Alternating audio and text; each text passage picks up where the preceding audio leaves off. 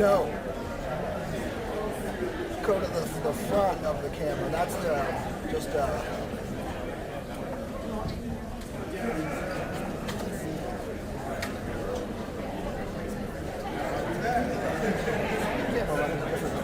I have a it says just return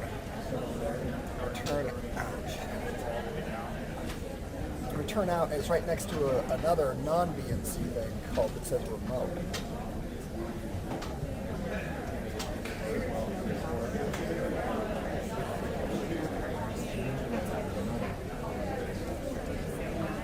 So your camera's different because prompt for me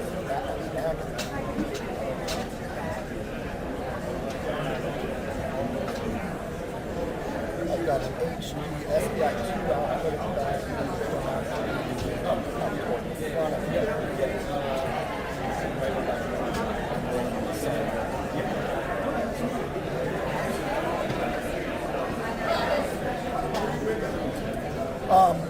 well, no, for return, I'm plugged in up front. Is my return. In the back is just my video. But yeah, I'm coming out.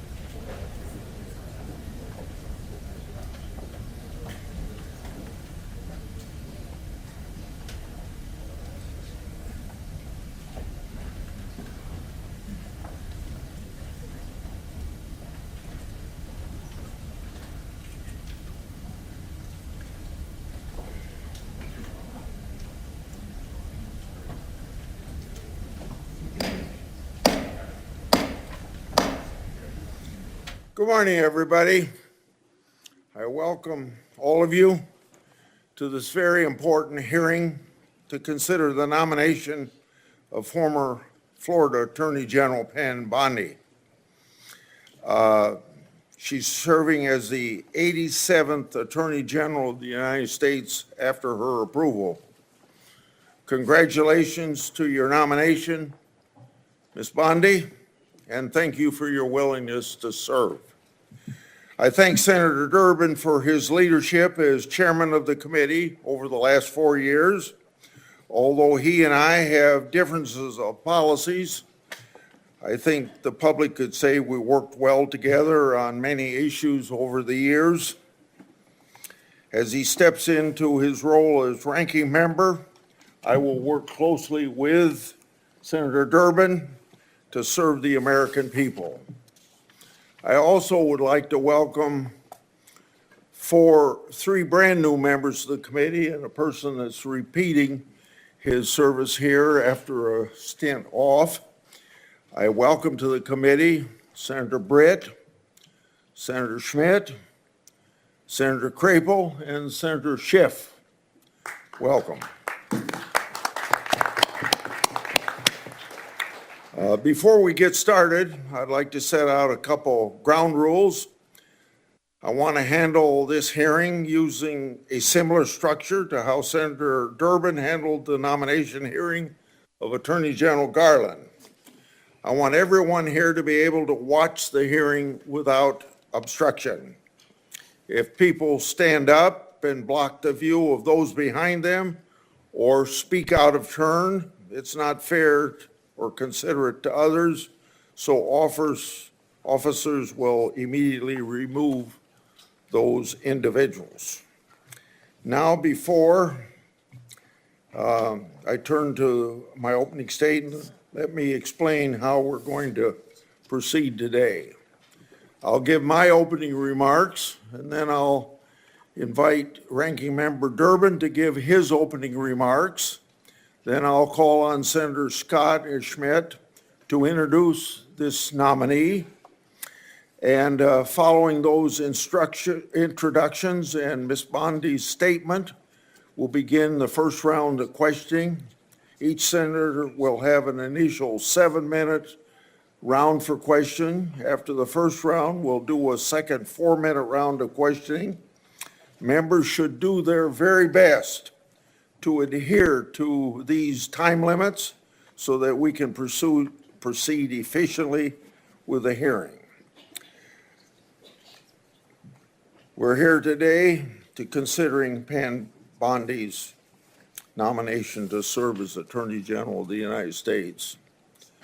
Ms. Bondi, for a second time, I thank you for your nomination, willingness to serve, but more importantly, serve the important role of Senate's advising consent process. You're nominated to one of the most important offices in our country. It took let's see, a lot of work on your part just to get here today.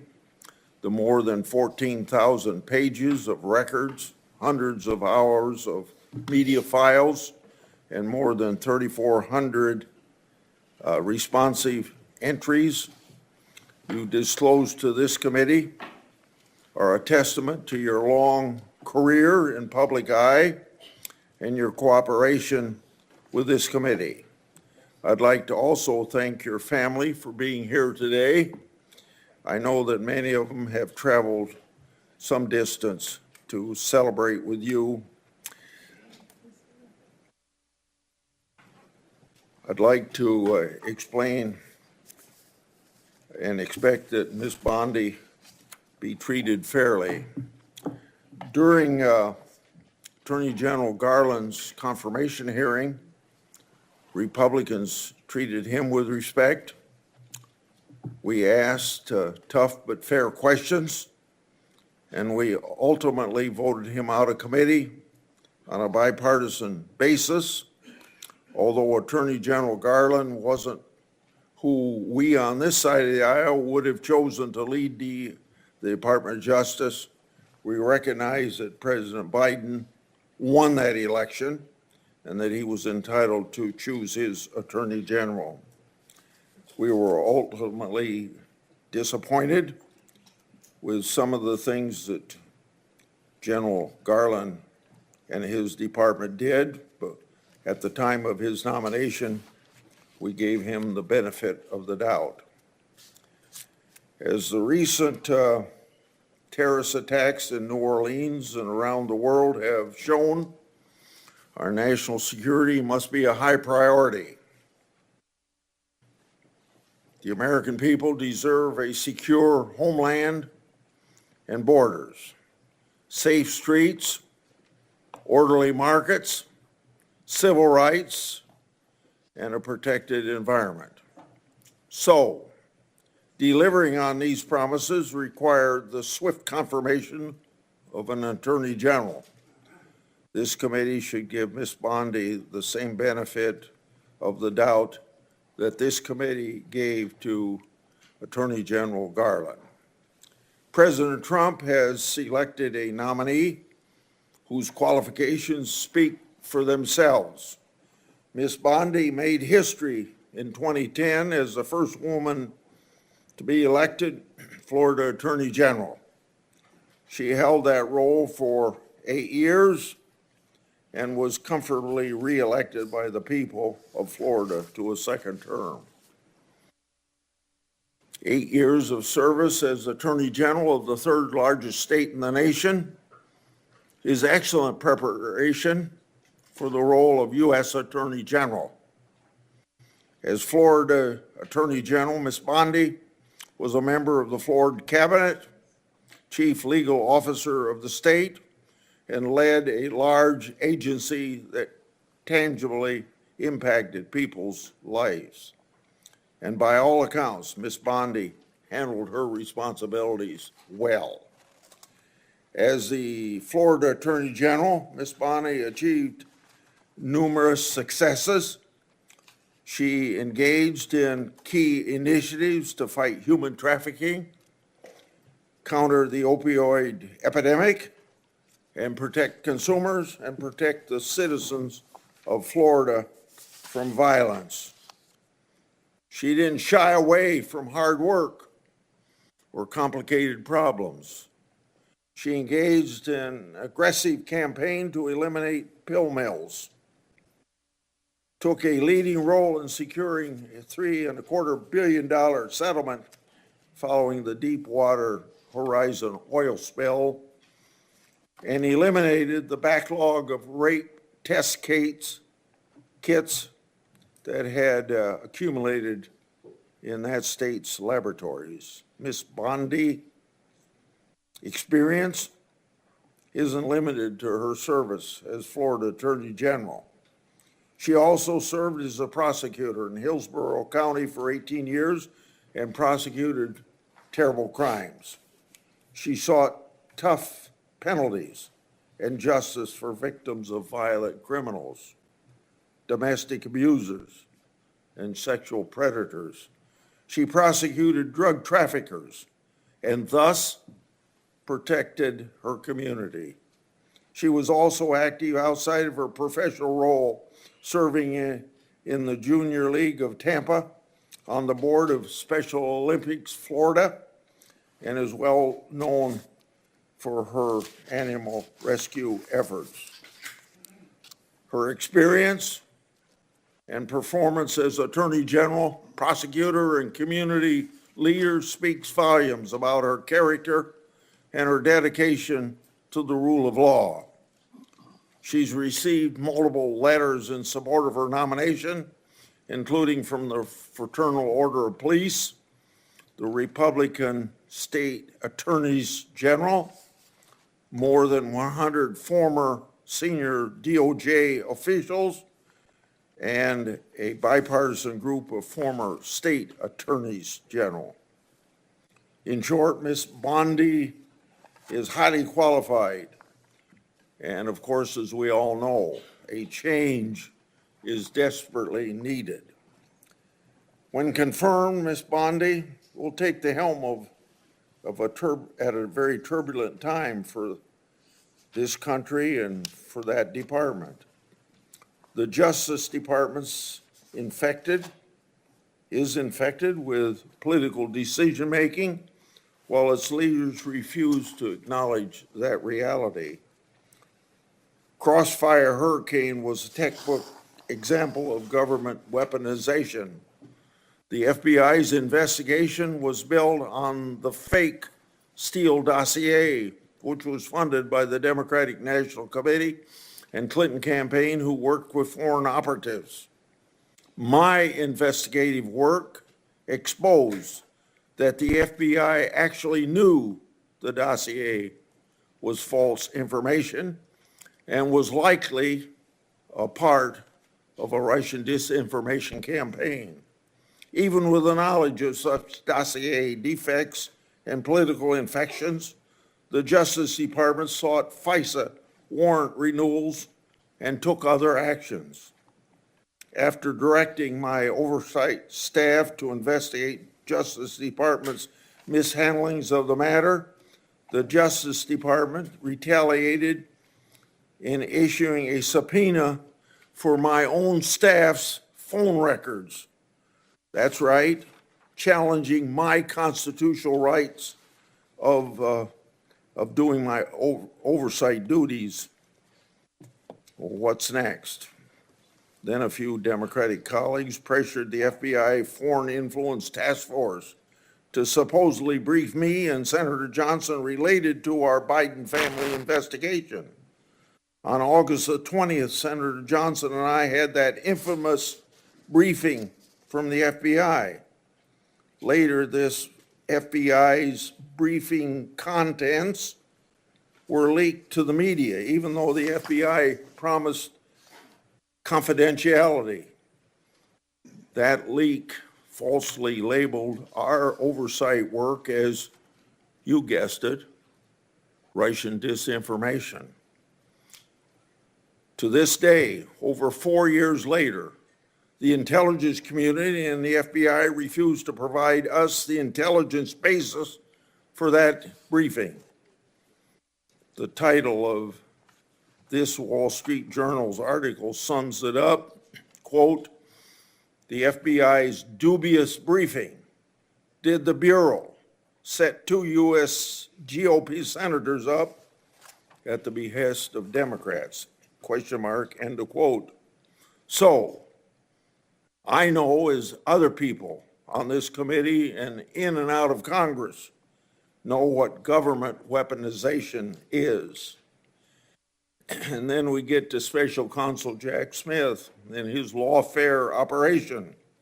It involved an unprecedented FBI raid on Trump's house, including agents that even searched the former First Lady's clothing drawers. Hillary Clinton and Joe Biden certainly did not receive the same treatment by government regarding their records. Indeed, as my oversight exposed, the FBI amazingly agreed to destroy laptop records and records associated with Clinton's staff. This Orwellian conduct should have no quarter.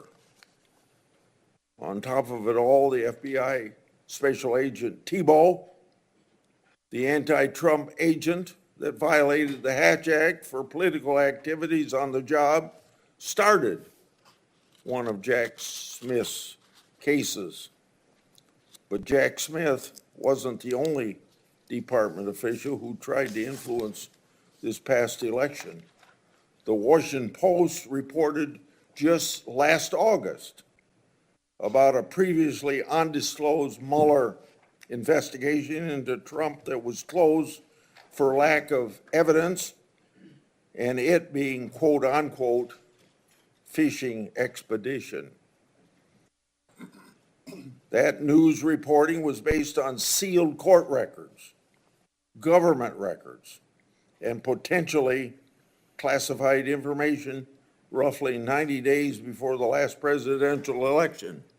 The Justice Department leaked that information to the press to impact the election against President Trump. And they did it while stiff-arming congressional requests for information that would prove embarrassing to the Biden-Harris administration.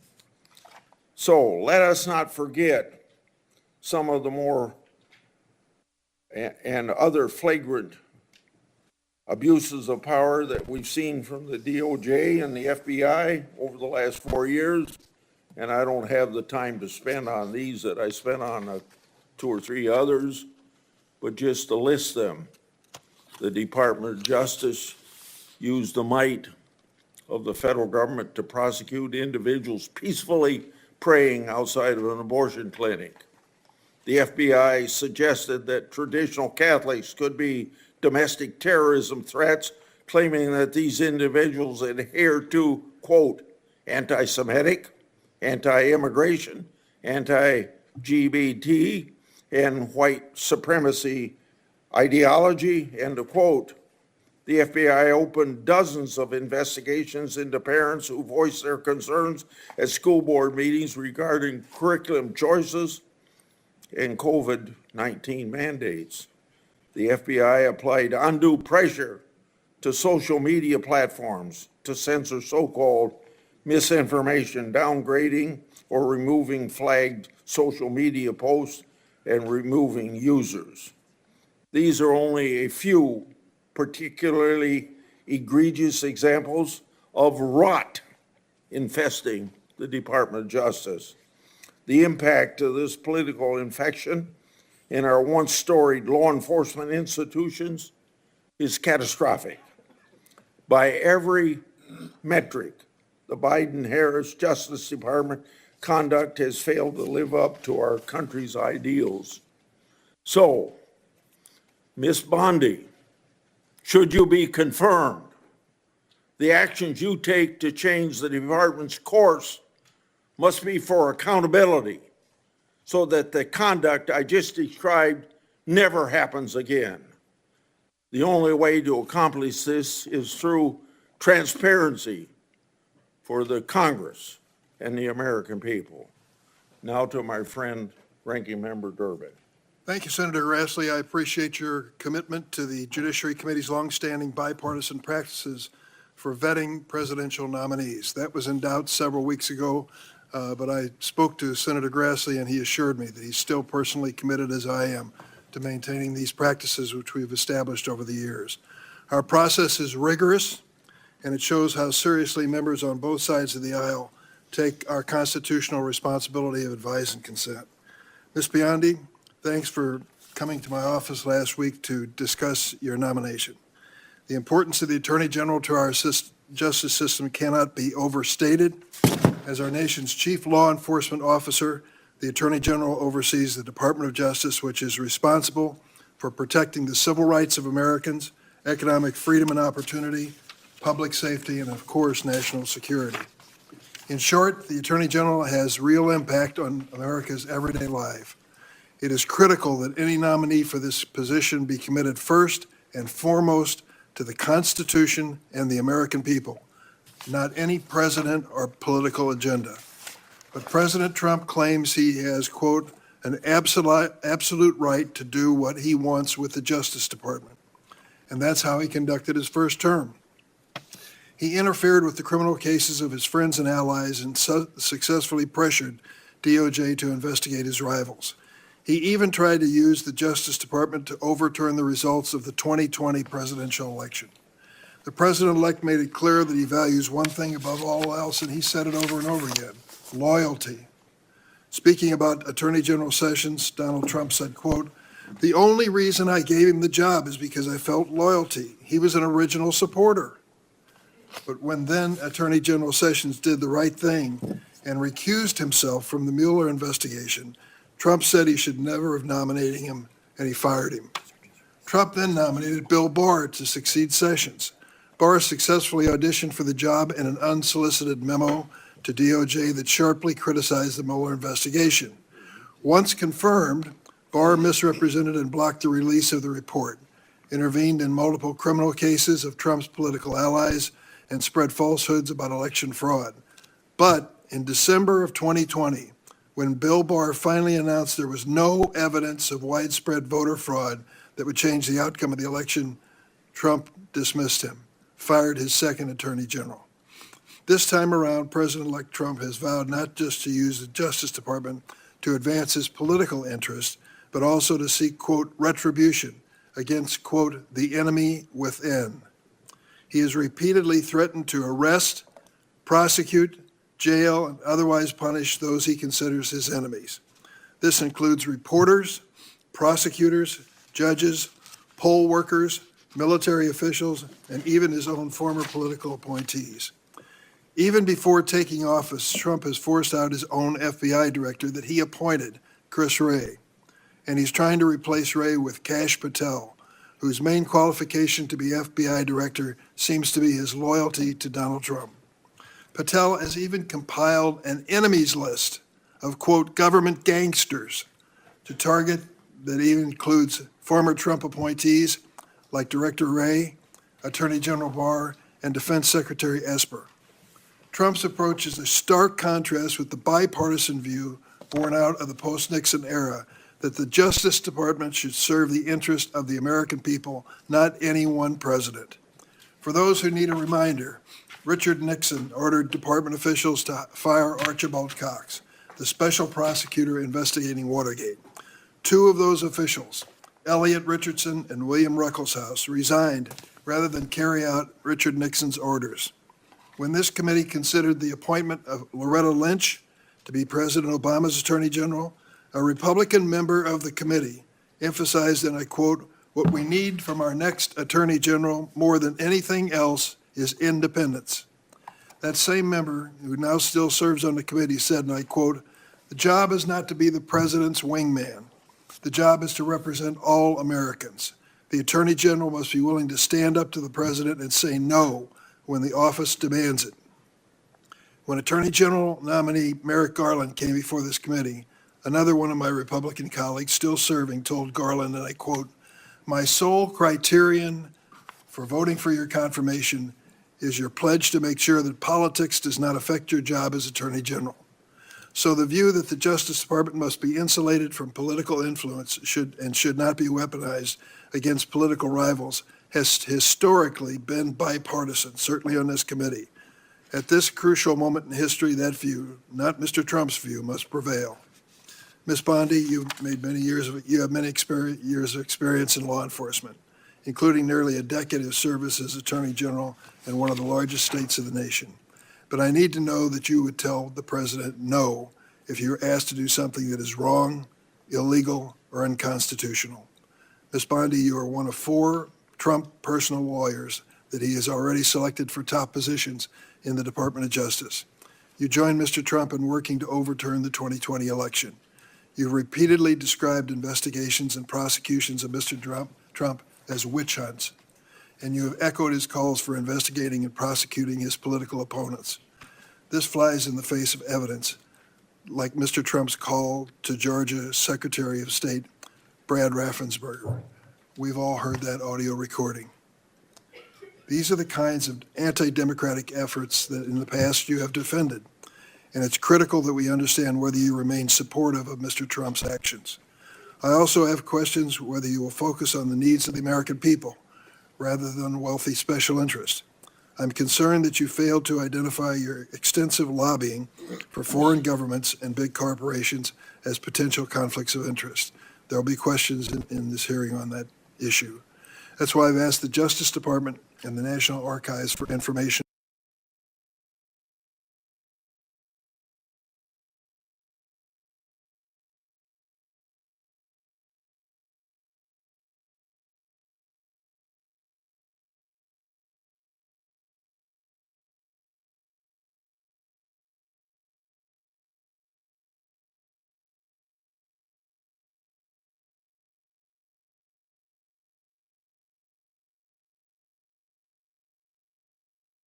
on Uber. I also have questions about some of your actions as Florida Attorney General. I'm concerned that your office failed to investigate more than 24 complaints about the for-profit Trump University after Mr. Trump donated to your reelection campaign and held a fundraiser for you at Mar-a-Lago. In addition, you have a long track record on the issue of civil rights, reproductive rights, voting rights, and LGBTQ rights that needs to be discussed. In contrast, Ms. Bondi, Merrick Garland didn't campaign for President Biden, never served as his personal attorney, never lobbied on behalf of foreign governments and corporate giants. After years of relentless criticism on Attorney General Garland from many of my Republican colleagues, I hope they're prepared to hold you to the same standard. Thank you, Mr. Chairman. Okay, it's now time for senators to introduce the nominee. The first one will be Senator Scott at the table, as you see, and Senator Schmidt is a member of this committee at his place on the dais. Senator Scott, please proceed. Mr. Chairman, ranking member, and committee members, it is an absolute honor to sit before you today to introduce my good friend, Pam Bondi, for her nomination hearing. I'd also like to recognize some important people appearing in support of her today, her husband, John, as well as her mother, father-in-law, sister, brother, sister-in-law, and nephews, friends, and family members of John. Many more would surely be here if space allowed. I can tell you wholeheartedly that President Trump couldn't have a better leader than Pam Bondi for Attorney General. She is undoubtedly qualified, brilliant, and committed to defending and protecting the laws of this nation, and has a track record to prove it.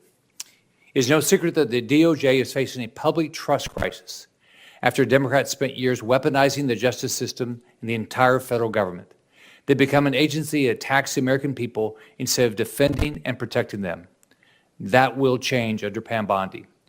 Under her leadership, the DOJ will actually fairly enforce the laws, protect the rights of the American people, and keep our nation safe, and crack down on violent crimes and dangerous drugs. And the American people will trust her to do so. I know that well because I worked alongside Pam Bondi for 8 years when I was governor of Florida, and she was Florida's elected Attorney General, working to improve the lives of Floridians to make Florida the best state in the nation to live, work, and raise a family. Pam was an incredible partner, working to keep Florida safe and uphold the laws of our state, ensuring crime is aggressively pursued by law enforcement and prosecutors. President Trump has made clear that one of his top priorities is to reverse the rising rates of crime, and specifically violent crime, that have plagued our communities over the past 4 years. Pam Bondi is uniquely equipped to advance this priority as U.S. Attorney General because she has a proven track record of success in achieving dramatic reductions in crime and violent crime during her time as Florida's Attorney General.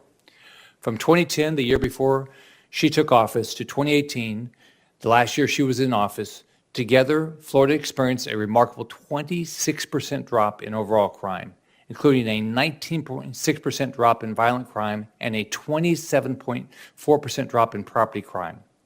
These aren't just numbers. These are tens of thousands of lives saved and communities improved and made safer and families and businesses protected.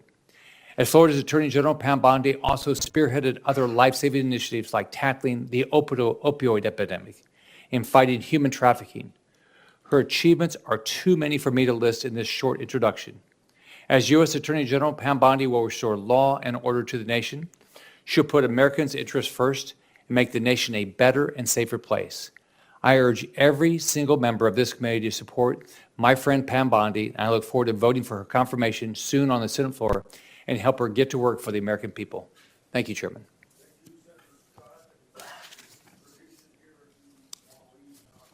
Thank you. Thank you, Mr. Chairman, Ranking Member Durbin, and members of the committee. It is an honor for me and a privilege to introduce Pam Bondi, President Trump's nominee to be the 87th Attorney General of the United States. I have known and worked closely with Pam for years, and I'm glad to call her a friend. When Pam was nominated by President Trump, my reaction was, this is a home run. As many of us are, I was only to be outdone by Senator Graham, who described the nomination as a grand slam, touchdown, hole-in-one, ace, hat trick, slam dunk, Olympic gold medal pick, and he's right. As the letter joined by more than 100 former Justice Department officials put it, quote, it's all too rare for senior Justice Department officials, much less attorneys general, to have such a wealth of experience in the day-to-day work of keeping our communities safe, end quote. Pam exemplifies and personifies the Department of Justice's mission to uphold the rule of law, to keep our communities safe, and to protect our rights and liberties as Americans. Pam has a career in public service that has taken her from her small-town upbringing in Temple Terrace, Florida, to hearing before this esteemed committee. After attending the University of Florida,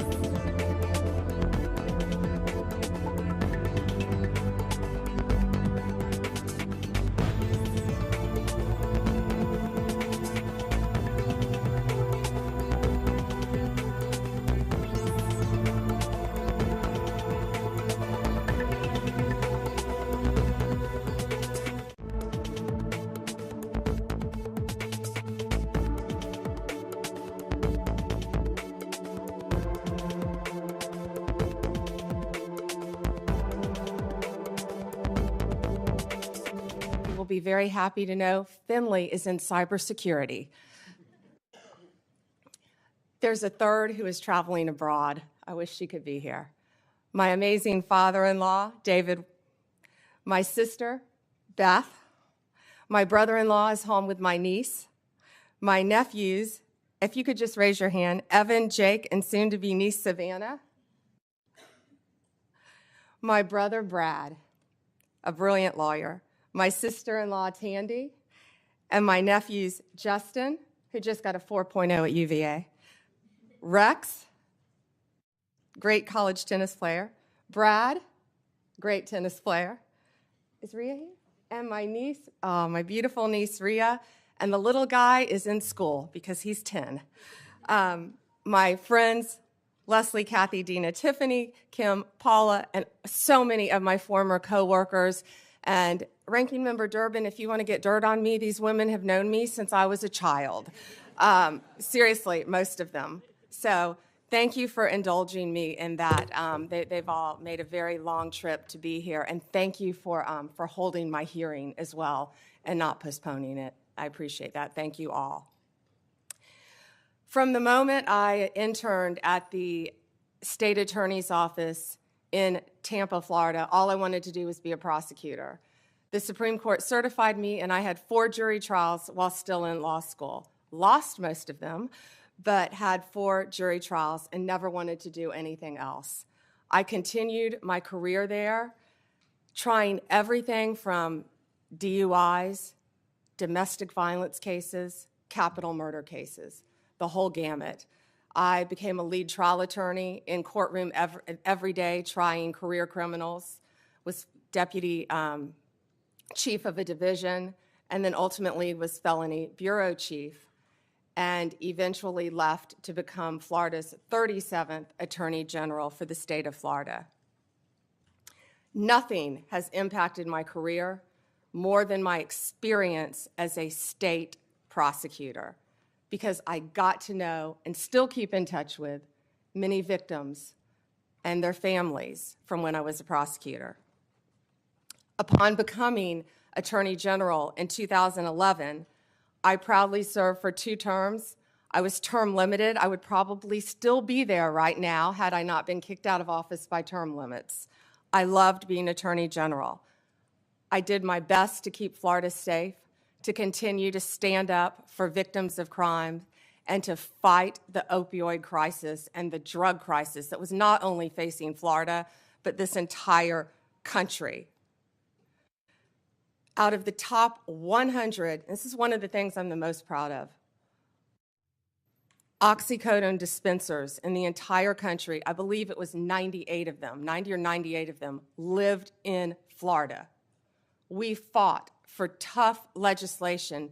Kids were dropping dead every day. We fought for tough legislation, and after that legislation, none of those opioid dealers, doctors, practiced in Florida. We fought to eliminate human trafficking by raising awareness and prevention and talking to parents and talking to children. We also provided critical resources, including safe houses, that my state was lacking. On the civil side, we worked to protect consumers.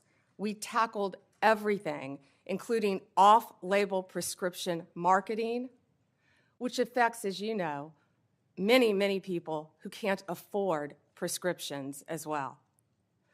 We partnered with states' attorneys general from both parties and federal agencies across administrations. We went after price gougers during hurricanes. If confirmed as the next Attorney General of the United States, my overriding objective will be to return the Department of Justice to its core mission of keeping Americans safe and vigorously prosecuting criminals. And that includes getting back to basics: gangs, drugs, terrorists, cartels, our border, and our foreign adversaries. That is what the American people expect, and that is what they deserve from the Department of Justice. If confirmed, I will do everything in my power, and it will be my great responsibility to make America safe again. Making America safe again also requires reducing recidivism. We have to fix the Bureau of Prisons, and I am looking on both sides of the aisle. The Bureau has suffered from years of mismanagement, lack of funding, and low morale. I was proud to support President Trump's First Step Act. I think more can be implemented and more can be done on that front. President Trump's leadership on criminal justice reform has demonstrated what is possible when a president is unafraid to do things that have been deemed to be too difficult. We have to reach across the aisle and get solutions for all of these problems. Like the president, I believe we are on the cusp of a new golden age where the Department of Justice can and will do better if I am confirmed. Lastly, and most importantly, if confirmed, I will fight every day to restore confidence and integrity to the Department of Justice and each of its components. The partisanship, the weaponization will be gone. America will have one tier of justice for all. In all this work, I'll collaborate closely with this committee. I will work with all of you, as I've committed to do when I met with almost all of you. And I will partner not only with the federal agencies, but with the state and local officials throughout our great country. I look forward to answering your questions today and working together for this country and our Constitution. Thank you, Senators.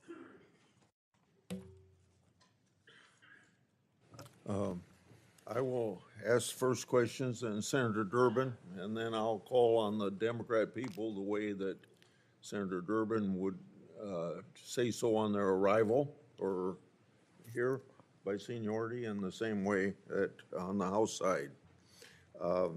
And I'll make sure that I don't abuse the 7 minutes. I want you to have your attention on this binder that I put up here. It gets to a key factor of each senator's role in oversight. It contains 144 oversight letters that I sent to the Biden-Harris Justice Department and its component agencies, with many of those letters in there to the FBI. Adding letters to the Inspector General, that would be about 165 letters. So I've sent more letters since you've been in my office before Christmas. Should you be confirmed, 144 letters will be your responsibility. The responses I have received so far fall in two categories. First, they weren't answered at all. Second, I received a response, but it didn't fully respond. Said another way, the Justice Department merely sent me words on a piece of paper. So, should you be confirmed, you'll have an obligation to respond even to the minority and consider a letter from them, even if my signature's not on it, as they want information. Will you commit to responding to my oversight requests as well as the requests of other members of the committee? Chairman, either I or my top staff will personally review the letters and do everything we can to respond to you. Your tenure as Florida Attorney General was impressive. You fought against pill mills, human trafficking. You eliminated a backlog of rape test kits in state labs. You fought against organized retail theft, and you were known to stand for law and order. With such achievements, it's easy to see why the people of Florida re-elected you in 2014 and why President-elect Trump nominated you to serve as the nation's chief law enforcement officer. So this gives you a chance to tell us on this committee and the people of this country what you're proud of as your record as Attorney General of Florida. Thank you, Chairman Grassley.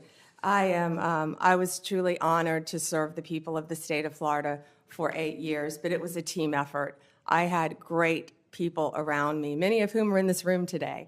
And we did a lot. We did a lot to fight crime, and I've been reminiscing a lot since I was asked to take this nomination. Opioids, as I talked about, were a top priority right when I took office. When I was running for office, I went through the entire state of Florida. Parents were walking up to me, handing me pictures of their children who were deceased from opioid abuse. After I was elected, I took those pictures and I framed them in my office. as a goal of stopping that fight, which I talked about in my opening statement. And if U.S. Attorney General, I'll bring those pictures back out, and they will be there to inspire me on the further drug abuse we're facing throughout this country. We also learned that something else was happening. Pregnant women were having babies as a result of being opioid dependent. We call it neonatal abstinence syndrome. We fought to educate mothers. We fought that issue as well. Fentanyl was wreaking havoc in our country, but it was just getting started. I actually fought my own party a bit on scheduling fentanyl because at that time people thought it was something you merely got in the hospital on a patch after surgery. Apples and oranges, and boy, do we all know that now, the difference. Fentanyl is raging throughout our country, and I will do everything I can to fight that with the agencies that fall under the Department of Justice. Human trafficking became a top priority for me as Attorney General. I had the opportunity on a bipartisan trip to go to Mexico, and the one thing I found out there, they were doing better than we were. They had safe houses. I saw things I never dreamed I would see, and all of these things in my past have formed the person I am right now sitting here before you. I came back to Florida. We started a human trafficking council, and we partnered with others, and we expanded and added safe houses in the state of Florida. I don't know how many are in this country right now, but I would like to partner with both sides, if confirmed, to continue those efforts. I'd like to interrupt you Yes, sir. and go to another question. And I'll have another round so you can finish on that point. I'd like to ask you about something that's central to fighting government waste and fraud, the False Claims Act. I want you to know that Attorney General Garland calls me once a year. He called me yesterday to tell me the success of the False Claims Act. Since 1986, when I got it passed and President Reagan signed it, it's brought in $78 billion as of yesterday, his report, $2.9 billion for the year of 2024. Most of that's because of patriotic whistleblowers who found the fraud and brought the cases forward at their own risk. The Supreme Court has long upheld the law's constitutionality, but I want you to know, in your view, is the False Claims Act constitutional? Before you answer that, one time in the 1990s, one of the attorney generals said it wasn't constitutional, and when that same person by the name of Barr was back 5 years ago to be attorney general, he said it was constitutional. So if confirmed, will you commit, well, answer that first question. Do you think it's constitutional? Would you defend the constitutionality of it? I would defend the constitutionality, of course, of the False Claims Act, Senator. Last question, if confirmed, would you commit to continuing DOJ's defense of the constitutionality of it? And will you assure the entire staff and funding levels to properly support and prosecute false claim cases? Senator, the False Claims Act is so important, and especially by what you said with whistleblowers as well, and the protection and the money it brings back to our country. Yes, sir. Thank you for your answers. Senator Durbin. Thank you, Senator Grassley. Ms. Bondi, if you're successful in your nomination, this Democrat would like to give you 3 words of advice. Answer Grassley's letters. You'll never hear the end of it if you don't. At issue, I believe, in this nomination hearing is not your competence nor your experience. At issue is your ability to say no. More than any other cabinet official, the Attorney General has to be prepared to put the Constitution first and even tell the President of the United States you're wrong. The political danger and personal costs of such a decision are well documented. You have only to ask former Attorney General Jeff Sessions and Bill Barr, whom Donald Trump sacked for lack of loyalty. And so I have 3 basic questions I'd like to ask you. Most Americans believe that central to the peaceful transition of power in a democracy is the acceptance of the results of an election. To my knowledge, Donald Trump has never acknowledged the legal results of the 2020 election. Are you prepared to say today under oath without reservation that Donald Trump lost the presidential contest to Joe Biden in 2020? Ranking Member Durbin, President Biden is the President of the United States. He was duly sworn in, and he is the President of the United States. There was a peaceful transition of power. President Trump left office and was overwhelmingly elected in 2024. Do you have any doubts that Joe Biden had the majority of votes, electoral votes, necessary to be elected president in 2020? You know, Senator, all I can tell you as a prosecutor is from my firsthand experience.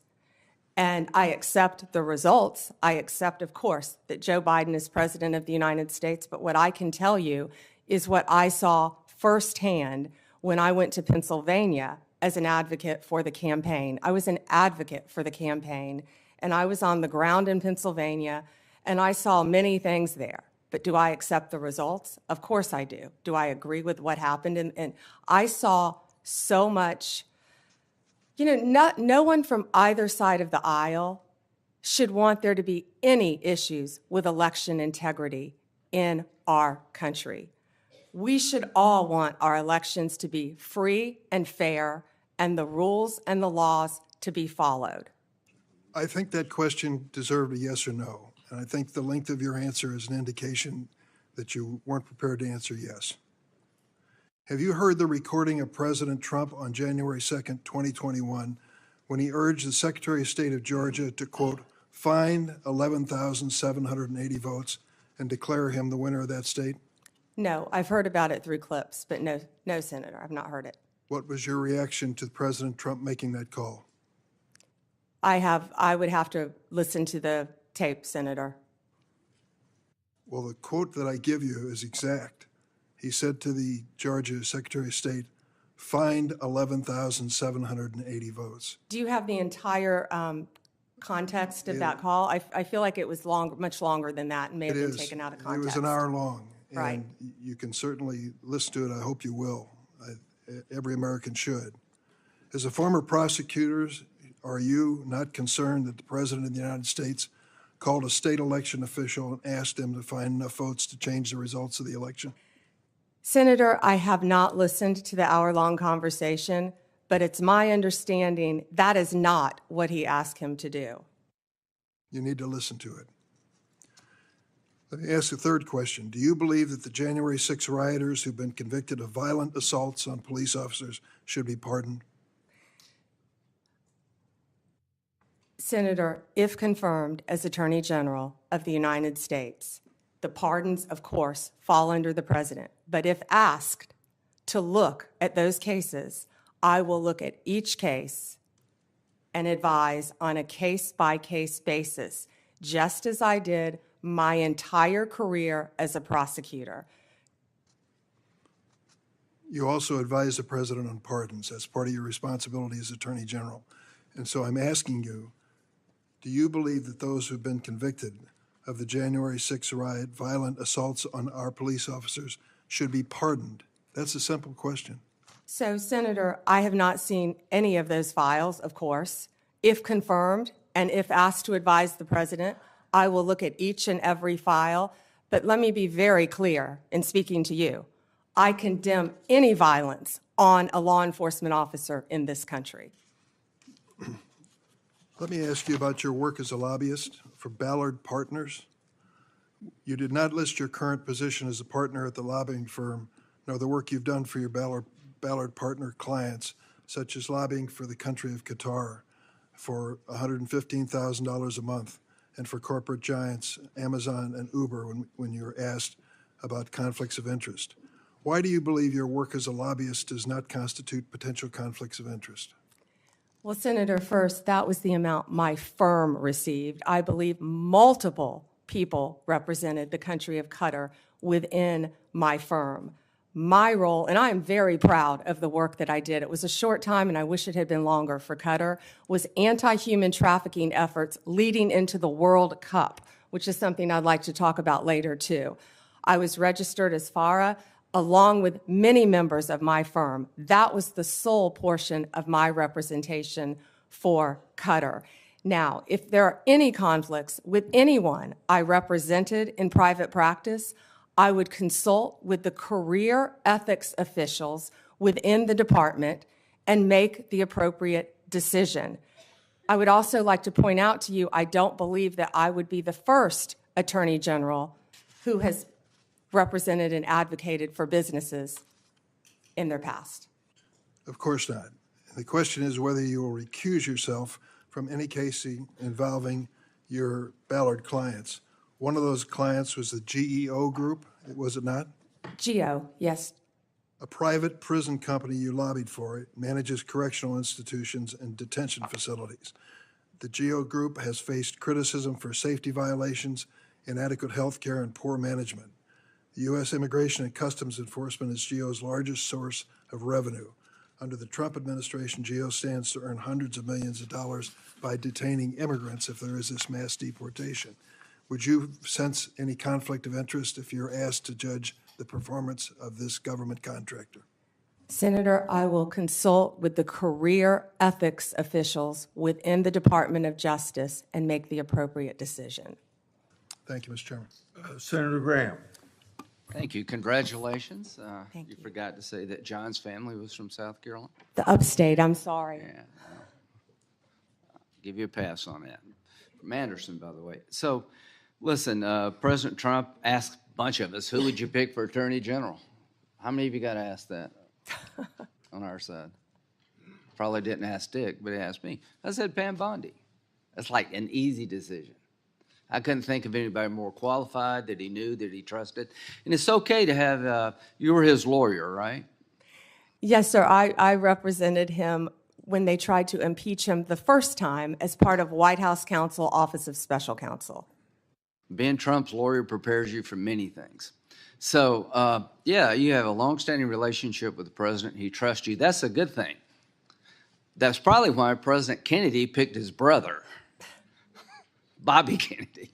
I guess you can say no to your older brother. I'm sure he would. But this idea there's something bad is ridiculous.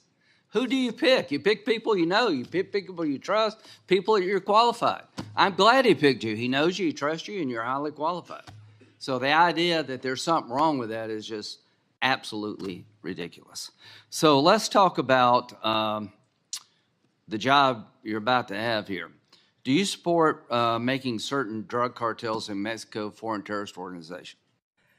Senator, I personally went to Mexico. I personally dealt with these cartels when I was a state prosecutor, and they are a grave and violent threat to our country. Yes, Senator. Advising the president. Good, good. Now, when it comes to Crossfire Hurricane, are those days over if you're Attorney General? Absolutely. Okay. Lake and Riley, are you familiar with that case? Sadly, I am, Senator Graham. Do you know why the man who killed her was released from custody? He was paroled to the detention capacity at the Central Processing Center in El Paso, Texas. Now, that's not your call. You'll be DOJ. But do you agree with me that the statute regarding parole doesn't allow parole to be based on we don't have detention beds? There's nothing in that statute would authorize parole based on lack of capacity. Are you familiar with that statute? Yes, sir, and that's frightening. Yeah, well, it's frightening. Are you going to fix it? I am going to do everything in my power to fix it if confirmed as Attorney You're General. going to advise President Trump we need more beds. Tom Homan's the guy that's going to do this, but would you as Attorney General say we need more bed space so Lake and Riley never happens again? Senator, my job, if confirmed as Attorney General, will be to keep America safe. Do you think we need more detention space? And that includes having enough space for violent criminals, for people that should not be in this country who have committed violent crimes. To and the Lake public. Lake and Riley is one of many. Yeah. But 41,000 beds in this country to detain people. We got like millions of people here illegally. We let this dude go because we didn't have any place to put him. I hope those days are over. And if, Tom, you're listening out there, I hope you'll create enough detention space to make sure we don't find this dilemma ever again. Do you think we're at war? And if so, who with? Oh, Senator, we're at war on so many fronts. Are we at war with ISIS? Of course, we're at war with ISIS. They're at war with us. Do you agree with that? Absolutely, Do Senator. you think since our withdrawal from Afghanistan, threats to our homeland have gone up from ISIS? Yes. Okay, March 7th, 2024, General Corella. I assess ISIS-K retains the capability and will to attack the U.S. and Western interests abroad in as little as 6 months with little or no warning. That's March of 2024. General McKenzie, ISIS-K has a strong desire to attack the United States after it began to grow in Afghanistan following U.S. exit in August 2021. He also stated the threat to ISIS-K from ISIS-K is growing. Major General Quantock, the U.S. remains target number one for ISIS-K. Do you agree with that?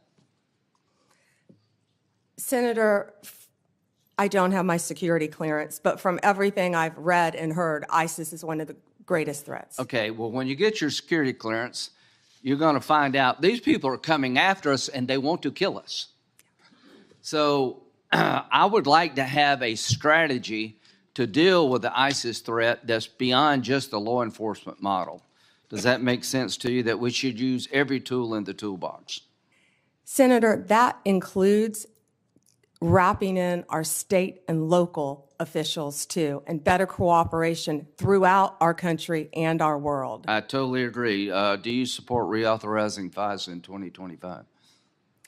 Senator, I believe 702 is up in 2026. Okay, I'm I sorry, believe 26. it's 2026, and we will closely be looking at that. FISA is a very Do important you agree tool. that the 702 provides important intel gathering capability to protect our nation?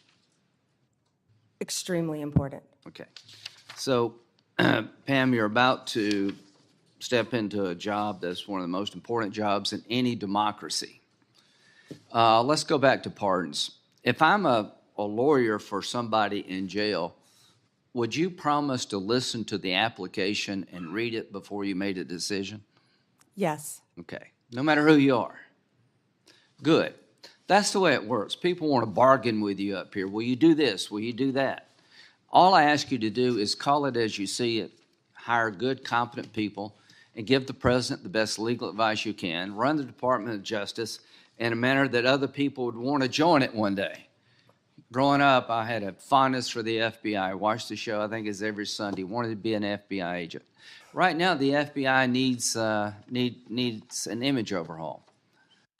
So you have a real task ahead of you in two areas: to restore trust to many Americans who have lost trust in the Department of Justice, and to make sure that this country is safe from drug cartels that are killing 3,000 Americans every 2 weeks for money, to go after these people, and to protect our homeland that's under siege. I think you're the perfect pick at one of the most dangerous times in American history, and I look forward to supporting you. Thank you, Senator. Senator Whitehouse. Thank you, Chairman. Welcome, Ms. Bondi. Thank you, Senator, and thank you for meeting with me. I greatly appreciate that. It was a pleasure. Ms. Bondi, you were a courtroom prosecutor for a great many years. As a courtroom prosecutor, did you ever have an enemies list? No, Senator. And you went on to be Florida's Attorney General. As Florida's Attorney General, did you ever have an enemies list? No, Senator. As Florida's Attorney General, you were responsible for hiring into the Florida Department of Attorney General, correct? Senator, the Attorney General's office in Florida is the third largest in the state, approximately 1,400 employees and approximately 400 lawyers. Only California and Texas are our bigger offices. And you were So, responsible yes. for hiring into that office while you were Attorney General? Yes, Would you Senator. have hired someone into the Florida Attorney General's office who you knew had an enemies list? Senator, to cut to the chase, you're clearly talking about Kash Patel. I don't believe he has an enemies list. He made a quote on TV, which I have not heard. I saw your sign, or Senator Durbin's sign, about Kash.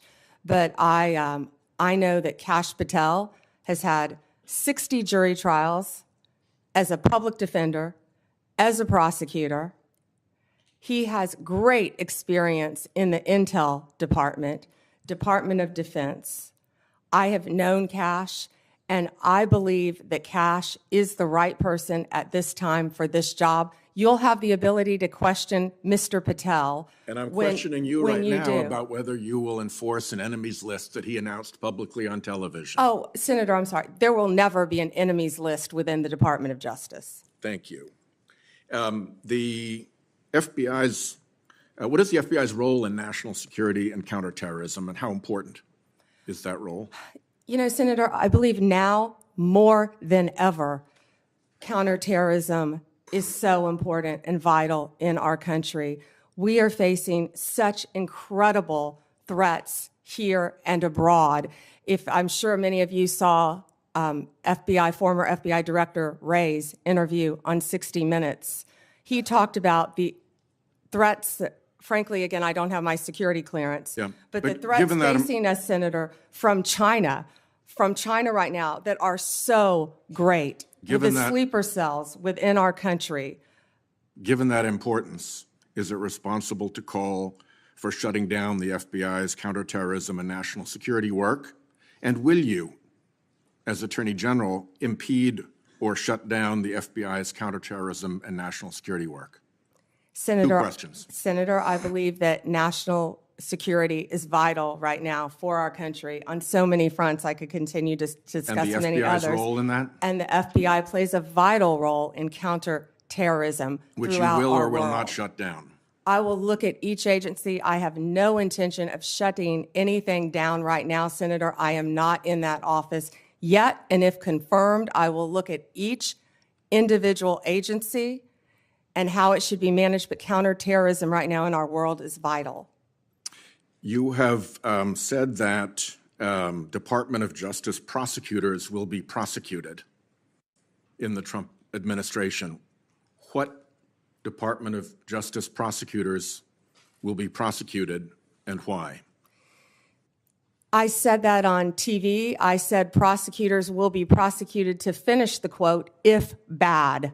Investigators will be investigated. You know, we all take an oath, Senator, to uphold the law. None of us are above the law. Let me give you a really good example of a bad lawyer within the Justice Department, a guy named Smith, who altered a FISA warrant, one of the most important things we can do in this country. So will everyone be held to an equal, fair system of justice if I am the next Attorney General? Absolutely. And no one is above the law. Under what circumstances will you prosecute journalists for what they write? I believe in the freedom of speech. Only if anyone commits a crime. It's pretty basic, Senator, with anything, with any victim. And this goes back to my entire career for 18 years as a prosecutor and then 8 years as Florida's Attorney General.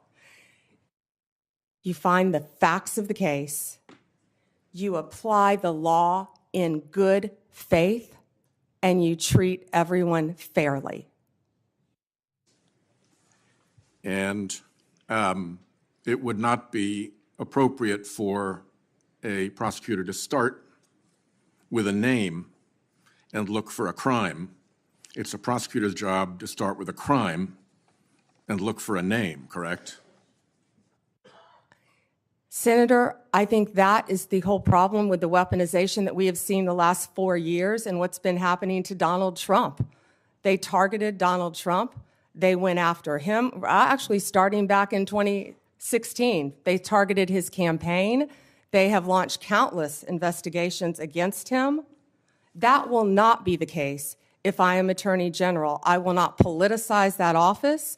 I will not target people simply because of their political affiliation. Justice will be administered even-handedly throughout this country. Senator, we've got to bring this country back together. We've got to move forward, or we're going to lose our country. Yeah, I think the concern is that weaponization of the Justice Department may well occur under your tenure. And we want to make sure that that's not the case, that you remain independent, that you remain able to and willing to tell the president no when that's necessary to protect the Constitution and the integrity of the department. So that's where I'm asking these questions. We talked in the meeting about the contacts policy that has prevailed really since Senator Hatch sat in that chair and demanded it of the Clinton Justice Department through all the administration since then, with the exception of a brief period under Attorney General Gonzalez, which he corrected and which did not end well for him.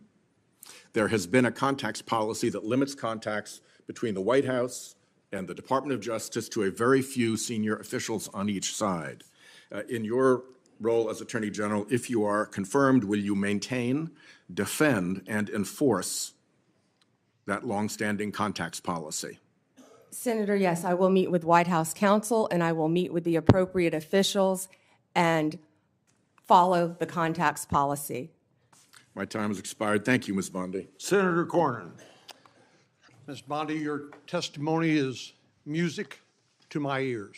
Thank you.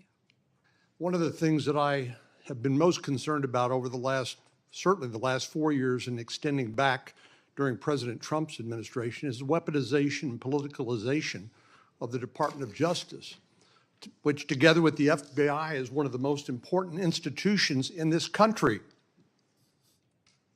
If people don't trust that their elected officials will faithfully enforce the law or administer equal justice under the law, they've lost faith in America. And that disturbs me greatly, and I know it does you too, based on what you said. So I'm delighted to hear you say what you have said, but I want to talk about some specific topics. Time is short. First, the border. I believe President Biden and Vice President Harris had presided over one of the biggest humanitarian and public safety disasters in American history. Senator Cruz and I represent a state with 1,200 miles of common border with America. But as you pointed out with fentanyl, what happens at the border doesn't stay at the border. Fentanyl poisoning is the most common cause of death of young people between the age of 18 and 45. We know where it comes from. Yes. The precursors come from China. They go to the cartels, they mix them up, make them look like innocuous pills, and young people take them and die.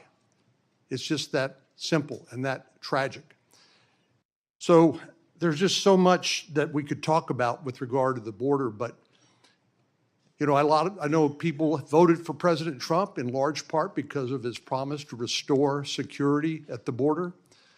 Will you do everything within your power as Attorney General to enforce the laws on the books, including the President's executive orders, which I anticipate he will be signing on January the 20th when he is sworn in, and help do everything you can and the Department of Justice can is to restore security to our southern border? Yes, Senator, absolutely. One example is, of course, if you come here to from anywhere in the country and you show up at the border under the Biden and Harris administration policies, you'll simply be released into the interior of the country, either to await a trial date, which may never occur due to the enormous backlog, or you will simply be paroled. And I know parole has a special connotation in the criminal law, but in this context, as you know, it's designed to be administered on a case-by-case basis. Yet President Biden and Vice President Harris had granted parole, that is, released people into the United States on a categorical basis, or anybody who shows up, or because they don't have the detention facilities to keep them. So do you believe Lake and Riley would be alive today? There are so many victims throughout our country. Not only that, we're all familiar with the violent gangs who are coming into our country, walking into our country freely through the open border. The cartels, the gangs, Venezuela's let people out of their prisons. It's been reported. I don't have the security clearance yet to see what's happening, but I know, we all know, there are criminals throughout our country, and it is my commitment to you on both sides of the aisle that I will do everything in my power with the agencies that fall under me, if I am confirmed, to make America safe again. We have to do that, Senator. Well, many of us, of course, see classified information on the Intelligence Committee or just generally in our duties as a senator. And so you're not going to feel any better about the blinking lights, the danger that Director Wray has talked about. In my closing moments here, I want to revisit an issue that is of particular importance.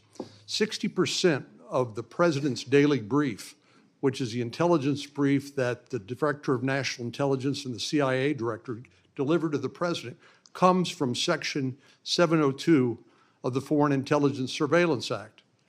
I've called this the most important law that most people have never heard of. I know you have, and you're familiar with it, but I want to ask you a few questions about that. It's been called the crown jewel of U.S. intelligence. And of course, it cannot be legally used to spy on American citizens. And if it is, it ought to be prosecuted to the fullest extent of the law. I know you would agree with that. But there have been some, as you know, and as you pointed out to Senator Graham, we have a temporary extension of the existing authorization for the use of the intelligence community to target foreign threats to our national security that expires in 2026. And I'd like you just to confirm here on the record that you will enforce that law and you can support the law as it is written. Senator, I haven't read the entire 702 in front of you, but I will commit to reading that and doing everything I can to keep America safe again. Of course you will. So Director Ratliff, who's going to be, I'm going to go to his hearing on for CIA Director. Of course, he was confirmed as Director of National Intelligence. Some have argued that in order to query or look at lawfully collected FISA 702 product, that you need to get a warrant requirement in order to show probable cause that a crime, including espionage, perhaps has been committed. But Director Ratliff has written that a warrant requirement may not achieve its intended objectives and could hinder national security efforts. Do you share Director Ratliff's concerns? I would read his memo, and I will speak to you after I read his memo, Senator. Well, we need to have I hope you and I can continue this conversation after this, because I think there's a lot of misinformation with regard to how Section 702 works. I'm happen to be one of the members of the Senate Intelligence Committee. We read that product on a regular basis, and it is not used to spy on American people. I think what's fundamentally missing is a lack of trust in the intelligence community, including the FBI, which I'm hoping you and Mr. Patel can restore. Thank you. Thank you. Senator Klobuchar. Thank you. Thank you, Mr. Chair. We had a good meeting this week. Thank you for that.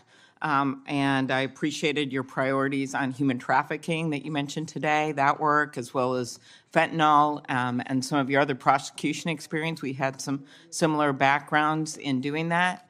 And I want to talk about, first of all, the U.S. Attorney's Office in Minnesota, one of the premier offices in the country. This office has been instrumental in combating violent crime, dismantling street gangs, taking fentanyl off our streets, enforcing civil rights laws after George Floyd's murder, ensuring victims of fraud get justice.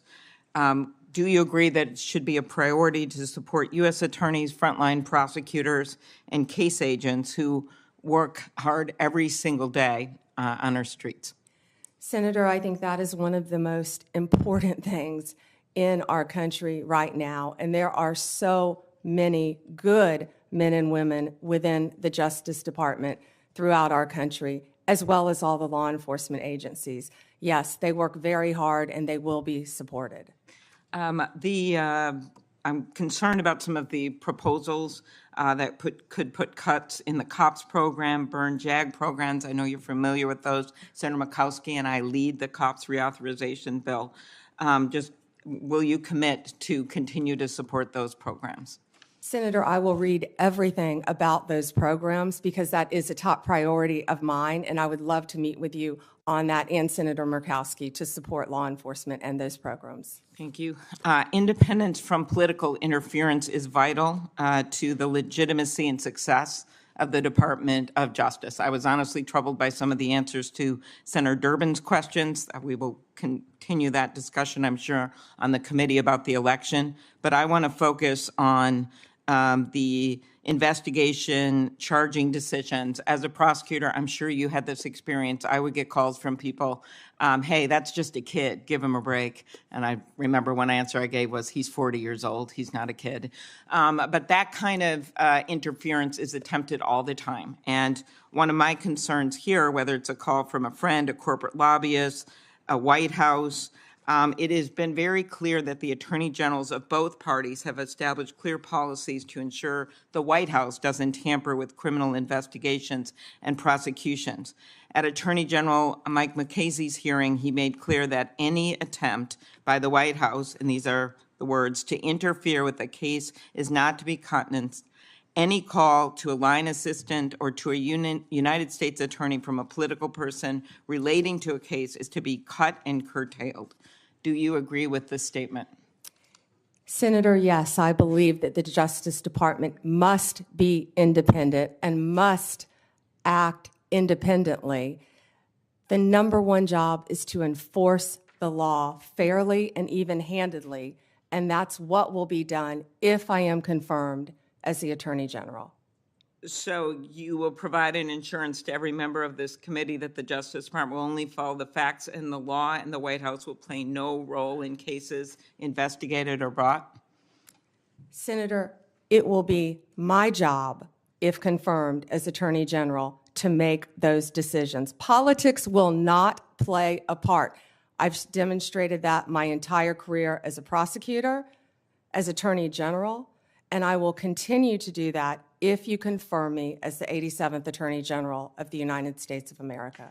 In an earlier question, with some of my colleagues talked about China and the risk, yet you have a nominee from this incoming administration, Kash Patel, the pick to head the FBI, have serious concerns about him, has referred to the FBI's Intel Division, which is responsible for protecting us from foreign adversaries like China, as, quote, the biggest problem the FBI has had, and he said that he wants to, quote, break that component out of the FBI.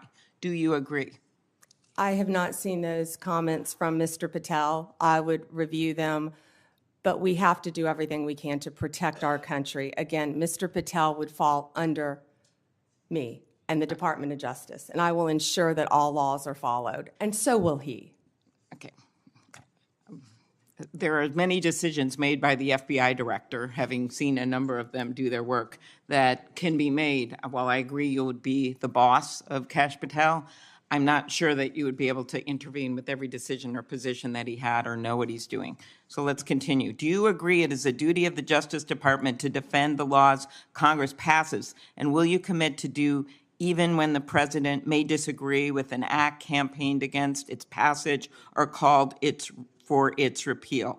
President Reagan's AG, William French Smith, said the department policy was the department has the duty to defend an act of Congress whenever a reasonable argument can be made in its support. So I'm specifically referring to the 2022 law that I long led that we passed to empower Medicare to negotiate drug prices, major savings for seniors. Will you commit to defend the law against the lawsuits from Big Pharma? Senator, I was involved in big pharma cases when I was Attorney General of the state of Florida, and I will commit to protect the laws of the United States of America. Okay, thank you. That would also, same question, with the Supreme Court is going to be hearing a challenge to the Affordable Care Act's coverage of preventative services. And despite the fact that you twice joined suits to have the entire Affordable Care Act invalidated, will you commit to defending this law? Yeah, I believe this is very different. It's a very isolated, it's different. It's not the entire Affordable Care Act, but I will, it's pending litigation, of course, within the department. Since the 1990s, the Freedom of Access to Clinic Entrances Act has protected patients, providers, and facilities that provide reproductive health services. Will you commit to continuing to enforce the FACE Act to address violence and threats against those providing reproductive health care services? Senator, the FACE Act not only protects abortion clinics, but it also protects pregnancy centers and people going for counseling. The law should be applied even-handedly. Yes, Senator. So you'll uphold the enforcement of that law? I'll uphold the enforcement of the law, Senator. Okay, and I will ask my antitrust questions in the next round. We had a good discussion about that, and I do appreciate the nominee that has been put in place for the antitrust division, and there's incredibly important work that has to be done in that division. So Gail thank Slater you. is remarkable. Thank you. Thank you. I thank all of my colleagues for abiding by the 7-minute rule. Before I call on Senator Lee, I want everybody to plan on our first break would be about 11:50, and that would be 30 minutes for lunch. Senator Lee.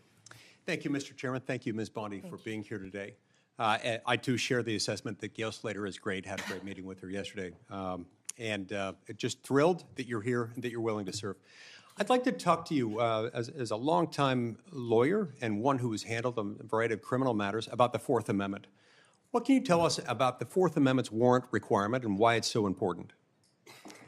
Well, the warrant requirement is so important, which I've dealt with that since I was in my 20s as a state prosecutor.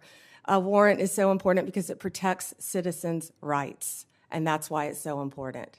And it does that specifically because under the Fourth Amendment, you're required to go to a judge, and you're required to show a judge evidence providing probable cause, and based on that probable cause, you can describe with particularity the things or persons to be searched or seized. And on that basis, the judge may issue or not issue the warrant, but without it, you can't get it. Now, this is time-consuming, no doubt, right? Oh, I've done many of them, yes. It's very time-consuming, Senator. And there's probably not a law enforcement officer anywhere in the world who wouldn't acknowledge that they could save time if they didn't have to go about it. And yet we require it. Why is that so important that we do it? Well, it's so important for the reasons you just laid out. When I said I've done many of them, I've approved them and not approved them as a state prosecutor because law enforcement, there are checks and balances, and law enforcement must bring these warrants to prosecutors to see if there is sufficient evidence. Then after that's done, they have to take them to a judge to have a judge sign them. So there have to be sufficient checks and balances throughout our system. So even after you as Attorney General, as the chief law enforcement officer and prosecutorial authority in the state of Florida approved it within your office, you still had to go to the judge. And if it was late at night, early in the morning, didn't matter when, you had to find a judge. All hours of the night. That was more when I was a state prosecutor. As Attorney General, the office of the statewide prosecutor, Nick Cox, would have done that many, many times at all hours throughout the night and woken up many, many judges throughout the state of Florida. Is there an exception to the warrant requirement that exists anytime it would be inconvenient for prosecutors or anytime national security might be involved? I'm not certain about national security, but absolutely no for a state prosecutor. Right. Yeah, there's no exception. There's no catch-all exception that just says this is important or it would be inconvenient for the prosecutor, and with good reason. Right. We've learned through sad experience over many hundreds of years, not only in our own country, but also in that of our mother country, what happens when you don't have this in the loop. So you've been asked today a little bit about Section 702 of the Foreign Intelligence Surveillance Act, also known as FISA. There are those who have repeatedly assured members of this committee, including myself, that don't worry, content of phone calls or electronic communications involving American citizens, sometimes resulting in the quote-unquote incidental collection of American citizens' private conversations. Don't worry, their Fourth Amendment rights are just fine. And yet, when they incidentally collect the communications of American citizens, either because they're perhaps unwittingly talking to somebody who might be an agent of a foreign power and themselves under 702 surveillance, they get onto this big database. And at times, there are those in the government, including the Federal Bureau of Investigation, who have gotten into that database and done so, of course, without a warrant because there currently is no warrant requirement. This has the effect of what we call a de facto backdoor warrantless search. Would you agree with me that that is potentially concerning anytime an American citizen's private conversations are intercepted, stored, whether as an incidental collection or otherwise? They ought not be searched without some kind of probable cause showing. I assume you'd agree with me on that. Yes. Yeah, and it's important. Sometimes people will defend that by saying national security is involved, as if that's the beginning and the end of the inquiry. That has never been the case, and I hope and pray it never will be the case, because that's not what the Fourth Amendment says, not what it does, not what it ever can be. So it's my sincere hope that the next time FISA 702 comes up for reauthorization, Congress finally do what it has been avoiding for a long time, which is to ensure that this doesn't happen. We've heard again and again from people who, if you're confirmed to this position, will soon be your predecessors, prior occupants of the position to which you've been nominated and to which Mr. Patel has been nominated. Don't worry, we have good people. Don't worry, we have good systems in place. Don't worry, it's as good as a warrant requirement, the internal approval procedure that we have within our system. And yet we found out time and time again that this has happened by some accounts hundreds of thousands of times. These things have been accessed where searches for an American citizen's private communications that have been intercepted and stored through incidental collection have been searched without those safeguards being met, including instances where people just wanted to check on, to cite one example, whether his father was cheating on his mother, or in other instances, doing background checks on someone looking to lease an apartment that he owned and was looking to rent out.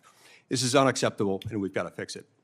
Speaking of unacceptable, we have seen over the last few years the weaponization of government, specifically within the Department of Justice, against law-abiding Americans. Law-abiding Americans whose offense was something along the lines of, them exercising their constitutional rights, ranging from Catholics attempting to practice their faith, to parents showing up to school board meetings, to people showing up to engage in peaceful protesting outside of abortion clinics.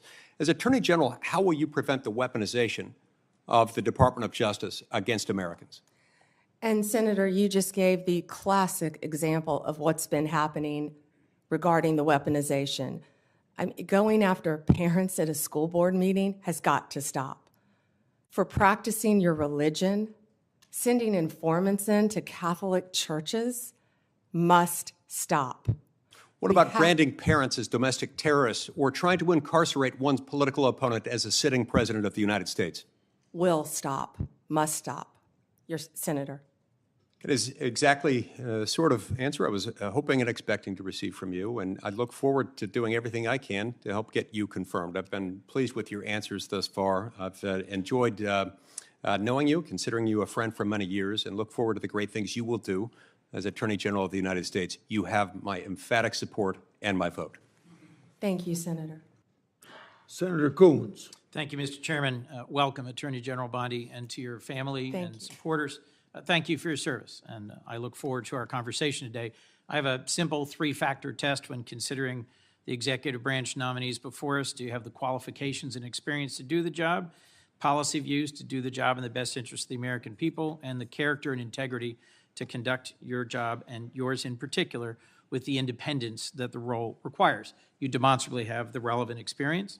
I understand we will not see eye to eye on some or even many policies, but we had a constructive conversation last week about our shared interest in fighting the opioid epidemic, countering human trafficking, criminal justice reform, and supporting law enforcement.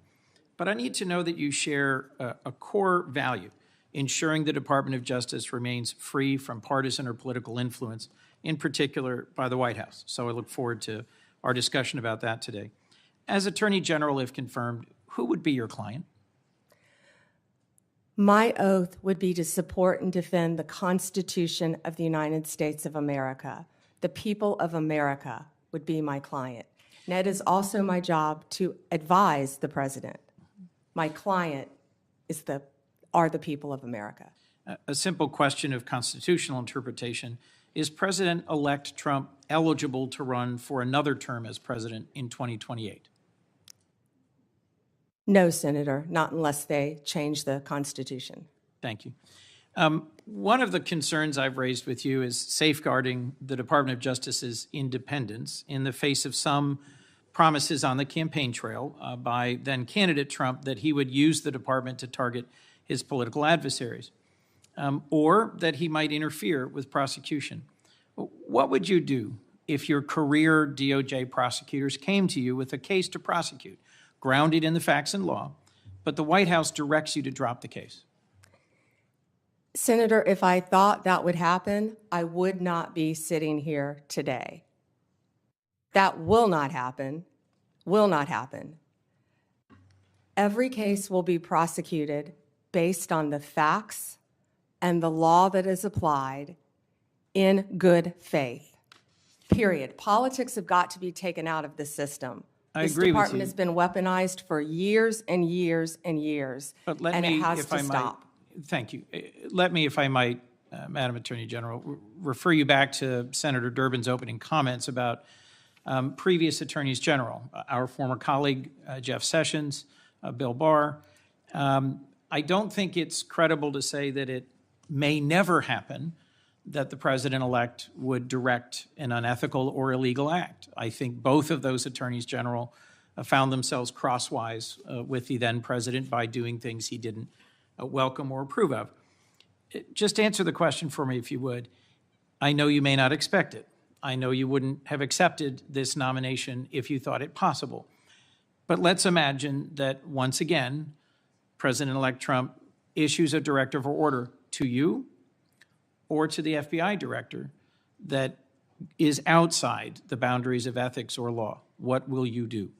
Senator, I will never speak on a hypothetical, especially one saying that the president would do something illegal. What I can tell you is my duty, if confirmed as the Attorney General, will be to the Constitution and the United States of America.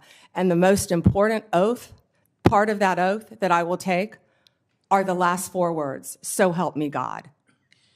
Given the importance of that oath, I hope you can understand the importance of repeated questions from some of us about the importance of having independence in the Department of Justice. It has a long tradition of independent special prosecutors, especially to handle high-profile or often political cases. If you got credible evidence of a criminal violation by a White House official, including even the president, would you bring in a special prosecutor? Senator, that's a hypothetical. I can tell you what I do know is special prosecutors have been abused in the past on both sides. We have seen that for many, many years. They have cost the taxpayers countless dollars, countless. And I will look at each situation on a case-by-case basis and consult the appropriate career ethics officials within the department to make that decision. Attorney General, do you think special counsels need to be confirmed by the Senate? I will follow the law and I will consult with the appropriate ethics officials regarding the law. Right now, they do not need to be Senate confirmed, of course. But you did sign an 11th Circuit brief arguing that they should be. I will follow the law, Senator. That's why I said that. Understood, but I was just getting to the clarity about the difference between a Absolutely. position you've advocated and what the current law is. Thank you for that. Look, bluntly, to me, refusing to answer a hypothetical when there is clear and concrete previous history raises some concerns for me. I think Chris Wray has done an outstanding job as FBI director at avoiding political pressure, and although he was chosen by President Trump, he's being driven out so that he can be replaced. My perception, I've not yet met with Mr. Patel, by a loyalist who has publicly said he will do what the president asks him.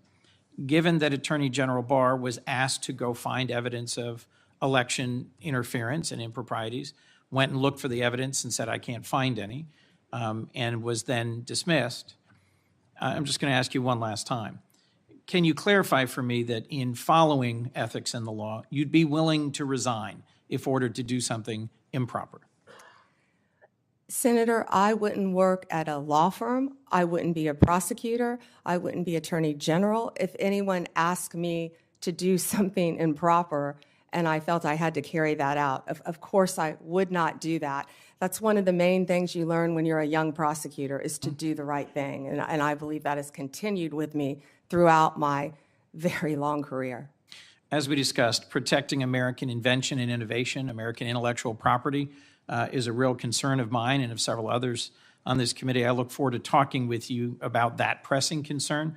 But the most important question I had for you today is whether you will be willing and able to stand up to politicization and interference in the Department of Justice. And I look forward to further clarification from you about the specifics of that. Thank you, Mr. Chairman. Thank you. Thank you. Senator. Senator Cruz would be next, but he's not here, so I call on Senator Kennedy. Thank you, Mr. Chairman.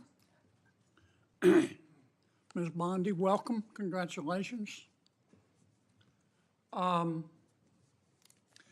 we agree that legitimacy is important to America's criminal justice system?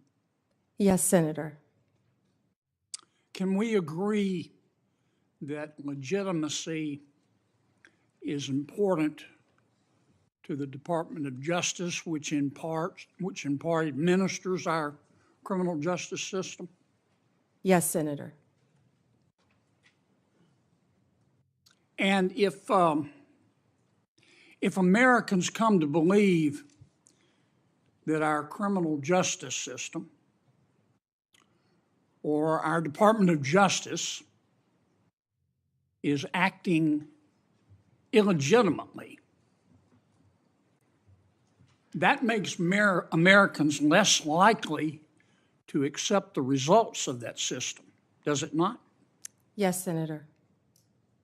And that makes Americans less likely to follow the substantive laws that we pass that are administered by the Department of Justice.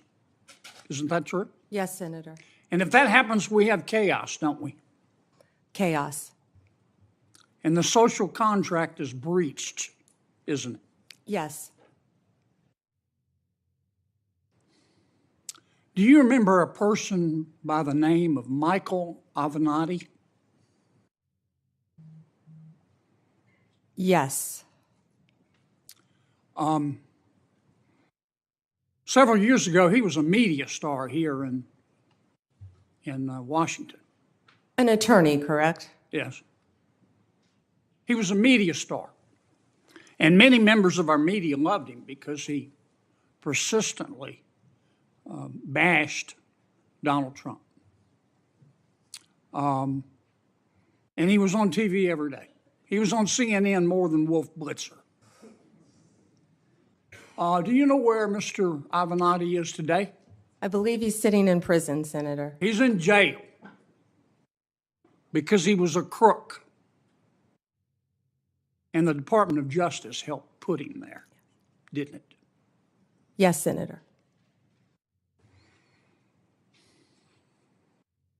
Do you remember a gentleman by the name of Sam Bankman-Fried? Yes, Senator. Boy genius. So smart and so powerful that he thought he could command the tides.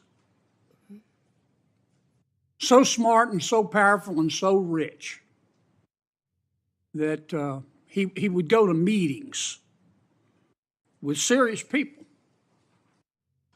like Bill Clinton, like Tony Blair, looking like a slob, looking like a fourth runner-up to a John Belushi lookalike contest. And he thought it was cute. Where's Mr. Bankman-Fried today? I believe he is in prison, and I believe that's from the Netflix series I saw as well. Mm-hmm. Because he's a crook. And who helped put him there? The Department of Justice, Senator. Can we agree that there's some really, really good men and women at the Department of Justice? many, many great men and women in the Justice Department, as well, Senator, as all the law enforcement agencies that fall within the Department of Justice. They're out there risking their lives, especially the law enforcement officers, every single day. Can we agree, though, that there have been and may be today some bad people at the Department of Justice? Yes, Senator. We don't know for sure because for the last 4 years, the curtains there have been tightly drawn. But I think a minority of people there, have delegitimized America's criminal justice system. The most destabilizing act that I saw in the past 4 years, maybe in the history of the department, is when Attorney General Garland decided on the basis of dubious facts and untested legal theories to criminally prosecute a former president of the United States. And not only that, this is the special part. He decided to do it after the former president of the United States had announced that he was going to run against Attorney General Garland's boss, didn't he? Senator, are you referring to going after a political opponent? I think so. Now, this is one person's opinion. That kind of stupid takes a plan. And I say that because, number one, this is America. That had never happened before in America. That's the sort of thing that happens in a country whose Powerball jackpot is 287 chickens and a goat. It doesn't happen here. And I call it stupid because it broke the seal. It broke the seal. It normalized it. There are a lot of ambitious prosecutors in America, Democrat and Republican.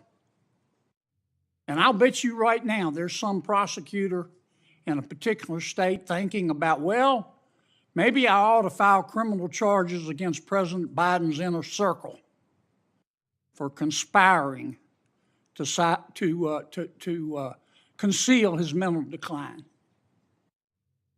And that's the road we're headed down. And you've got to fix it, Counselor. You've got to fix it. And here's, in my judgment, what I would ask you to do. Find out who the bad guys are and the bad women and get rid of them. Find out who the good people are and lift them up. But do it on the basis of facts and evidence and fairness. Because the temptation of some people is going to be, they're going to tell you, look, two wrongs don't make a right, but they do make it even. Don't resist that temptation. Help us restore legitimacy to the Department of Justice. Thank you, Senator. Thank you, Mr. Chairman. Welcome, Ms. Bondi, and to your family. Thank you. Thank you for visiting with me in my office. And I have to say, I'm sympathetic always to a former Attorney General, particularly having been one myself. But I am, I have to say also, really troubled, deeply disturbed by some of your responses and non-responses to the question that you've been asked today. You say the right things, that you're going to be the people's lawyer. That's what you have to say to be here.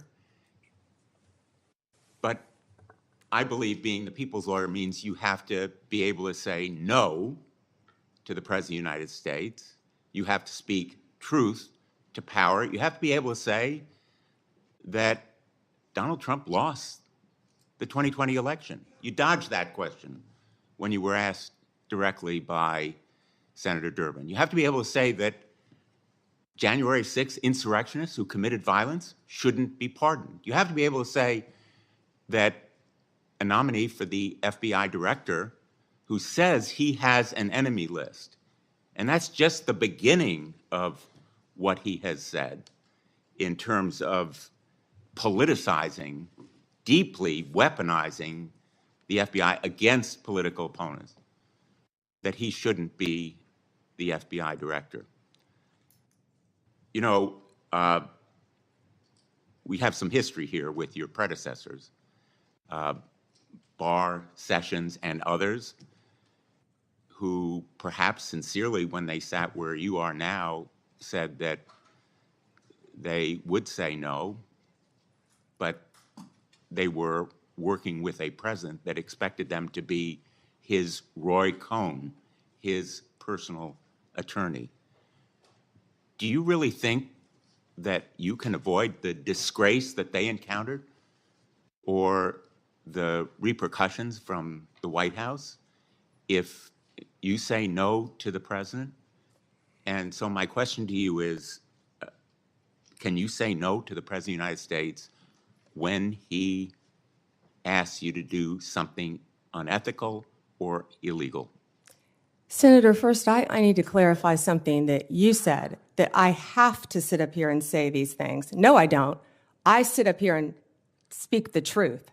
I'm not going to sit up here and say anything that I need to say to get confirmed by this body. I don't have to say anything. I will answer the questions to the best of my ability and honestly. Let me ask you, an individual who says that he is going to, quote, come after, end quote, people he alleges, quote, help Joe Biden rig the presidential elections, that he has a list of people who are part of this deep state who should be prosecuted, that he's going to close down the FBI building on his first day in office. Is that a person who appropriately should be the FBI director? Aren't those comments inappropriate? Shouldn't you disavow them and ask him to recant them? Senator, I am not familiar with all those comments. I have not discussed those comments with Mr. Patel. What I do know Well, is I'm Mr. asking Patel, you for your view. Excuse me. What I do know is Mr. Patel was a career prosecutor. He was a career public defender, defending people. And he also has great experience within the intelligence community. What I can sit here and tell you is Mr. Patel, if he works with running the FBI, if he is confirmed, and if I am confirmed, he will follow the law if I am the Attorney General of the United States of America, and I don't believe he would do anything otherwise. Well, let me just submit that the response that I would have hoped to hear from you is that those comments are inappropriate and that you will ask him to disavow or recant them when he comes before this committee, because they are indeed chilling to fair enforcement and the rule of law. Let me ask you on another topic. When we met, I welcomed your support for the goals of the Kids Online Safety Act. And Senator Blackburn and I have spent a lot of time, devoted a lot of effort to the passage of the Kids Online Safety Act, which happened by an overwhelming vote of 91-3, 72 co-sponsors, including Vice President-elect Vance. I appreciated our discussion and your support for protecting kids online when we met last week. I'm hopeful that this area is one where we can work together. Can we count on your support in working together to protect kids online? Senator, absolutely, and thank you for that legislation, and Senator Blackburn. I believe in this world right now, we have to find the things we have in common, and that is certainly one of them, Senator, protecting our children from online predators. You've done so much on that front, and I thank you. I attempted to do that as well when I was Attorney General, but I am committed to working with you on anything we can do to protect our children throughout this country. When I was Attorney General, we started something called From Instant Message to Instant Nightmare, and educating parents about online predators. And that also, Senator, is one of the core functions of the FBI, the cyber unit. They sit there, these agents sit there all day long and investigate child predators. We tell parents constantly, you think Ms. you're talking Bondi, to another I child, apologize. and you're I'm not. going to interrupt you. I welcome Sure. your positive response. I have Oh, one go ahead. more question that I'm going to try to fit into Sure. this round. TikTok will be banned unless it is sold because it has become a tool for the Chinese to collect information and do surveillance and endanger our national security. Can you commit that you will enforce that law promptly and effectively? And I ask this question because President Trump's pick for your Solicitor General in the Department of Justice went to the United States Supreme Court arguing that the ban should be delayed. Will you commit to enforce that law on your first day when you are if you are confirmed? Senator, as I discussed with you during our meeting, that is pending litigation within the Department of Justice. Well, it's pending litigation, but will you enforce that law? I can't discuss pending litigation, but I will talk to all the career Well, again, prosecutors who are handling the case. Absolutely, Senator. Discuss with them. Thank you. Thank you, Mr. Chairman. Senator Tillis.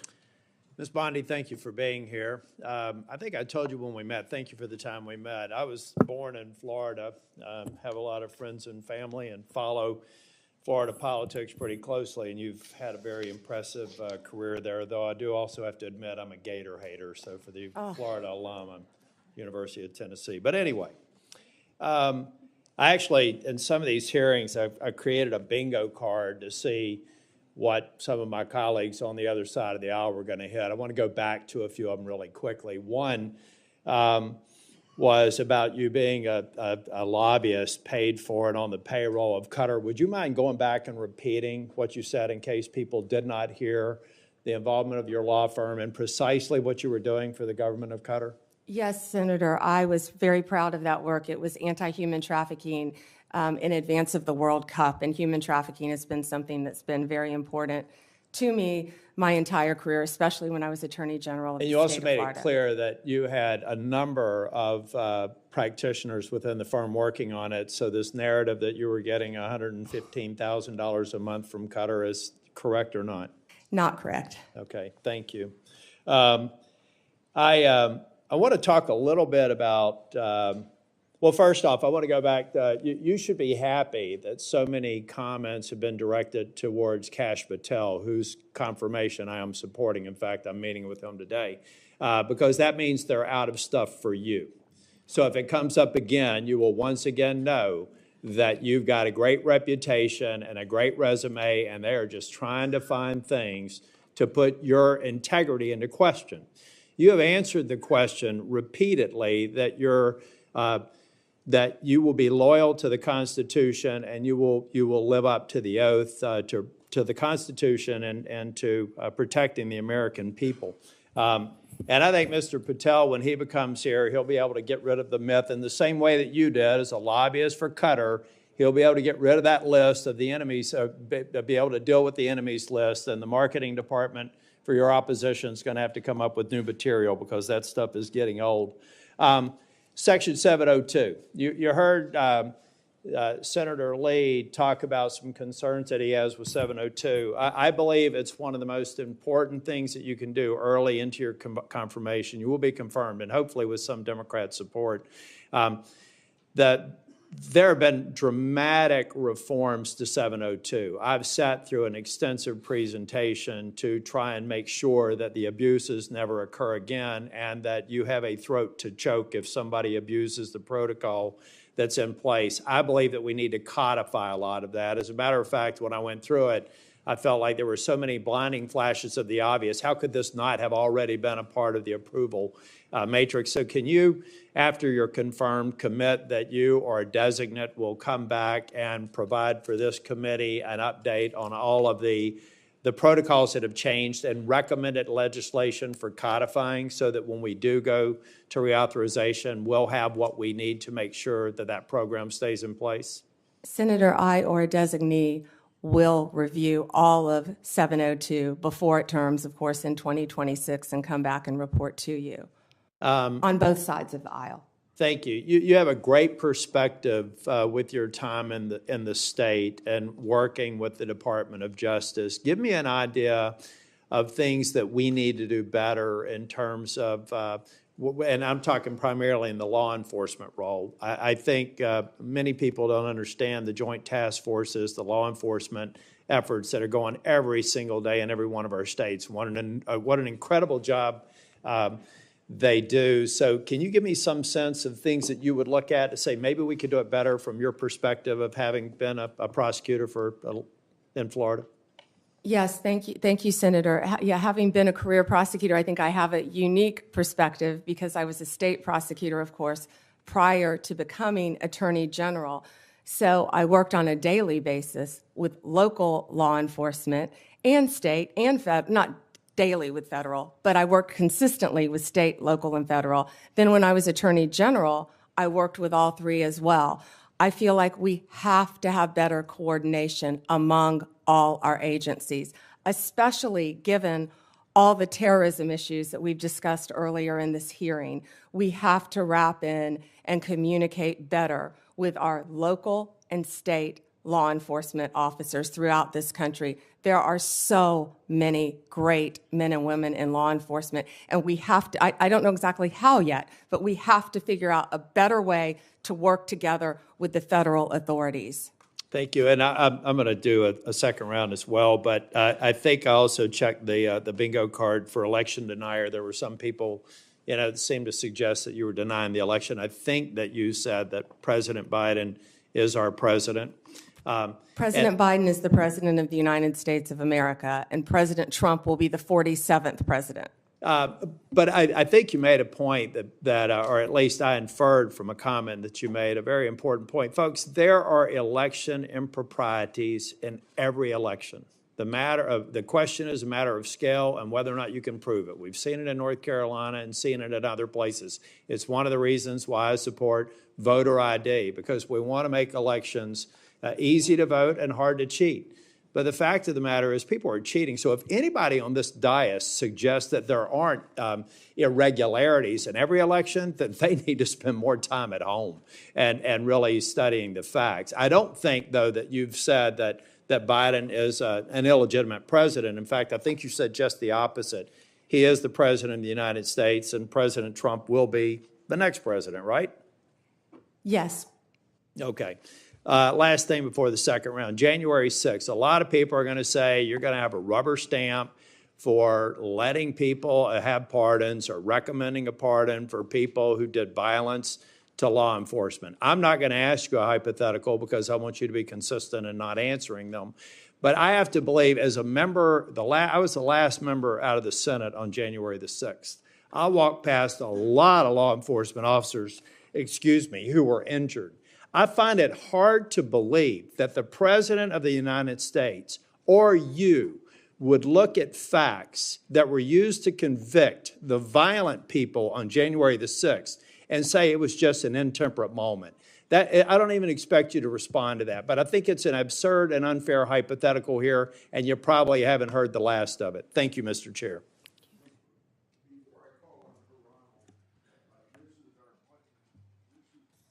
Before I call on Senator Hirono, after her and Cruz's testimony, then we'll take a lunch break, and that break will be for 30 minutes. And I can't control when my senators come back, but I expect you to be back after 30 minutes, and I'll be here. Yes, Chairman. And then I may leave the meeting to open the Senate, so whoever's on our side is acting chairman during that period of time. Senator Hirono. Thank you, Mr. Chairman. As part of my responsibility to ensure the fitness of all nominees, I ask the following two initial questions. First, since you became a legal adult, have you ever made unwanted requests for sexual favors or committed any verbal or physical harassment or assault of a sexual nature? No, Senator. Have you ever faced discipline or entered into a settlement relating to this kind of conduct? No, Senator. Ms. Bondi, I am focused on two things in my evaluation of President-elect Trump's nominees. The first is whether the nominee is qualified and experienced enough to do the job. The second is a fitness to serve, which includes putting loyalty to the Constitution over loyalty to the president. Unfortunately, in my view, many of President-elect Trump's nominees are lacking in at least one of these two requirements. Ms. Bondi, your experience as a prosecutor is the kind of thing we would expect to see in a nominee for Attorney General, but I do have questions and concerns about potential conflicts of interest, about whether you will keep DOJ's law enforcement responsibilities independent of the president's political whims, and about whether you will let facts and evidence guide your decisions. So let's start with the importance of facts, which you say is important. Ms. Bondi, we want an Attorney General who bases decisions on facts. So I want to ask you a factual question. Who won the 2020 presidential election? Joe Biden is the President of the United States. Ms. Bondi, you know that there is a difference between acknowledging it and, I can say that Donald Trump won the 2024 election. I may not like it, but I can say it. You cannot say who won the 2020 presidential election. Okay. It's disturbing that you can't give voice to that fact. Moving on to DOJ's independence from politics. Ms. Bondi, if you are confirmed as Attorney General, you will take an oath to the Constitution and not to any individual, including the President. To start, I'd like to know whether you agree with some of the statements President-elect Trump made during the election, during the campaign. First, are the felons convicted of breaking into the Capitol on January 6th hostages or patriots, quoting Trump, as President-elect Trump has said repeatedly? Do you agree with his characterization of the felons that I referred to? I am not familiar with that statement, Senator. I just familiarized you with that statement. Do you agree with that statement? I'm not familiar with it, Senator. No answer. He has also said illegal immigration is poisoning the blood of our nation. He said that in December 2023. Do you agree with that statement? Senator, I am not familiar with that statement, but what I can tell you is I went to the border a few months ago. I went to Yuma, Arizona, and what I saw at that border was horrific, Senator. It was horrific. Ms. Bondi, I went to a rape crisis center. That is If I could not my finish, question. I went to a rape crisis center. Well, I'm not familiar with the statement, but I went to a rape crisis center. I met with Border Patrol agents. I'm sure you've been to the Ms. border Bondi, as well, so I you want could to get answer to my that. next question. So I believe that you responded to a question from Senator Whitehouse, and let me get your response again. You said that the White House, if I'm putting words in your mouth, correct me. You said that the White House will play no role in investigative or charging decisions in the DOJ. Is that correct?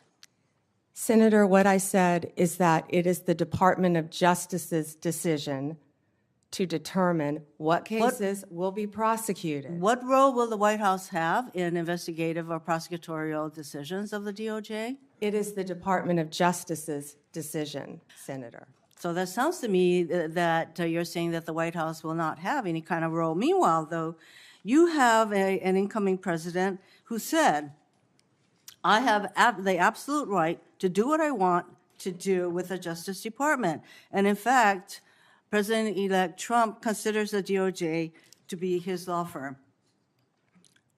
I ask you this. If President-elect Trump asks, suggests, or hints that you as Attorney General should investigate one of his proceedings, would you do so? Me, had you met with gotten to now know me, who refused, Senator, discussed is that it is the Attorney General to I'm very follow happy to the listen to law. your responses under oath, Ms. Bondi. So I think it's really important to us that the Attorney General be independent of the White House. And you have a president-elect who considers the AG's office his law firm. I would like to know whether if the president suggests, hints, asks, that you as Attorney General should investigate one of his perceived enemies? Senator, I do? certainly have not heard the president say that, but what I will tell you is 2/3 of Americans have lost faith in the Department of Justice. And it's statements like that, I believe, Ms. that make Bondi. people continue to lose faith. If I am confirmed as Attorney General, it will be my job Getting to on not to my only next keep question, America you're not safe, responding. but restore integrity to that department. Why don't we and that's move what on I to plan something on that doing you said? every single day as Attorney General. On August 25th, 2025, on Fox News, you said, when Republicans, prosecutors will be prosecuted, once the investigators will be investigated. Ms. Bondi, is Jack Smith one of those bad prosecutors that you will prosecute as AG? Senator, you hesitated a bit when I said the bad ones. Every decision Sometimes will be badness made in the the eyes of the beholder. I'm just asking whether you would consider Jack Smith Senator, to be one of the people. How about Liz Cheney? Senator, How about Merrick Garland? I am not going to medicals. No one has been prejudged, or nor will I anyone am be asking prejudged whether if I am these are the confirmed. kind of people, these are in fact the people that you would prosecute. I'm not Your getting an answer. time is up. Would you like to? My time is, Would you like to Mr. respond? Chairman, she is clearly not going to answer that question, so let me get on to, Would you like to? I do have I'd love questions to for respond. the second round. You'll have a second round. Would you like to speak before I call on Senator Cruz? No, sir. Thank you. Okay. Senator Cruz. Thank you, Mr. Chairman. General Bondi, welcome. Thank you for Thank you. your long career in public service, and thank you for your willingness to take on this incredibly important office. You know, I have to say, I don't know that there is a more important position in this new administration than the position to which you have been nominated, Attorney General of the United States. I thought the exchange just a moment ago with Senator Hirono was illustrative. She asked you how you would respond if the president asked you to target his political enemies. It's rather striking because it's not a hypothetical. It has happened over the last 4 years. And I think perhaps the most tragic legacy of the Biden-Harris administration has been the politicization and the weaponization of the United States Department of Justice. And we don't need to ask hypothetically because Joe Biden publicly mused and allowed the New York Times to report it, calling on Merrick Garland, why will he not prosecute Trump more quickly? And Merrick Garland, sadly, he sat in that chair and promised to be apolitical, and he broke that promise almost the instant he walked into the Department of Justice. If you look on the west pediment of the Supreme Court of the United States, just above the entrance, there's a simple yet profound four-word phrase, equal justice under law. We have seen over the last 4 years a Department of Justice that systematically targeted the political opponents of Joe Biden and Kamala Harris, and that systematically protected his friends and allies. And it is tragic to see the loss of confidence in the American people, in the Department of Justice, and in the FBI. I would note, I don't think there's an institution in America who has lost more respect from the American people than the FBI has in the last 4 years. That is a grotesque violation of the obligation of the Department of Justice and the FBI. So I want to start with just a very simple question. If you are confirmed as Attorney General, will you pledge to fairly and faithfully uphold the law regardless of party? So help me God. Amen. Look, and I want to be clear for folks at home. I don't want a Republican Department of Justice. I don't want a Democrat Department of Justice. I want a Department of Justice that follows the damn law. And I think the American people do too. That shouldn't be too much to expect. Now, I'm grateful to President Trump for nominating you. I think on any objective level, you're clearly qualified for this position. You have been a prosecutor for decades. You have been the elected Attorney General of the state of Florida, the third largest state in America, for 8 years. Let me ask you, in terms of your practice, how many criminal cases over the course of your career have you personally handled? Handled thousands. How many of those were before a jury? Hundreds. I don't want to overstate, but hundreds. I was in a courtroom for many years. I tried 4 when I was an intern, jury trials. I think you had to try at least 20 in misdemeanor before you went to felony. Then you were in court every day, and I was also lead trial attorney for many years trying many cases, so. And how many of those cases would have been before a judge? Oh, hundreds and hundreds as well, but hundreds before a jury, I would assume. And as Attorney General of Florida, how many lawyers did you supervise roughly? Approximately 400, Senator. Now, I also want to clarify something. During the course of this hearing, several Democrat senators have referred to you as President Trump's, quote, personal lawyer. Now I don't believe that is an accurate characterization. As I understand it, you represented President Trump as a White House special advisor during his first impeachment trial. Is that correct? Within Office of White House Counsel, yes, Senator. And is working within the White House counsel's office different than representing Donald J. Trump individually as his personal lawyer? Absolutely. How's it different? You're working for the government. You're working for the Office of White House Counsel. You're not representing him in his personal capacity. And so you have not represented him in his business affairs, in his personal life, or in any of the criminal trials he has faced? No, Senator. And you know, when it comes to weaponization, it's worth noting that in more than 2 centuries of our nation's history, no president had previously been indicted, no president had previously been prosecuted until the Biden-Harris White House came along. And in the last 4 years, we've seen Donald Trump indicted and prosecuted not once, not twice, not 3 times, but 4 separate times. And 2 assassination attempts, Senator. I have to say, Javert from Les Mis would be chagrined at the efforts of Democrats to do anything possible to take him down.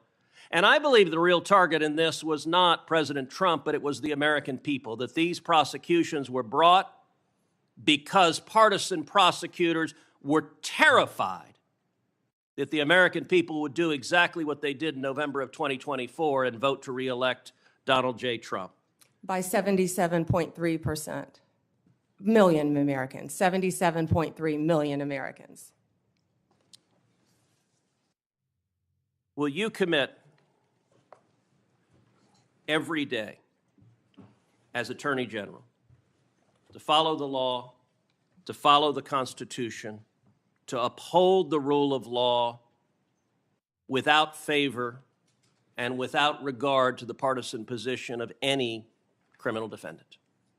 Yes, Senator. That's what we should all expect from an Attorney General. Thank you. We'll now recess for 30-minute lunch break. That means we'll be back at 12:25. And when we resume, Senator Booker will be recognized to ask his questions.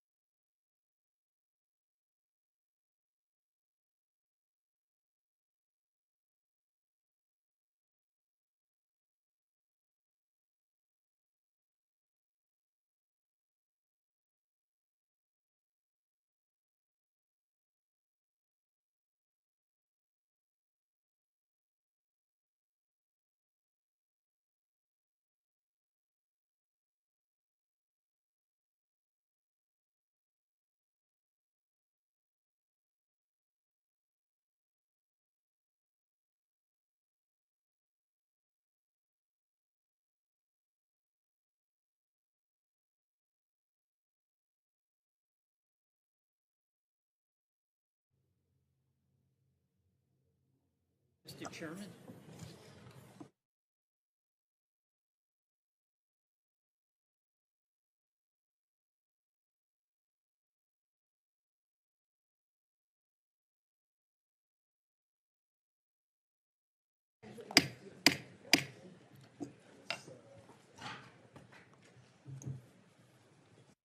Since senators that would have been called on before the senator from Vermont, I'm going to ask him to start the questioning so we don't waste any time. Mr. Chairman, thank you very much for this hearing. Ms. Bondi, thank you so much for the visit to my office. A couple of things. First of all, congratulations on the nomination. And number two, a couple of Vermont things that we talked about. We're going to have a new U.S. attorney in the state of Vermont. And in the last Trump administration, the Justice Department in the Trump administration worked closely with Senator Leahy, Democrat, and with Governor Scott, Republican, and came up with a consensus choice. And I seek your assistance in helping make sure that we are successful in getting a very competent U.S. attorney in Vermont, and hopefully with the cooperation of Governor Scott, our Republican, as I mentioned, and Senator Sanders and me. And Senator, as I discussed with you in our meeting, I look forward to working with you and cooperating with you and learning about many of the issues you have in Vermont. And thank you. And then on that, by the way, one of the issues we talked about, we are one of 2 states that does not have a residential reentry program. That is outrageous in my mind. I know you worked on the First Step Act, but our federal judges, our federal prosecutors, our federal public defender are all in support of a residential reentry program. Our state and Hawaii are the only 2 states without it, and our justice system and officials believe that we need it. And I seek your energetic assistance in helping us get that residential reentry program. Can I address that, Senator? Yes, I'd like you to. Thank you. Senator, I didn't realize that you were the only 2 states without a reentry program. We started that when I was a prosecutor, and those are so vitally important. One thing that I just learned is the Bureau of Prisons, 98% of people in the Bureau of Prisons will be released. They're not serving life sentences. So we must do everything we can when people are in prison to help rehabilitate them for when they get out. And that's why reentry is so that's really vital. helpful. But we tell people, get out of prison and become a productive member of society. Go get a job. Yet people don't know how to go find a driver's license. I appreciate They your don't help know how on to that. get to So work. thank you very Yes, much. Senator. And I have confidence that you will do that, given your history on the First Step Act and other things that you did. The next, I do have some concerns, not so much about you, but what President Trump has said about a desire on his part to go after what he considers to be political adversaries. You know, he's his own words, for instance, says that if he's elected, he'd seek to appoint a special prosecutor to go after Joe Biden. I assume you've had no discussion with President-elect Trump about that? Absolutely not. And he... Nor against Senator Schiff. I'm looking at your next one.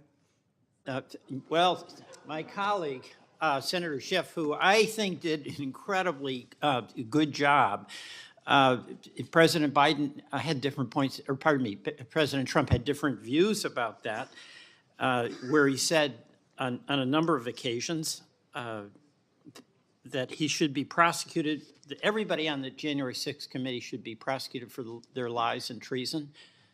No discussion about that? No, Senator. And Liz Cheney also, he's said that she should be prosecuted for lies and treason as well. We have had no discussions about Liz Cheney. All right, and you've satisfied me that this is not an agenda you have.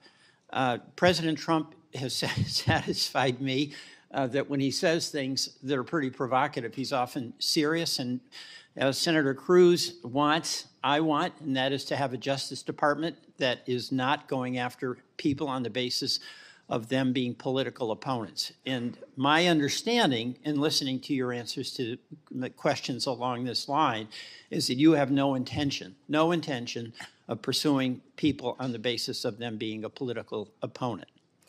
No one will be prosecuted, investigated because they are a political opponent. That's what we've seen for the last 4 years in this administration. Well, People will be prosecuted Okay. based on the facts and the law and fairly, All Senator. right, that's good. You I have my word. disagree about the characterization of the past 4 years, but we don't have to discuss that, with your assurance that the next 4 years, there'll be no effort on the part of the Justice Department to pursue political adversaries, right?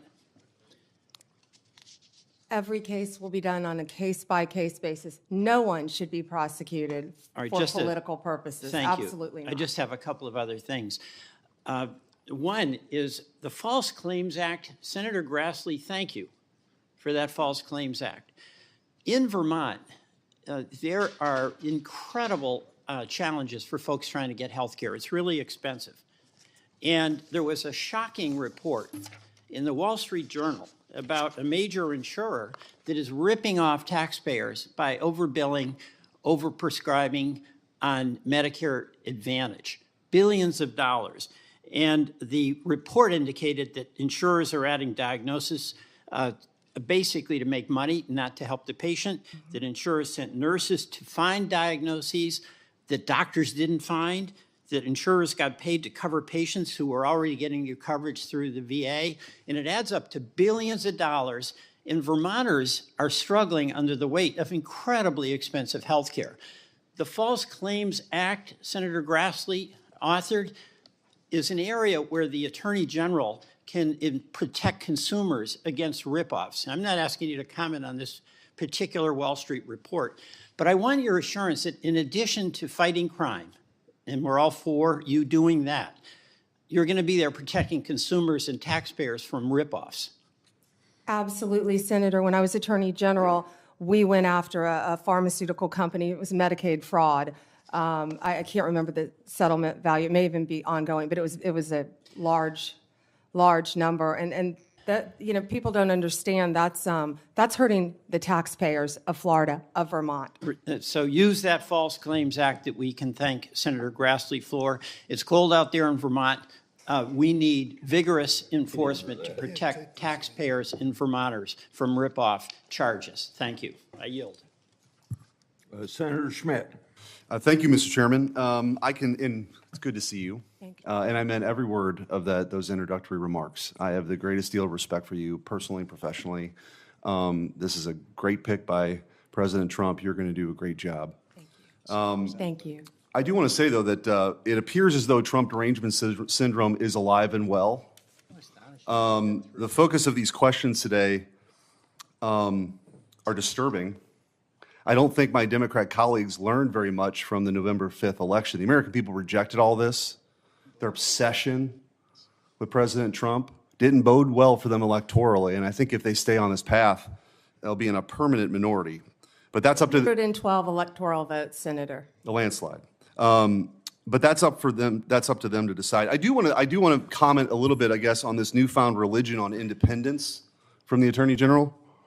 I will remind my colleagues that the last 3 Democratic attorneys general for the United States of America were perhaps the most biased, politically biased AGs we've had in modern political history in the United States. And there are some receipts. Eric Holder described himself as Obama's heat shield and wingman. This committee moved forward, and one of my colleagues referenced that the Attorney General shouldn't be the wingman of the president. Eric Holder's bragged about it.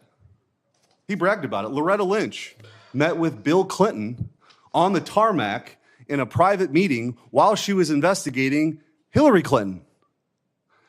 And Merrick Garland probably gets however many gold stars you want to give for the most politicized, weaponized Department of Justice we have ever seen. And I think it's worth exploring that, and I want to get your comment on it. To just sort of take a step back, I think part of leadership is understanding the moment that you're in and the landscape. We've never seen anything like this.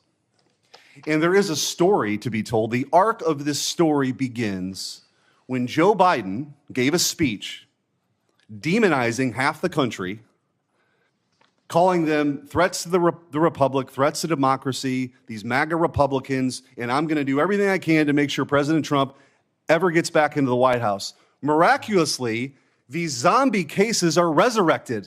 And let's talk about a couple of those. You've got, of course, Jack Smith, the overzealous and disgraced special prosecutor who time and time again has been slapped down by courts for overcharging and taking an overtly political position. He, by the way, in his postmortem this week, even acknowledged that it was unusual for him to be tasked with going after the political opponent of the President of the United States. It didn't stop him, though. The Supreme Court did, thankfully. But you had Jack Smith take on these unprecedented actions.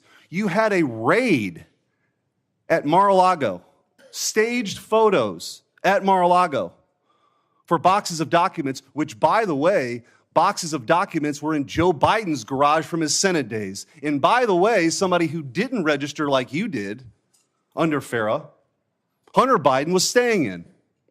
We don't know if he's compromised or not because that investigation was dropped. And give me a break that justice was meted out fairly for Hunter Biden. It wasn't.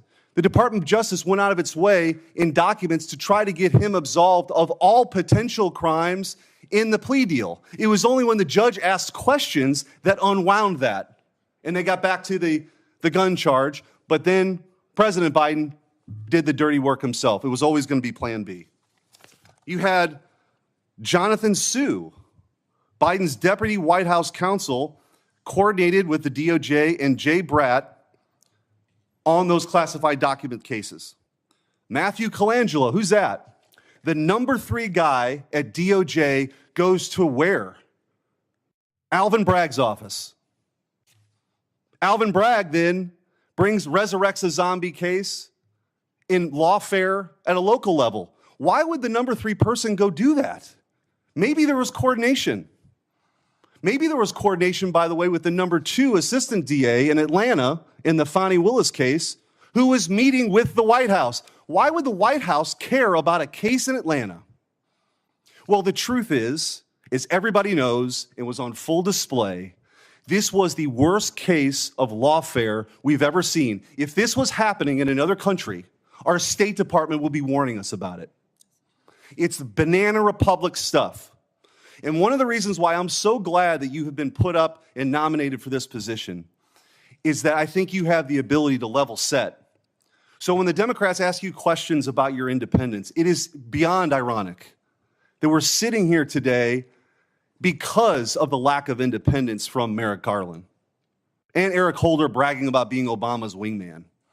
So I just want to ask you, you've been asked this a bunch of times, you're going to make decisions, as you always have, right, on the law and let investigations go where they're going to go, but they're not politically motivated, correct? Yes, Senator, based on the law and the facts that apply. And in my limited time, I do want to give you an opportunity to talk about some of your experience working with law enforcement as Florida's Attorney General. This is something that, as you and I talked about over the years, you were known for this, the collaboration you had. And I think getting the Department of Justice back to its core function of taking on violent crime, protecting the constitutional rights of Americans, but taking on violent crime is really important. And how you went about doing it, you've gotten bipartisan praise for that over the years. You've got the support of all these law enforcement agencies. That's something that you're going to continue and take forward into this office. Is that right?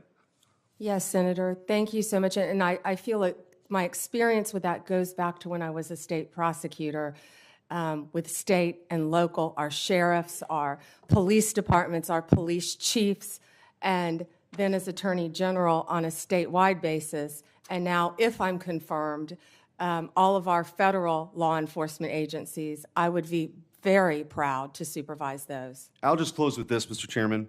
We heard one of my Democrat colleagues ask you the question that you're not going to pursue a case because of a name, but because of the crime.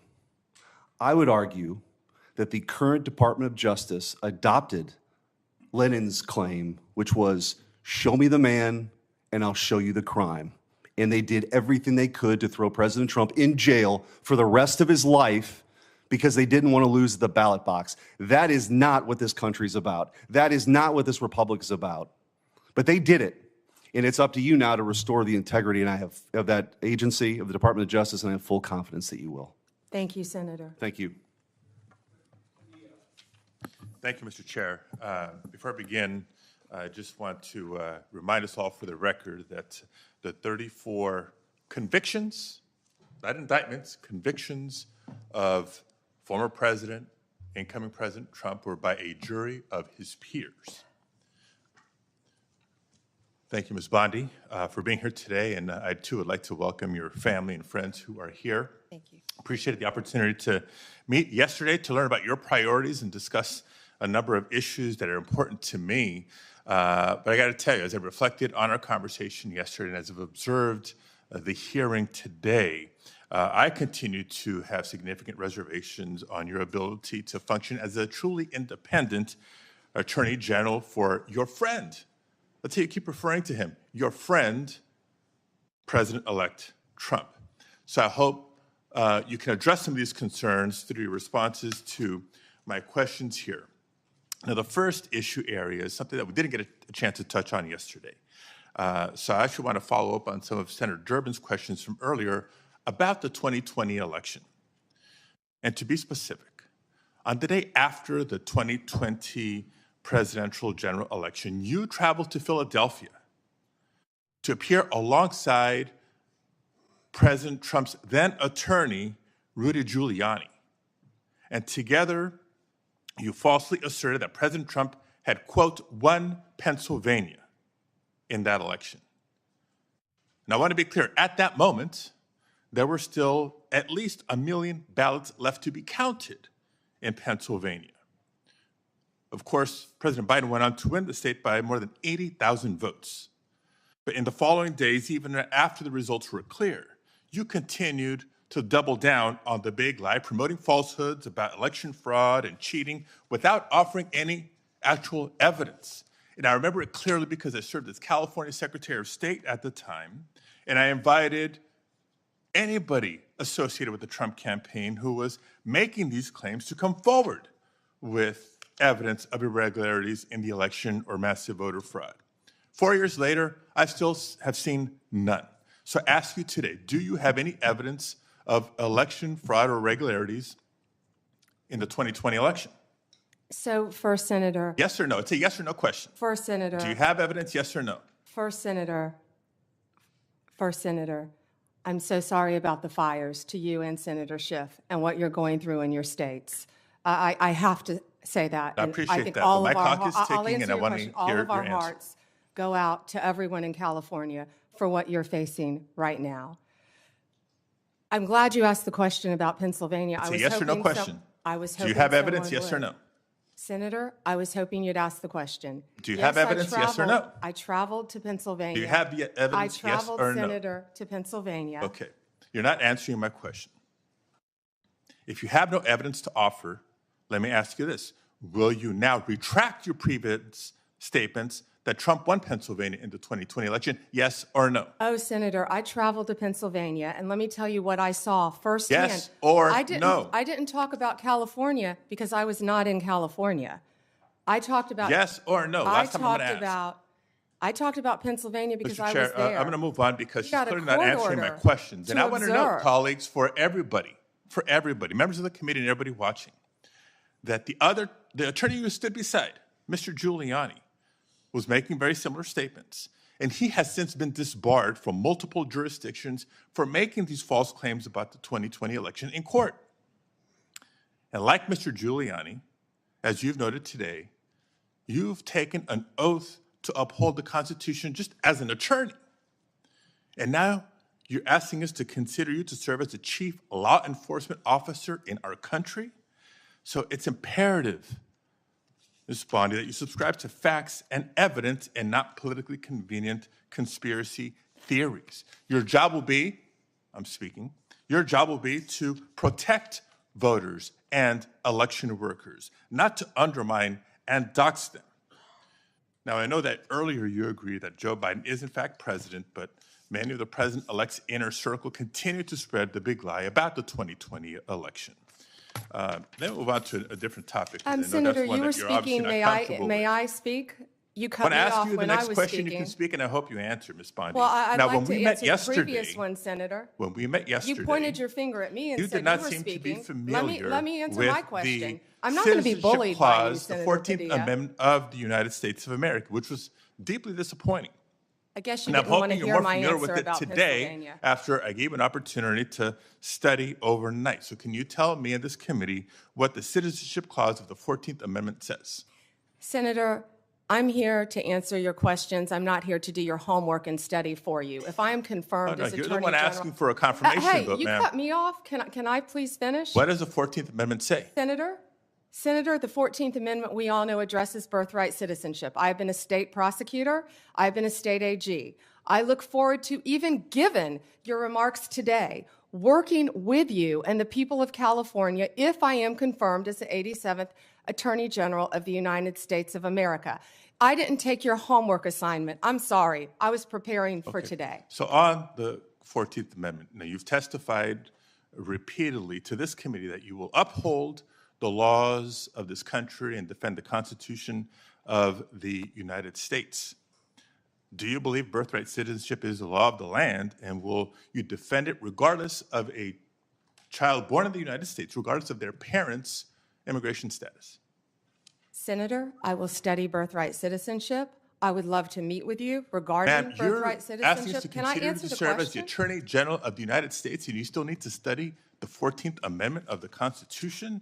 That is not helping me have more confidence in your ability to do this job. One other immigration-related question, I'll steer clear of the I have Constitution one and the regarding law. that I'd like to Senator talk about. Hirono asked you earlier, but I don't think you answered her question. Can you please tell us, do you agree with the statement that immigrants are, quote, poisoning the blood of our country, yes or no? I did not say that. I did not say that you said that. I'm asking if you agree with it, yes or no? I did not say that. Do you agree with it, yes or Senator, no? my great-grandparents are immigrants. Do you agree with it, They yes or came no? here from Sicily Do you agree through with it, Ellis yes or Island no? when they were teenagers. Do you agree with it, yes or no? Senator, let me answer the question. Yes or no? It's My real simple. great-grandparents came here, immigrated to this country from Sicily, recently went and found each of their birth certificates. We are a nation made up of immigrants. Do I believe immigrants are poisoning our country? No, Senator. Thank you very much, Mr. Chair. I can't wait for the second round. Same, Senator. Thank you. No, sir. Thank you.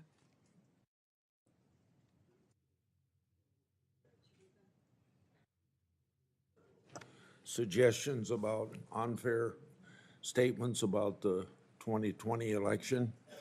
I thought I'd remind people that Senator Schumer and former Senator Casey raised questions about the Pennsylvania Senate race just a few months ago. In 2018, numerous Senate Democrats, some of them on this committee, claimed that the Georgia governor's election was stolen. In 2016, Hillary Clinton and a host of Democrats claimed the election was stolen or illegitimate and blamed Russia for the loss. And every one of my Democrat colleagues voted last month to confirm Judge Anthony Brzezinski. He engaged in lengthy litigation regarding his loss of the 2020 congressional election and did not concede until 3 months after the election. I think we all agree that our elections can be more secure and better run, but I find these lines of attack against the nominee very partisan. Senator Britt. Thank you, Mr. Chairman. And thank you so much for being here today, and really glad to see your family. I had the opportunity to help them find where to come back in. Thank you, Senator. They are all so excited, and rightfully so, and so proud of who you are and the work that you've done. And speaking of, I think it is absolutely, completely ridiculous that anyone on the other side of the aisle would ever say that you were anything but immensely qualified for this job. From your time as a career prosecutor to then a two-time Attorney General of the third largest state with regards to all of the people that operated underneath you, with what you were able to achieve. It is truly remarkable. The United States of America could only be so fortunate if you were confirmed and to have someone of your caliber, of your intellect, and of your experience running a department that unfortunately has been run into the ground. So I think that that is full-on gaslighting, which, by the way, I had to get my children to explain to me what that was.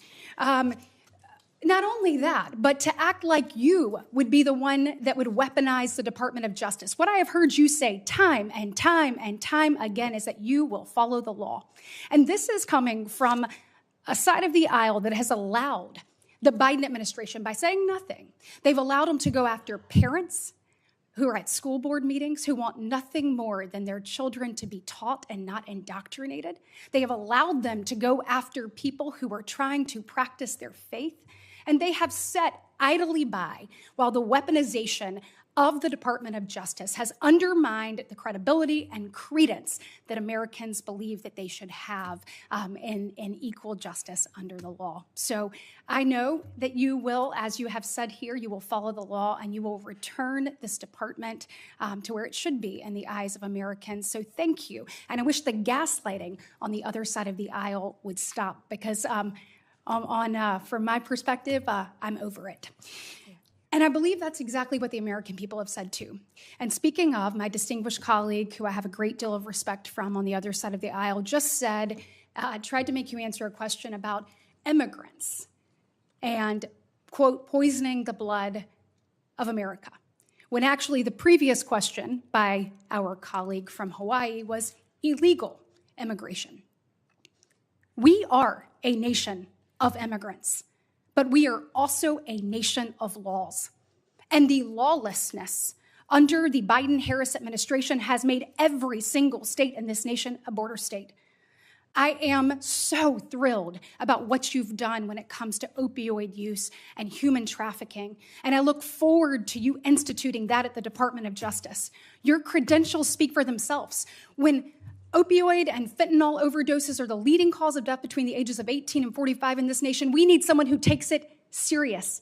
You not only take that serious, you have a track record of proving to the American people you've done it for the people of Florida, and I look forward to what that means to the families that I have met. You talked about the families you met across Florida that showed you pictures of their loved ones that they lost, their brother, their sister, their cousin, their friend, their mother. And I know that there will be more lives that are saved as a result of your service when you are confirmed. So on that, I say thank you.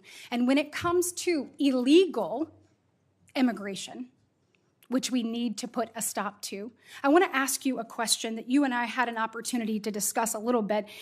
You share my desire, I know, to not only get away from the weaponization and wokeness that we are seeing in the department right now, but really prioritizing safety and security. And I want to say thank you for that commitment and your commitment to blind justice. When we are looking at illegal immigration, the Executive Office of Immigration Review within DOJ, there have been a number of things that we have talked about with that, and I know, as you are aware, some people call it EOIR, some people call it EOR, but it houses our nation's immigration courts. Over the course of the Biden administration, the immigration court backlog has grown from 1.4 million at the end of 2021 to 3.5 million at the end of 2024. Over that same period, the Biden administration pursued policies both at DOJ and DHS to foster a culture within EOR of failure to adjudicate cases. As an example, between FY25 and FY24, immigration judges failed to adjudicate over 340,000 asylum claims. That is compared to just under 13,000 non-adjudicated asylum claims in the previous 6 fiscal years combined. Between cases dismissed, terminations, administrative closures, and failures to adjudicate, EOR during the Biden administration has allowed around 1 million illegal aliens to remain in the United States on an indefinite basis. Now, I've heard Laken Riley brought up multiple times today. Having talked to her parents, no parent should have to go through the heartbreak and tragedy that they have. And we are working diligently to rectify that and ensure that we are keeping Americans safe and secure. but a House Judiciary Committee report on this issue appropriately called it, quote, quiet amnesty, what we're talking here with Eeyore. Will you commit to me that if confirmed, you will make it a priority to reform the way that Eeyore operates and put in place measures to ensure that immigration judges actually adjudicate these claims and cases? Yes, Senator, thank you for meeting with me in advance. And I learned so much from you about this topic. And I look forward to learning more and working with you to do everything we can to make sure that functions properly. Thank you. If I am confirmed, Senator. Thank you. Well, you are going to be confirmed because America needs you. As a part of this effort, I hope that you will consider a number of things, including reinstating the performance metrics for immigration judges, similar to that were in place during the first Trump administration, and a reevaluation of the Biden administration's decisions and policies that have encouraged the use of administrative closures. And I assume I have your commitment to examine those issues thoroughly. We'll closely examine those, Senator. Thank you. Thank you. Senator Booker. Mr. Chairman, thank you very much for the time. Ms. Bondi, thank you very much. Thank you, Senator. And thank you for being willing to meet with me in my office. I really value that time that we had together. If there's anything that's been demonstrated in this hearing thus far, is there is a serious crisis of faith in our judicial system in America. And we are at a time where, as Judge Learned Hand reminded us in his writings and speeches, that the power of the Constitution is only strong as long as it is believed in and had faith by the American people. And that faith is shaken by so much of the political tumult. And as we have a new administration coming in and a lot of the protestations about retribution or going after political opponents, I know you could expand your empathy enough to understand why there are many that really worry about your independence. But I've heard you over and over again in this hearing, as much as I've tried to focus on it as I've gone back and forth between Senate Foreign Relations and another Floridian, Marco Rubio. But I am hearing from you that you understand that the Attorney General's guiding star is the U.S. Constitution and her client is the American people, that there can be no argument about that. Yes, Senator. Yes. And more than that, though, I hope that you, should you be confirmed, understand that there is an urgency in not just demonstrating through your actions that independence, but beginning to heal this country's lack of faith and shaken faith in that independence, in the U.S. Constitution.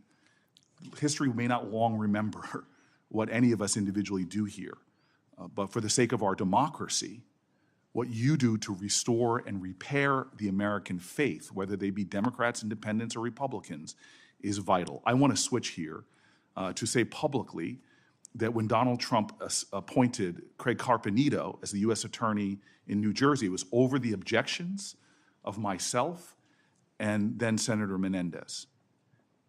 I was wrong in my anticipation that he would not do good things in our state. He partnered with local leaders like those in Newark, New Jersey, to dramatically drive down crime. He was good for the safety of the city in which I live and the one that I led. Part of his strategy was to focus his resources on the most violent criminals. But that also meant that he used something that you know of called prosecutorial discretion. His strategies aligned with that of local leaders and was able to create historic drops in our murder rate. You know, through your experience, and you're intimately familiar, that enforcement decisions prosecutors must make every day, which charge to bring, which plea deal to offer, or what sentencing recommendation it makes, it's very important that local prosecutors understand that. Given this enormous discretion our legal system gives them, that they are best determined to make decisions about public safety. I'm very concerned that many people are starting to call for a time in our country where the Department of Justice should prosecute state and local prosecutors who exercise that prosecutorial discretion. As Attorney General, will you commit to respecting the autonomy of state and local prosecutors? Senator, we have to work together with state and local prosecutors. That's what I did my entire career. And if confirmed as Attorney General, I will continue to do that. They serve a vital function in our justice system. And you understand, like in my state, that sometimes they will decide not to go after certain low-level offenses in order to use their scarce resources to focus on the strategy of pursuing more dangerous people. Yes, Senator, I completely understand that. And those decisions shouldn't be politicized if they're part of a larger public safety strategy. No, Senator. When I was a state prosecutor, we used to sit down with the U.S. attorneys and talk about cases and work together. And that's what I'm discussing about bringing back the cooperation between state and local Thank you, Ms. Bondi. governments. I just want to continue. One of the most stunning hypocrisies I've found since I've been down here in Washington is every politician gives lip service to driving down gun violence. But the very federal authority, the Bureau of Alcohol, Tobacco, and Firearm, that is primarily focused on enforcing America's gun laws and keeping people safe, is hamstrung by federal leaders. The ATF's core responsibility is assisting in local law enforcement. When I was a mayor, I detailed local law enforcement to the ATF, but I'm stunned at how they have been stripped of resources, of their budget, and all of their capabilities to go after illegal gun running. When I was mayor of the city of Newark, we couldn't find one gun crime that was done with a legally purchased gun. But when I turned to the ATF leader at that time told me in private, we don't have the resources, support, or legal ability to go after these crimes. I am concerned about our ability to fight gun crime in America that threatens our law enforcement officers as well as people in communities from red counties to blue cities. Will you commit to doing everything you can to making sure the ATF has its resources and the legal power to pursue illegal gun runners in our country? Senator, I will do everything in my power to prevent illegal gun runners in our country. When I left being a state prosecutor to run for Attorney General, I almost didn't run because I was working on a wire case involving illegal gun runners. The DOJ issued in 2022 a use of force policy for its federal law enforcement officers. It was approved by the heads of the DEA, FBI, U.S. Marshals, and ATF, and many of them said it is actually a use of force policy that actually protects law enforcement officers as well as protects others from having their rights violated. It was also endorsed by the Fraternal Order of Police and NAPO, the National Association of Police Organizations. This policy is considered best practices in law enforcement. Will you commit to continuing this policy? Senator, I have not read the policy. I will review the policy, and I will report back directly to you if I am confirmed as Attorney General, and consult with law enforcement, absolutely. And I would appreciate if you looked at the policy and I submit questions for the record, hoping that you can elucidate maybe more of your thoughts on this. Certainly. And then I will also say, as my last question, because I see my time has run out and I look forward to a second round, the DOJ issued a policy regarding chokeholds, which limited the use of no-knock warrants and chokeholds. It's worth noting that Florida has outlawed no-knock entries altogether since 1994. Would you commit to continuing the 2021 DOJ policy on these issues? I am familiar with the policy. I have not read it. I'm committed to reading it and studying it and reporting back to you on that policy once again. Thank you. Mr. Chairman, thank you. Senator Hawley. Thank you very much, Mr. Chairman. Ms. Bondi, welcome. Congratulations on your nomination. I'm so glad that you've been nominated, as we discussed when we had the chance to meet. Thank you. It was a pleasure to work with you as the State Attorney General for a number of years, and I'm delighted to see you here today before the committee. I look forward to your confirmation. You will be confirmed. I, too, have taken note of the number of times you have been asked about weaponization of the Department of Justice as if it was a theoretical possibility that might happen in the future. One of my colleagues on the other side said, weaponization may well occur under your tenure. We all know that weaponization has occurred like we've never seen before in American history under this administration. And I want to get even more specific. In the last 4 years, this administration has carried out an unprecedented attack and campaign against people of faith. If you look at the numbers, we've never seen anything like it before in American history. It has been one of the most disgraceful chapters in the history of the Justice Department and in the history of the FBI. And I hope that you will reverse this and do right by every American citizen, including especially people of faith. Let me give you some specifics. After the Dobbs case was decided by the Supreme Court, over 100 pregnancy care centers and over 300 churches in this country were attacked, vandalized, firebombed. Do you happen to know off the top of your head how many prosecutions Merrick Garland's Justice Department brought in those cases? I do not, Senator. It's a stunning number. It's 2. Hundreds of churches, hundreds of pregnancy care centers. And I might just add, these pregnancy care centers, the attacks on them, which were violent, which were gruesome, were egged on and encouraged by rhetoric from members of Congress, including members of this body, who have said that pregnancy care centers aren't real medicine, that they're not real doctors.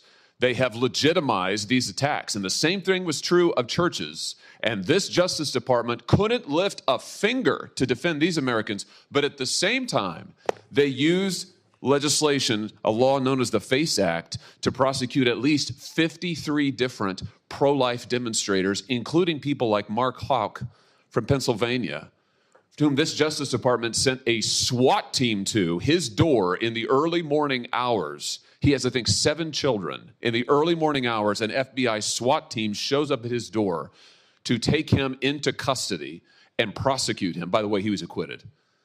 This kind of outrageous, disparate treatment has to end. So here's my question to you. Will you protect churches and pregnancy care centers when they are targeted for violence, when they are targeted for intimidation, when their members or parishioners are threatened with violence or other acts of illegal behavior? Yes, Senator. Will you stop the disparate treatment of Americans on the basis of religious faith? Yes, Senator. Will you stop the deliberate persecution of pro-life Americans for nothing more than their pro-life beliefs? Yes, Senator. Will you ensure that nothing like the Mark Houck case happens again, that Americans do not have SWAT teams arriving on their front doors with armed weapons to terrorize their children and their spouses, only in the end, of course, to have the case lost because there was nothing to it? Will you put an end to that kind of deliberate intimidation of the good American citizens on the basis of their religious beliefs? Yes, Senator. I'm glad to hear you say that because we need it. We need it. Ms. Bondi, we need a new chapter at the Justice Department, and we need it quickly. And I'm glad you're committed to it. Now, I also have heard you've been asked about your comment that you thought that in some cases we need to investigate the investigators, the ones who were bad. You know, I have to say I'm glad to hear you stand by that. We need to do that. You need to do that. And I'll give you another example. I'm sure you've read about this memo, which I now hold in my hands. This memo that was developed by the FBI field office in Richmond, Virginia, 23rd January 2023, targeting Catholic parishes for spying, for recruitment of infiltrators. I mean, the memo goes on and on and on about the FBI's plans to put assets into Catholic parishes, into choirs. This is an unbelievable, unbelievable assault on Americans' First Amendment rights, and we only know of it because of a brave whistleblower who came forward and released it to us. And I will tell you, I have never been misled and lied to like I was by the current Attorney General and the now former FBI Director when they sat right where you're sitting now and told this committee, oh, we don't know anything about it. Oh, only one field office was involved. It was the single work of a single field office and a very few individuals. As it turns out, that's not true. Multiple field offices were involved. Multiple individuals were involved. Under your leadership, will you put a stop to the use of FBI or Department of Justice resources to try and recruit informants and spies into Christian churches or any church or house of worship in this country on the basis of nothing more than faith? Of course, Senator. Let me just say this. To our knowledge, no one who was involved in the writing and performance, execution of this memo has been disciplined or fired. Will you conduct an investigation like you talked about, Ms. Bondi, that will get to the bottom of abuses like this? And to be clear, this is an outrageous abuse. It is an outrageous abuse. One of the worst abuses of Department of Justice and FBI authority in our history. Will you conduct an investigation to find out who signed off on this, who approved it, who advocated for it within the Department of Justice? Will you open the books on these abuses so that the American people can have confidence in their DOJ? Senator, and I think what you're talking about is the ultimate weaponization, what we've been discussing all day. If I am confirmed as Attorney General, one of the first things I will do, there'll be many, but I will personally read that memo, and if Mr. Patel is confirmed, discuss it with him right away. Fantastic. And will you work with this committee and our relevant subcommittees? I'm going to chair a subcommittee called the Crime and Terrorism Committee. We're going to do our own investigation into what happened here at the FBI and the DOJ. Will you work with us as you discover the nature of these abuses, and as you put a stop to them, will you work with us to make sure the American people get all the facts and this never happens again? And Senator, yes, I look forward to working with you and the Democrats. I would think this is something that we can all agree on both sides, that this should not be happening in the United States of America, and work together on it. That's fantastic. Let me ask you one other question here in my just few seconds that are remaining. This memo targeting Catholic parishes repeatedly refers to as an expert source a group called the Southern Poverty Law Center. Now, the Southern Poverty Law Center has a long history as an anti-religious group that has repeatedly gone after conservative and religious organizations, called them hate groups, called them sometimes terrorist groups. They're cited in this memo. They once infamously, the SPLC called the Family Research Council a terrorist hate group, and an armed gunman came into their lobby and opened fire. Will you put a stop to the use of the SPLC as an official source for any Department of Justice memorandum or finding? That will be one of the first things we will look at as well, Senator, and report back to you and the committee. Thank you very much. Congratulations. Thank you, you. Mr. Chairman. Thank you, Mr. Chairman. Ms. Bondi, as you know, the Supreme Court in Trump versus United States held the president has absolute immunity to commit crimes in certain core areas of the president's responsibility. One of those core areas is the Justice Department. So in a breathtakingly dangerous and irresponsible decision, Justice Roberts and the majority held the president could commit crimes using the Department of Justice and be immune from prosecution.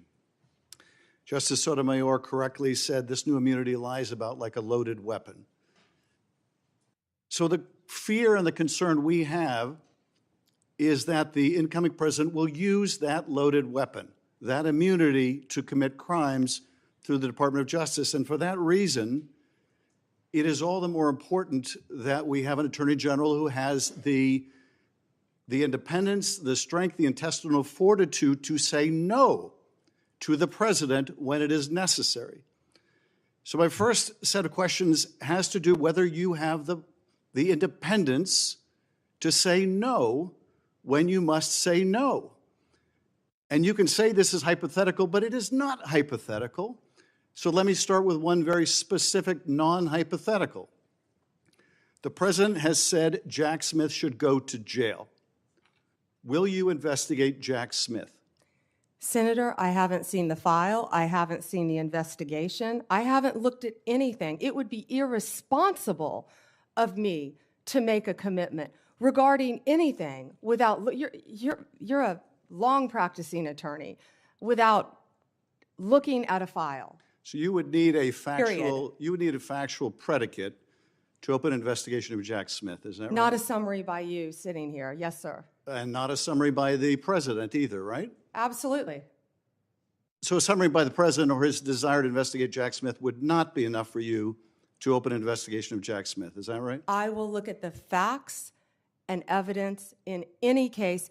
You know, and sitting here today, Senator, 72% of Americans have lost faith in the Department of Justice. Sitting here today, are you aware of any factual predicate to investigate Jack Smith? Sitting here today, yes or no? Senator, I will look at the facts and the circumstances. You can't answer that question. Brought to me. You're not a part of the department yet. There's no worry about divulging law enforcement sensitive information. So just tell us, are you aware of a factual predicate to investigate Jack Smith? Yes or no? Senator, what I'm hearing on the news is Are you aware of horrible. Do I know if he committed a crime? I have not looked You seem reluctant to answer a simple question. Let me ask you a different simple question. The president also wants to jail Liz Cheney. Sitting here today, are you aware of any factual basis to investigate Liz Cheney? Yes or no? Senator, that's a hypothetical, and I'm not going to answer that No, question. it's not hypothetical. I'm asking you, sitting here today, whether you are aware of a factual predicate to investigate Liz Cheney. Senator, no one Based has on what asked you me know. to investigate Liz Cheney. That is a The hypothetical. president has called for it publicly. You are aware of that, aren't you?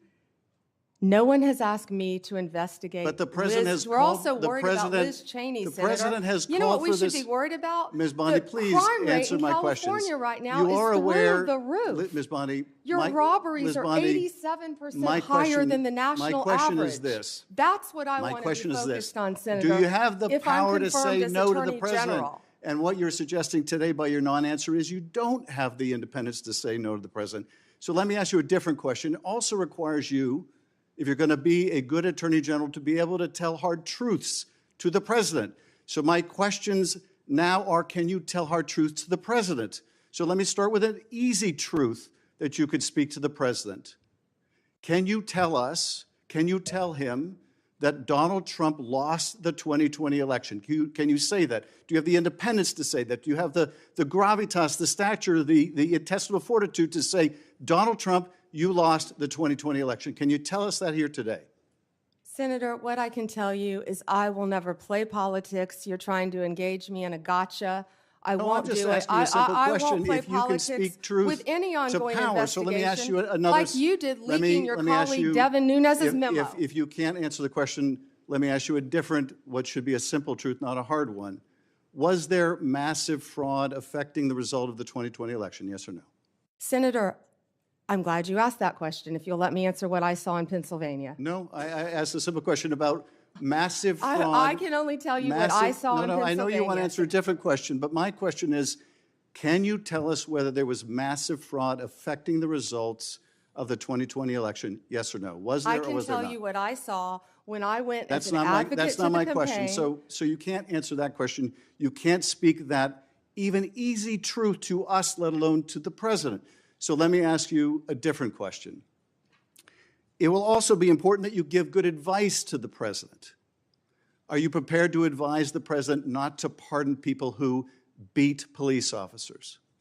Senator, as I said, the pardons are at the direction of the president. We will look and we will advise. I will look at every case on a case. so you'll Let me look at- finish on a case-by-case Okay, basis. okay, good. And I abhor violence to police officers. Follow up with that. So will it be your advice to the president, Mr. President? I know you said you want to issue hundreds of pardons on day one. Will it be your advice to the president? No, Mr. President, I need to go over them on a case-by-case basis. Do not issue blanket pardons. Will that be your advice to the president? Senator, I have not looked at any of those files. If confirmed, I will look at the files And for will the you be able to pardons, as do, well will as you the be able to ongoing review investigation. hundreds of cases on day one? I will look at every file I am Of course asked you to won't. look So at. will you advise the Hey, president? can I will answer you- the question? Well, my question I is- would have plenty of staff. You said, of course you want. You'll be able to review Listen, I'm hundreds not of going to cases on the first mislead day? this body nor you. All right, let me ask another question. You don't want to answer that. Let me ask You were another question. censured by It will Congress, Senator, for it will comments just like this that it are will so also- It will also be important for you to be able to preserve the records, the evidence of the department. Are you ready to commit that none of the evidence in the January 6th investigation will be destroyed under your watch? Senator, I will follow the law. I will consult with ethical officials in the Do you department. see any ethical basis to destroy evidence in the January 6th investigation? Then why can't you answer the question? Why can't you say, I commit to this committee, we will never destroy the evidence in the January 6th investigation? Why can't you give this committee and the American people that assurance? Are you frightened because evidence was destroyed against President Trump that was false? Is that why you're Why do frightened you now? have I can't difficulty? believe this is even. Why do you have difficulty answering that question? I can't believe Why you're do you have asking such a difficulty? question. Why do you have difficulty promising to preserve evidence at the Department of Justice? Why is that a difficult question? I will follow the law. It shouldn't be a difficult question. Thank you, Mr. Chairman. Ms. Bondi, I know that you are pleased that we are moving to the end of round one. And we appreciate your being here. And I appreciate that you told my California colleagues you were willing to work with them, even in light of the manner in which they have approached you. Now, one thing I think we need to have everybody understand that is watching this hearing today and everyone sitting in here what we have witnessed over the last 4 years with a weaponized DOJ. My colleagues have talked about this, and the American people know this. They know what was carried out against President Trump and his administration, and in November, they voted to see an end to 2 tiers of justice, 2 tiers of treatment, 2 tiers of access, because they have absolutely had it with the lies, with the accusations, and with the attacks that have come against so many people who were just seeking to live their lives. And then all of a sudden found the FBI or another federal agency or the DOJ knocking at their door. You know, Ms. Bondi, it would make you believe that my colleagues have learned nothing from the elections in November. They don't see this as a movie script that someone may have liked to write. What they see is this is real life. And they want a restoration to equal justice, equal access, equal treatment, abiding by the rule of law. Many of us have talked today about making America safe again. And in Tennessee, I hear a good bit about this. And as we've discussed your nomination, one of the things I've mentioned to people is your career as a prosecutor. And you have touched on that some today. And you are bringing that insight of being a prosecutor to bear. And I do appreciate that. Now, one thing that I think is noteworthy, and in preparation for the hearing, I looked some of these numbers up. During President Trump's first term, violent crime in this country actually fell. Yes. It fell by 17%. And in the first 2 years of the Biden administration, it soared by 43%. This is crime that is taking place in all of our communities. We've seen a rise, whether it's California or Tennessee, we have seen a rise. So I want you to talk to Tennesseans, to Californians, to all Americans about what you're going to do to get this crime rate down in this country. Senator, thank you for that question. And despite the questions from Senator Schiff, I look forward to working with you and the state of California to do everything we can to fight violent crime in California. And you know as well as I, that crime is only going to go through the roof now after these forest fires. You're going to have looting. You're going to have price gouging. You're going to have so many things that I have dealt with in the state of Florida, and I am committed to working with California just as much as I am committed to working with you, Senator Kennedy, in the tragedy that just took place in Louisiana, given all the human beings that were murdered in your state. And we have the Super Bowl coming up in less than 3 weeks now, I believe, Senator. I've been a little busy. But we've got to ensure, if I'm confirmed, that everyone in this country is safe. And I will work with you. I will work with you, Senator. I will work with all of you in this country. For everything that Senator Blackburn said, we have got to reduce violent crime, and we have got to restore integrity to our law enforcement officers. Donald Trump, we keep saying he won this election by 77.3 million votes and 312 electoral votes. Look at the map of California, Senator Schiff. It's bright red, the popular vote, for a reason. People want law and order. They want to be safe so they can go to take their children to school, so they can go to church, Senator Hawley. People want safe streets. Of course we care about our economy and what's happening in this world, but if we're not safe, none of that works. We have got to come together. We have got to work together to make America safe again, and that in turn will make America great again, and I don't know where that phrase has become a bad word because I think that's a great one. Making America great again. Let me move on with you to something else that's about law and order, and that is Section 1507. Because making certain that our justices are protected is important, and we also, with our judges, Section 1507 makes illegal any protest outside of a judge's residence if the intent is to influence the judge's decision-making. And we have heard about the protest outside of justices' homes where they were shouting loud and clear things like, and I'm quoting some of that, "If you take away our choices, we will riot," end quote. Another one, "No privacy for us, no peace for you," end quote. In other words, if the justices did not vote to uphold Roe and Casey, the protesters would continue to harass them.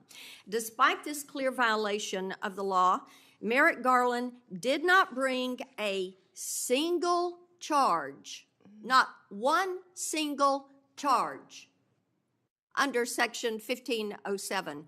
Will you commit to faithfully enforcing Section 1507 as Attorney General? I will faithfully enforce that law and all laws that I am asked to review. And Senator, I watched that on TV and it horrified me, the protesters outside their houses. You can't do that for a reason, because our justices have to remain safe and unbiased and protected from threats, as do we all. But they do enjoy a special protection, and yes, that should be enforced. And thank you, Ms. Bondi. Thank you, Mr. Chairman. Yeah. We'll now have our second round that I announced earlier. We'll each have 4 minutes. When we were talking in my office, I brought up the importance of your listening to whistleblowers. And about 30 or 35 investigations I've got underway of the executive branch, and not just because of a Democrat president. Some of them are probably carryovers from Republican presidents. It's very important that the executive branch understand the cooperation that you must have with us to carry out our responsibilities to see that the president faithfully executes the laws. And I think that too often whistleblowers, being patriotic people they are, wanting government to do what government's just supposed to do, and find something wrong, they want to report it, and they want to report it within the agency. They don't come to Congress unless they don't get any help in the executive branch. It seems to me that it's very important that you respect whistleblowers, but I've seen them treated like a skunk at a picnic by the agency they're in. I've seen them ruin themselves professionally. I see themselves. One time an FBI agent came to me, was escorted out of headquarters with his gun and badge taken away from him, just because the laboratory there was not using science to make sure that crime was actually committed. So now we have a new $40 million head or science lab so that people are protected and get their constitutional rights. So will you protect whistleblowers from retaliation and promote a culture? And I think that last thing, promote a culture, is more important, that values the important contribution of whistleblowers. Yes, and Senator, I think so people fully understand the importance of whistleblowers. They have to be able to tell the truth and come forward without fear of retaliation. And that's the purpose of the whistleblower statute. And when there's retaliation, the taxpayers' money's paying for that retaliation in most cases. The Biden Justice Department issued guidance telling prosecutors to stop charging mandatory minimums and ignore laws setting penalties on drug type. It also allowed folks to pay civil and criminal fines to politicized non-government organizations instead of the government treasury. I put together a list of their guidance. I find it very concerning and unfair to the taxpaying public, and I'd like to have you review those policies very soon after you're confirmed. Absolutely, Senator. In regard to antitrust, enforcing antitrust laws is extremely important to ensure that markets are fair and that consumers are protected.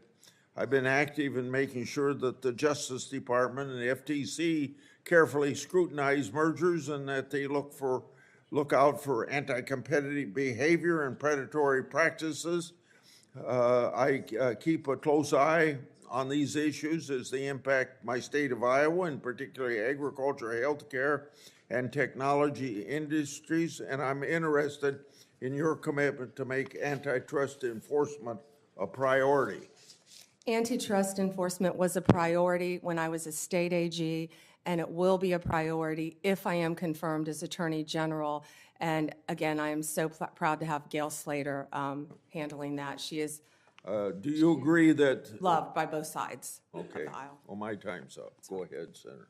Go ahead if you want. Okay. This is the Civil Rights Division in your department, if you're head of it, supposed to enforce laws against race and sex discrimination. But under the Biden administration, the Justice Department has arguably promoted discrimination and turned a blind eye to racist hiring practices. Do you agree that race and sex discrimination by employers is illegal, even if the discrimination is called diversity or equity? No one should be discriminated against. Go ahead. I'm done. You owe me 44 seconds. Ms. Bondi, I'd like to say something, and I hope you agree with it.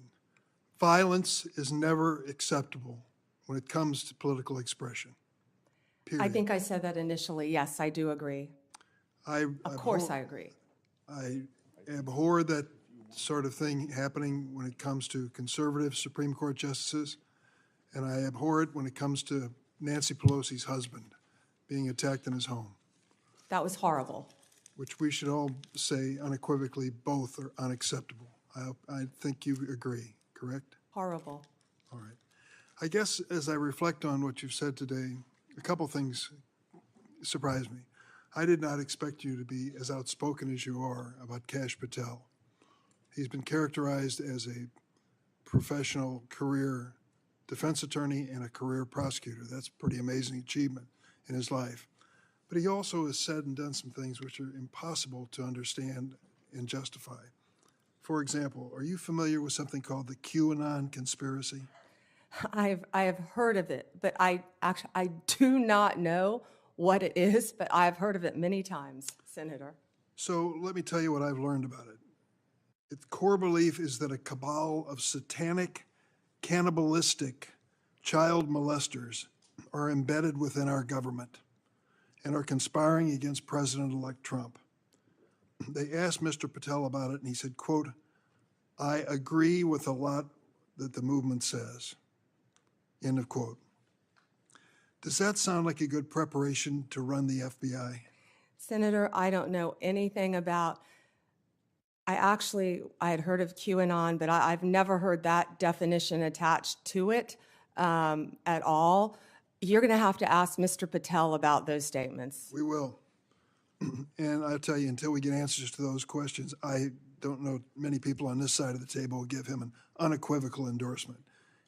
This and his enemies list, what he calls his government gangsters, this is what you expect of Stasi.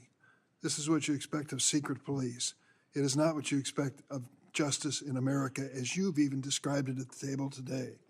So I would say this unequivocal support of Mr. Patel should at least have some reservation until he explains some of these outrageous positions he has taken. I look forward to hearing his testimony about QAnon in front of this committee. You will. Let me say another word about January 6th and what happened. We lived through it, many of us. We'll never forget it. To think that the United States of America's Capitol building was desecrated by an insurrectionist mob that came in and did horrible things, particularly to our police force, that keeps you safe as you sit there and keeps us safe every single day. Over 100 of them were attacked by these demonstrators. One, Kenneth Bonowitz, a member of the so-called Proud Boys, another alt-right group, assaulted at least 6 officers, placed one in a chokehold and lifted him up by the neck. Bonowitz injured one officer so severely he had to retire. Kyle Fitzsimmons, convicted for 5 separate assaults against law enforcement, including one that caused a career-ending and life-altering injury to U.S. Capitol Police Sergeant Aquilino Ganell. Can you understand why when Donald Trump says, the day I am inaugurated as president, I will issue a blanket pardon to these, quote, political prisoners? We view this with an outrage on our side. These men and women risk their lives for us every day, and they almost died. Some of them did die in the course of this attack. Why aren't we treating them as such, and why do you have to reserve judgment? Vice President Vance didn't when he was asked this week. He said that pardon should not be extended to those who were guilty of violence against policemen. Yeah, and Senator, I do not agree with violence against anyone, but especially police officers. And every time I've been walking through these halls, meeting with all of you, the men and women of the Capitol Police Department are incredible. They do a great job. They deserve to be safe. And I do not agree with violence against any police officer. I would hope. I never have, Senator. You weren't able to answer my question affirmatively earlier, but I would hope that if this moves forward in a positive way on your nomination, you will speak up at some point on behalf of these police officers who are keeping you safe today and your family safe. I yield. Okay. Before Senator Graham, I want to enter into the record without objection from the members of this committee letters from law enforcement groups who support Ms. Bondi's nomination. These groups include the Fraternal Order of Police, the National Sheriff's Association, the National Association of Police Organizations. They praise her, quote, support for law enforcement, crime prevention, and public safety, end of quote, without objection. So ordered. Senator Graham. Thank you. Well, I've been gone for a while, so they're asking you about Kash Patel. It must be going pretty well. You didn't miss anything, Senator. So that's just an observation. So anyway, thanks to my colleagues on the Democratic side. It's been a good hearing. And a couple things. Pardons. If somebody applies for a pardon, you'll give the president legal advice as to whether or not he should grant it. Is that the way the system works? Yes, Senator. Okay. So rather than prejudging what you would do, you would look at the application and give him your best advice, and you don't like people who beat up cops. Correct. I hope no one does. Yeah, okay. Fair enough. So let's just get back to the process. I'm not going to speak for the president, Yeah. but the president does not like people that abuse police officers either. Yeah, well, the hope is that through this pardon process, you'll make a rational decision based on the applicant rather than deciding the outcome in a Senate hearing. That's all I'm asking. That's what I would want if I represented somebody. I'd want at least to be heard. Now, Section 230, are you familiar with it? Yes, Senator.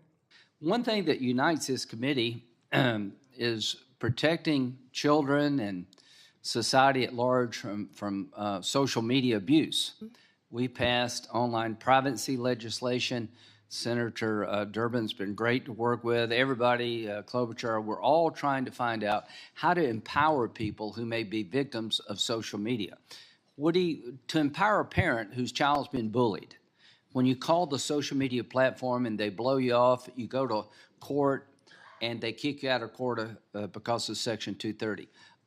Sexual exploitation of children on the internet. We've heard stories that make us just break our hearts. We're united of trying to give people a say. If they take your content down, you're appealing to the people who made the decision to take your content down. So what I want to do, along with Senator Hawley, everybody, is repeal Section 230 or replace it with a system that empowers consumers who may have been hurt. Do you agree with that? Senator, I would love to look at that with you. I'm not familiar with what you want to do on the issue. I've talked to Senator Klobuchar. I think Senator Durbin and I may have even discussed it, but I'm committed to looking at that with you. There are so many issues online that's one of the things. We have to find things that can bring us together now, and this has to be one of them. Well, just protecting our children. Here's what FBI director said. Ray, where you agree with him or not, I agree with this. I see blinking lights everywhere I turn regarding the national security threats. Does that make sense to you? Yes, Senator. I was looking at that, the date of that. That was a year ago. Yes, Senator. I also heard about, I haven't seen it yet, his 60 Minutes interview that was very troubling to me for our country. Right. We know we found 8 guys from Tajikistan that were released, caught again because they were tied to ISIS. So the point I'm trying to make is January 20th, we own this. I just urge you, to the extent you can, to urge the president to secure that border. We need money. The idea of moving money around from defense is not going to cut it. We need a lot of money for bed space, to finish the wall, do technology, hire ICE agents to accelerate deportation of people who are criminals and gang members. We don't have time to waste. I hope you'll make that an urgency because the threat is real. Are you worried about an attack on our homeland being generated from ISIS or their affiliates, and what should we do about it? Senator, I don't have a security clearance yet, but only from the public reporting that I've seen, I'm terrified. Senator Whitehouse. Thank you, Chairman. I'm going to try to fit in 2 questions in my 4 minutes. Lindsay, stick around because I'm going to say something nice about you. First, yes to 230. We've got to really work on that. There's a lot of support for fixing 230, in fact, outright repealing 230 in this committee. First question. Presumably, your commitment to fairly enforcing the law based on facts and evidence would also apply to environmental cases. Yes, Senator. I'm concerned because, under Trump, criminal prosecutions for pollution dropped sharply in his first term. And you will be running an Environment and Natural Resources Division that has things like, for instance, a methane task force that big polluters who spent big money to get President Trump reelected don't like. And they're going to be coming to you to say, hey, we don't want a whole lot of enforcement on this. Methane leaks, carbon dioxide leaks, it's a pollutant, polluting our water, polluting our air. Will you be strong when that happens? Senator, if you haven't learned yet, I'm pretty strong and I'm pretty independent. And I think you and I spoke about this in your office a bit. I don't know a lot about that issue, but I am committed to meeting with the ENRD division and talking to you about it. I wish I knew more about the issue you faced, but I don't. But I'm committed to absolutely looking at it and doing what I can to help you in your state. I don't want environmental prosecutions to be an ignored stepchild subset. It's law just like any other law.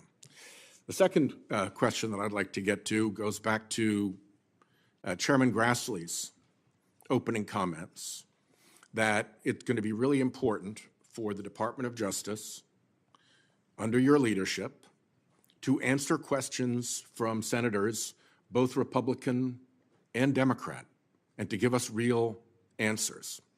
Sometimes the best oversight comes from the other party.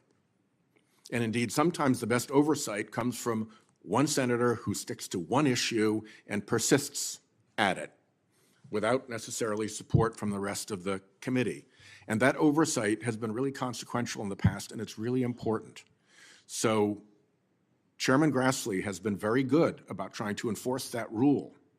And I want to tell you just a quick story about something that went the wrong way, I believe. Crossfire Hurricane was mentioned by Senator Graham. There was a committee investigation into Crossfire Hurricane.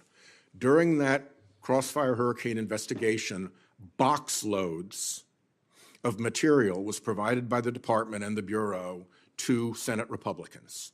They got files, they got investigative reports, they got internal memos, they got stuff that would not be FOIA-able. They really were able to do a deep dive because they got everything they asked for, even stuff that the FBI would ordinarily not produce. That was happening on that side of the aisle. For me, I had questions about Justice Kavanaugh's supplemental background investigation. And I asked for things like, what is the Department of Justice policy for how tip lines work? That's a FOIA-able question. I didn't get a single piece of paper. I asked for things like, what are the ground rules for investigations of supplemental background investigations? I didn't get a single piece of paper. Senator Graham called the Deputy Attorney General up into his office to say, will you guys please knock it off and give this guy some information? So, you know, I have lived the example of, if you're a Republican, I will take the chairman at his word that he wants the department to be responsive to requests from all of us. And I would ask you, will you be responsive to all of us, irrespective of our party affiliation, if we are asking legitimate questions that you have the power to answer? Senator, I think I've said that from the beginning.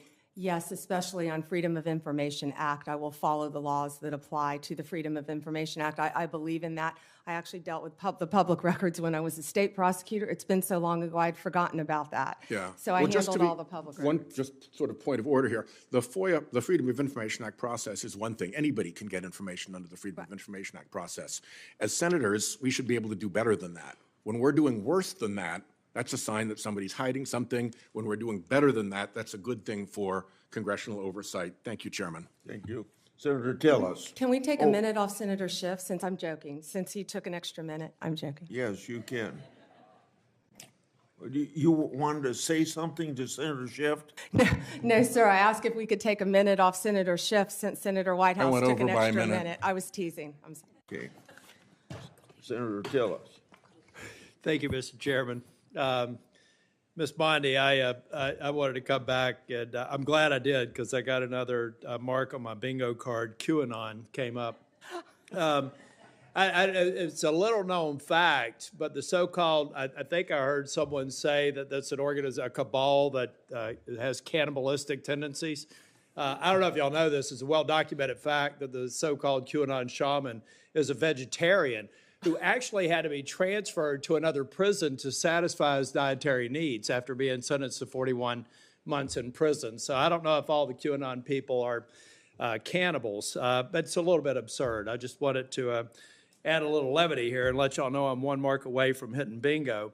Yeah, but you know, it's important to talk about this, folks, because this is the part I don't like about the big committee. I love intellectual property subcommittee because we don't get into this theater. But it's just absurd to think that, and it was mentioned in reference to a comment that Kash Patel made, who I spoke with earlier today. You know, it's just absurd to kind of throw that stuff out there. Does anybody honestly believe someone with a distinguished career like Kash Patel thinks that a cannibalistic cabal controlling the internals of government really exists? Let me give you an example why I resist that notion.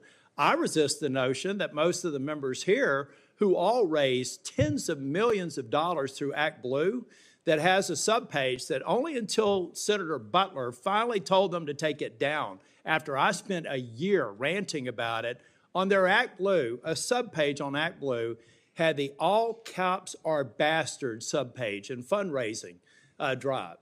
I came to this committee for a year and tried to encourage my members to say, this is absurd. So would it be fair for me to say that President Biden is embracing an organization that thinks all cops are bastards and you should have a fundraising run for 13.12 miles and protest outside of police departments and put pressure on them? saying that President Trump or you or anybody else or somehow or Kash Patel have an allegiance, it's so absurd to think in a big hearing like this. We actually just talked about that we actually think someone of the stature and the experience that would come before this committee would actually think a bunch of people-eating cabals controlling the innards of government was real. That's just being done. I get the theatrics. I get the marketing department thought it'd be really cool if it was said. But guys, that's not us at our best. And I just thought it was kind of funny that he's a vegetarian too. But I want to go back to, this is a narrative that people are going to force. And I'm going to trust you to do what you do as a prosecutor. Like you said earlier, you're going to examine the facts of a case. You're going to give the president your best advice.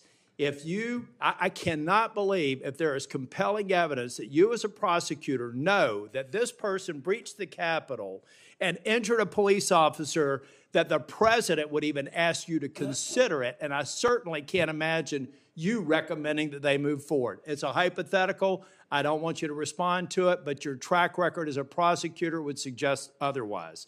Last question.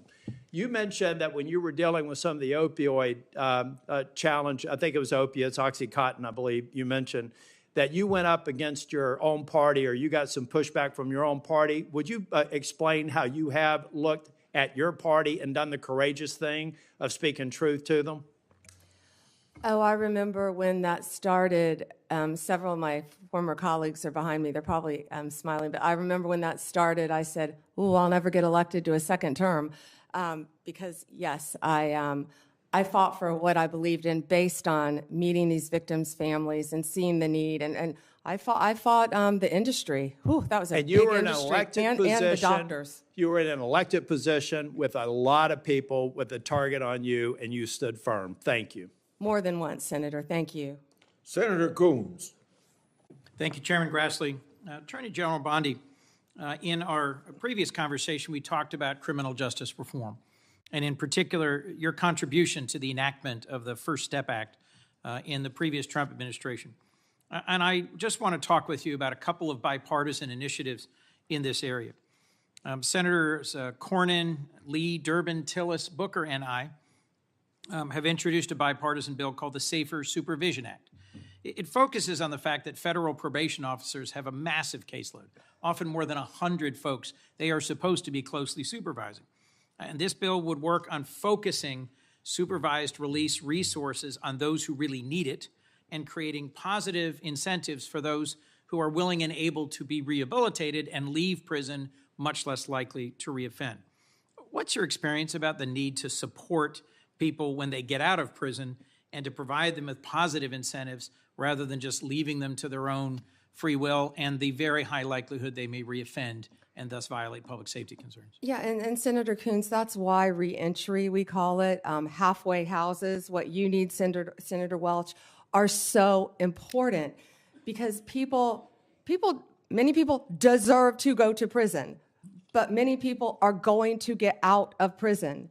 And we don't want a revolving door. We want to do everything we can to make productive members of society. And when someone goes to prison, I saw this every day. You saw this as a revolving door.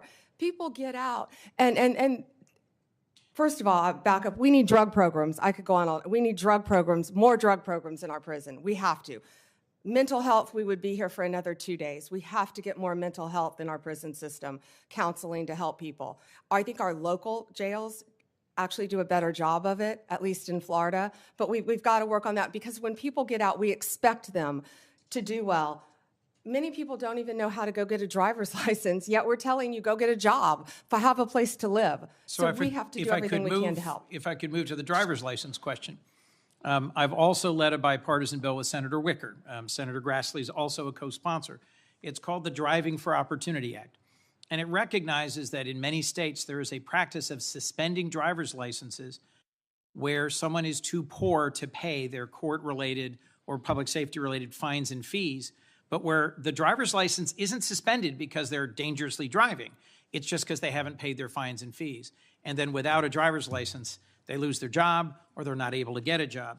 Would you be willing to work with this bipartisan group of us on these two bills, Driving for Opportunity and the Safer Supervision Act? I would love to read both of them, and I was unaware of that happening with driver's license. Last two questions. Clemency, as we discussed, often near the end of an administration, there's a rush to consider pardons. Would you be willing to work at a more institutionalized clemency process where there aren't just lots of commutations near the end of a term, but where there's a regular process where the DOJ and the clemency process is looked at to see whether there are reforms that should be made and recommendations that could be made to the president throughout his term? I would love to look at that process. I can tell you that the pardons, the commutations that Joe Biden just made were abhorrent to me, absolutely abhorrent, taking people off death row. I looked at the facts of many of those cases, and they were so troubling to me. I don't know what process you intend to implement, but I would love to study that with you. Well, we talked positively about your experience and mine with drug courts, veterans courts, mental health courts. There are some things we will continue to disagree about and other things I hope we can work on together. Thank you. Thank you, Senator. Senator Lee. Thank you, Mr. Chairman. Ms. Bondi, as you're aware, criminal justice reform has been an important part of my role on this committee. I worked for the better part of a decade with Senator Durbin, Chairman Grassley, Senator Whitehouse, Senator Cornyn, Senator Booker, and a bunch of others to eventually pass the First Step Act, which President Trump signed into law in December of 2018. The First Step Act, as the name implies, was intended to be the first of multiple steps. Much remains to be done, including with the implementation of the First Step Act.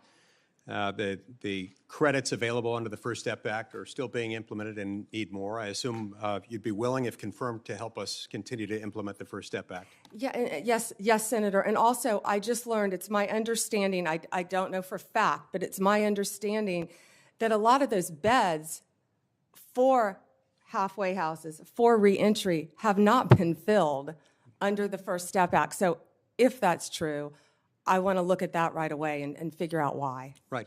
And I think other reforms like the Safer Supervision Act, of which I'm a co-sponsor, can also be helpful on that front.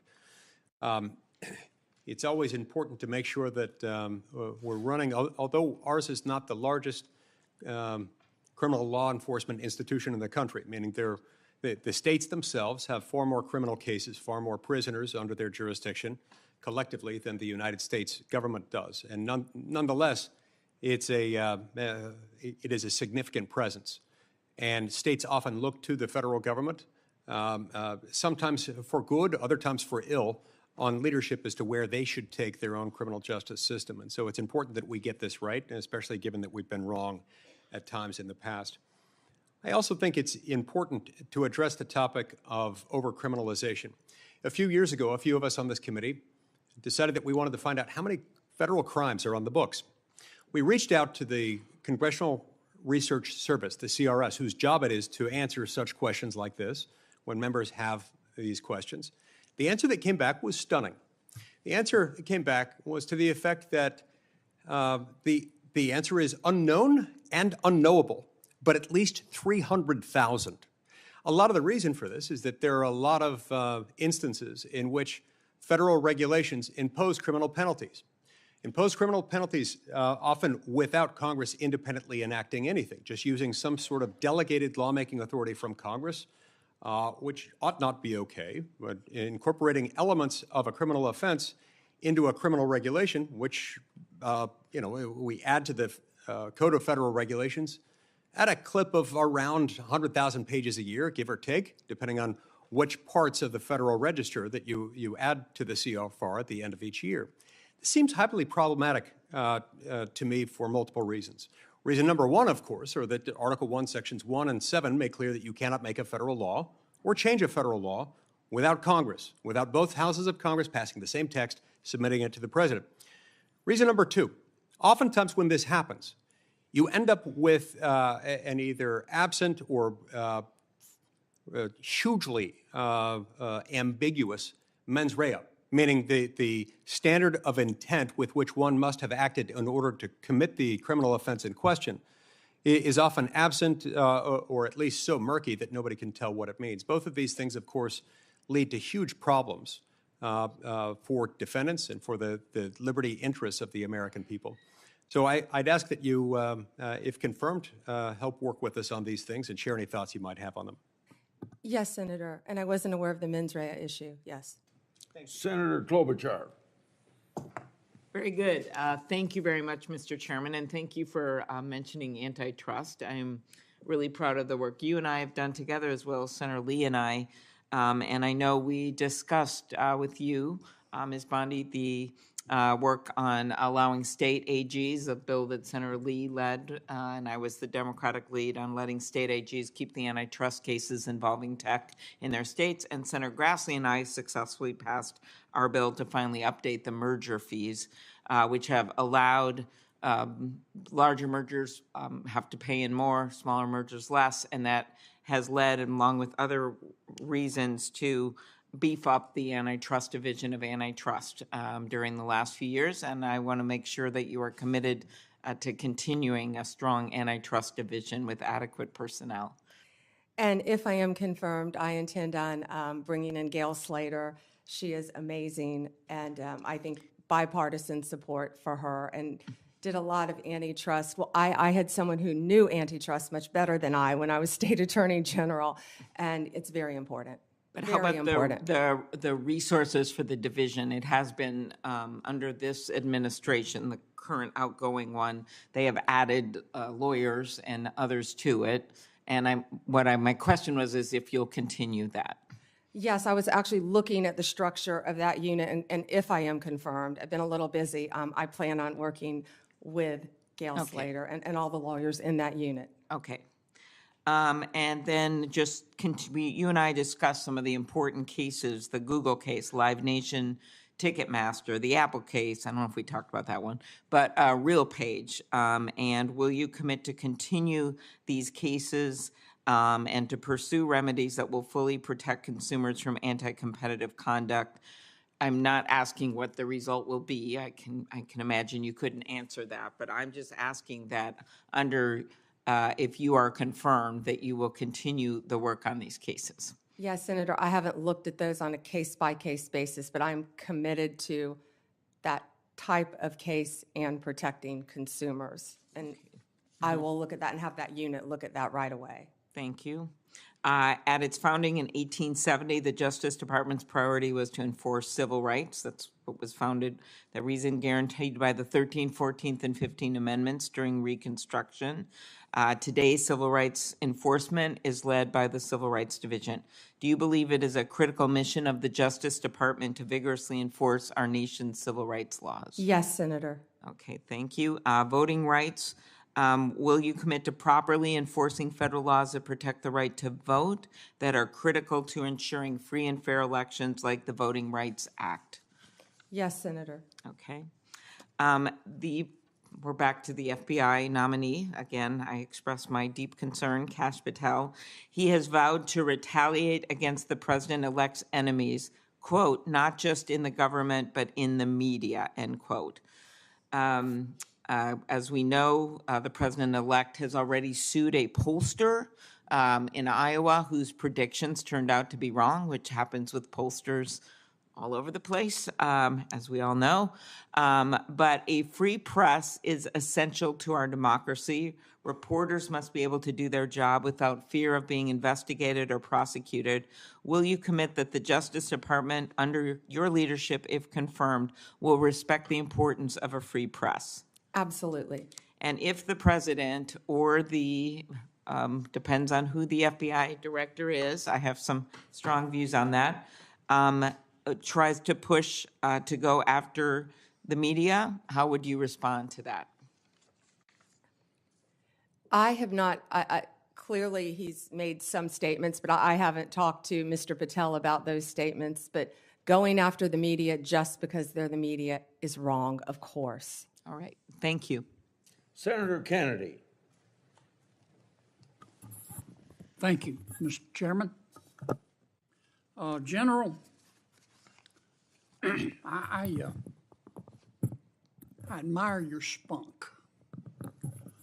Coming from you, Senator, that is a huge compliment. Well, you know, I learned the hard way up here. You You may know it already, but up here, if you turn the other cheek, you just get it in the neck. You're friends with President Trump, are you? Yes, Senator, and I spoke to him this morning. You're not enemies. No, Senator, I don't think I'd be sitting here if I was an enemy. He'd be crazy to have me sitting here if I was an enemy. So you're friends. Yes, Senator. I find otherworldly this suggestion by some of my colleagues that somehow disqualifies you. Have you ever seen a president of the United States appoint his enemies to his cabinet? Exactly, Senator. I think many presidents, including President Obama, were friends with his attorney general throughout the years. Okay. I want to also ask you about one of the suggestions of my colleagues. I wrote it down. He said he was concerned that, quote, you would start with a name to prosecute and then look for a crime, unquote. It made me immediately think of District Attorney Bragg in New York, who actually in 2019 ran a campaign in large part suggesting that if you elect me, I'll prosecute Donald Trump. I believe there were others as well, Senator. Right. How long were you a prosecutor? 18 years. Okay. Is there anything in your background to suggest that my colleague's suggestion that you would start with a name and then look for a crime, is there anything in your background that would give him basis to say that? No, Senator. Okay. Have you ever done that? No, Senator. And I Ever think I have a lot of former colleagues sitting behind me who would back me up on that as well. Do you plan to do that as Attorney General? Of course not, Senator. I hope no Attorney General going forward would ever do that. Well, I thank you for your time today. One need not be clairvoyant to see that you're going to be confirmed. And you talked a lot about bringing us together today. I'll make this suggestion. Senator Durbin talked about it. You can bring us together if you will just answer Grassley's letters. That will be a really good start, because you'll never hear the end of it, nor should you. The man he's like a dog on a bone. Thank you, Senator.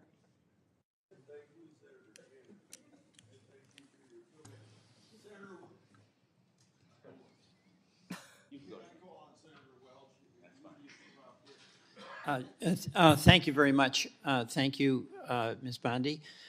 Three things. One, I do have some concern that whoever is the Attorney General, you or anyone, is going to be presumably, will be under a significant amount of pressure at some point from the President. Attorney General Barr was, Attorney General Sessions was. And you've made it very clear your client is the Constitution. I think that's very reassuring to us. But the President does have now a Supreme Court provided immunity. And I just want to express to you my concern, and it really does align with what Senator Schiff said. You have what I regard as a very bad decision by the Supreme Court. The President should not be above the law, never has been.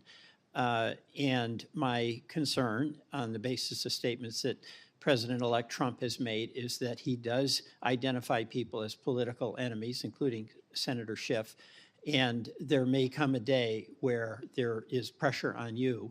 And I'm just going to express my hope that that independence that you've had throughout your career when it comes to the Constitution or pressure from a higher official, that you're going to choose the Constitution. So you don't even have to answer that, but it's a concern I share, I think, not just with colleagues here, but with many Americans. My colleagues have made the case about weaponization. in this administration. We can have a debate about that, but there's been a universal statement here that we want the rule of law to be the basis of going forward. So thank you for allowing me to say that. Second, I'm really interested in your focus on how do we cut down on recidivism. I was a public defender. That's how I got started. You started prosecutor. In Vermont, prosecutors and defenders were good friends. We each had a job to do. But my experience with my clients, and I'm accepting folks who just, they're really dangerous. You've got to lock them up. You've got to throw away the key. But the vast majority of people had a substance abuse problem, oftentimes had very limited education, oftentimes face these incredible dilemmas that Senator Coons was talking about, where they get fines and they get their license suspended, so the job they had now they lose. So can you just elaborate a bit on what you want to do to inject some energy into dealing with cutting down on recidivism? Well, first, we can address it at the Bureau of Prison level, of course. What we talked about, those are for the people who will be locked up in prison serving sentences, to make sure they get the resources that they need upon release. 98% of the people in the Bureau of Prisons will be released. I believe it's a mess right now, a mess.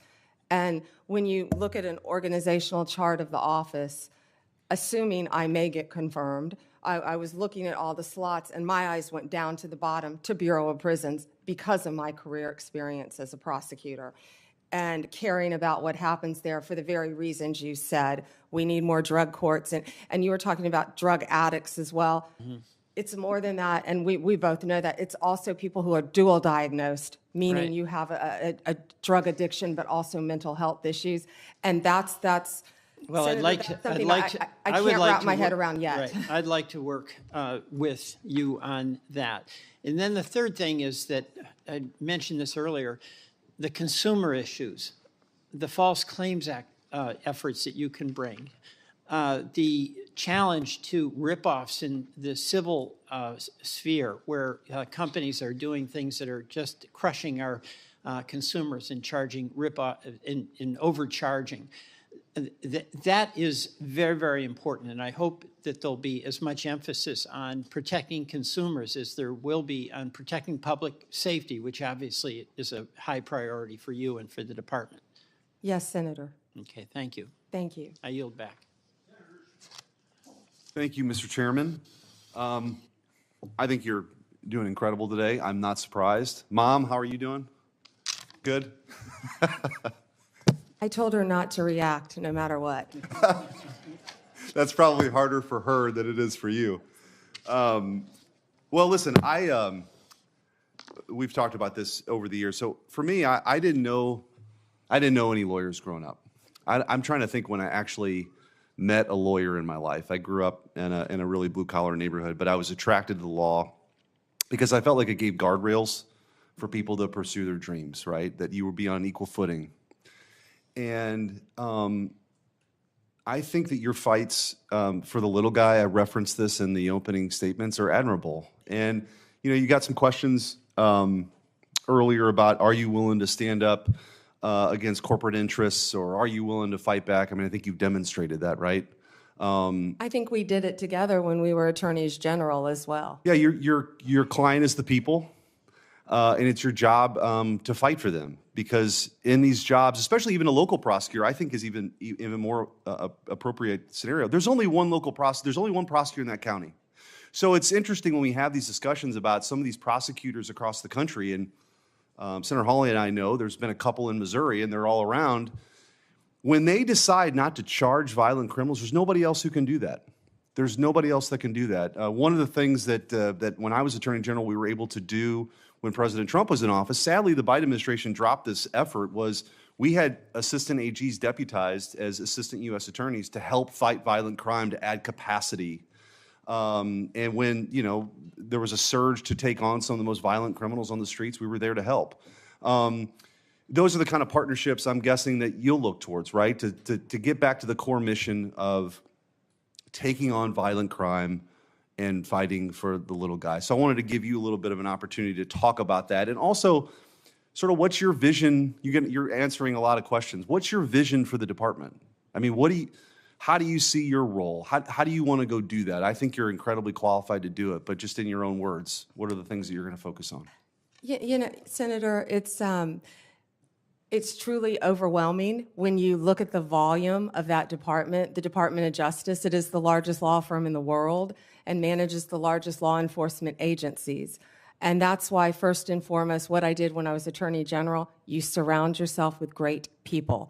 And that includes Gail Slater, that includes my Chief of Staff, if I am confirmed, my deputy, and so on and so on, and work from there. But look at each and every department, and I don't know if one department is more important than the other, but I will work very hard every day. And as Senator Welch had said, it's not only fighting crime. I think that's just first and foremost on Americans' minds right now. But that's why there is an entire huge civil division that falls under the Department of Justice to protect consumers, to do the antitrust cases, to do all the Medicare cases, to do all of the other cases. So it's multifaceted. But first and foremost, of course, to keep America safe and restore integrity to that department. I don't think I can stress enough that 72% of Americans have lost faith in the Department of Justice. Yeah, and I think that the belief that the American people need to have, again, is that people are going to be treated the same. As you said earlier, there's only one tier. There's not two tiers of justice. And I think that's, when you really dig down to some of the comments you've heard and questions, on, at least on this side, that's the big concern. I don't want it tilted in anybody's direction. You just want it to be fair. And you want certainly the top law enforcement official in the country to view it that way. I think you do. And I think your history, your qualifications, your demeanor, your character warrant a bipartisan vote. I hope you get it. I really do. You deserve it. Thank you, Senator. Senator Blumenthal. Thanks, Mr. Chairman. Again, thank you, Ms. Bondi, for answering our question. I want to come back to TikTok. And we ran out of time when I was asking you before about the importance of the law that was passed overwhelmingly bipartisan majority here in the United States Congress. As you know, last year, a Chinese hacking group, it was called Salt Typhoon, broke into several American phone companies, reportedly used data access to spy on the White House, the FBI, other sensitive government targets. The threat of Chinese communist espionage goes beyond just watching. It also involved potentially shutting down our grids, other critical infrastructure targets. I assume you agree with me that Chinese cyber warfare, espionage, malign influence is an existential threat to America. It is an existential threat, Senator, and also I have not seen it yet, but from what I've heard about former FBI Director Wray's comments on 60 Minutes regarding China, sleeper cells within our own country, infiltrating our water systems, our natural gas lines, telecommunications, a very, very real threat to our country. I'm glad that we agree, and as you know, and as the Department of Justice has noted, it's not classified, so we can talk about it openly. The ByteDance is beholden to the demands of the Chinese government. It is controlled by the Chinese government, and it in turn controls TikTok.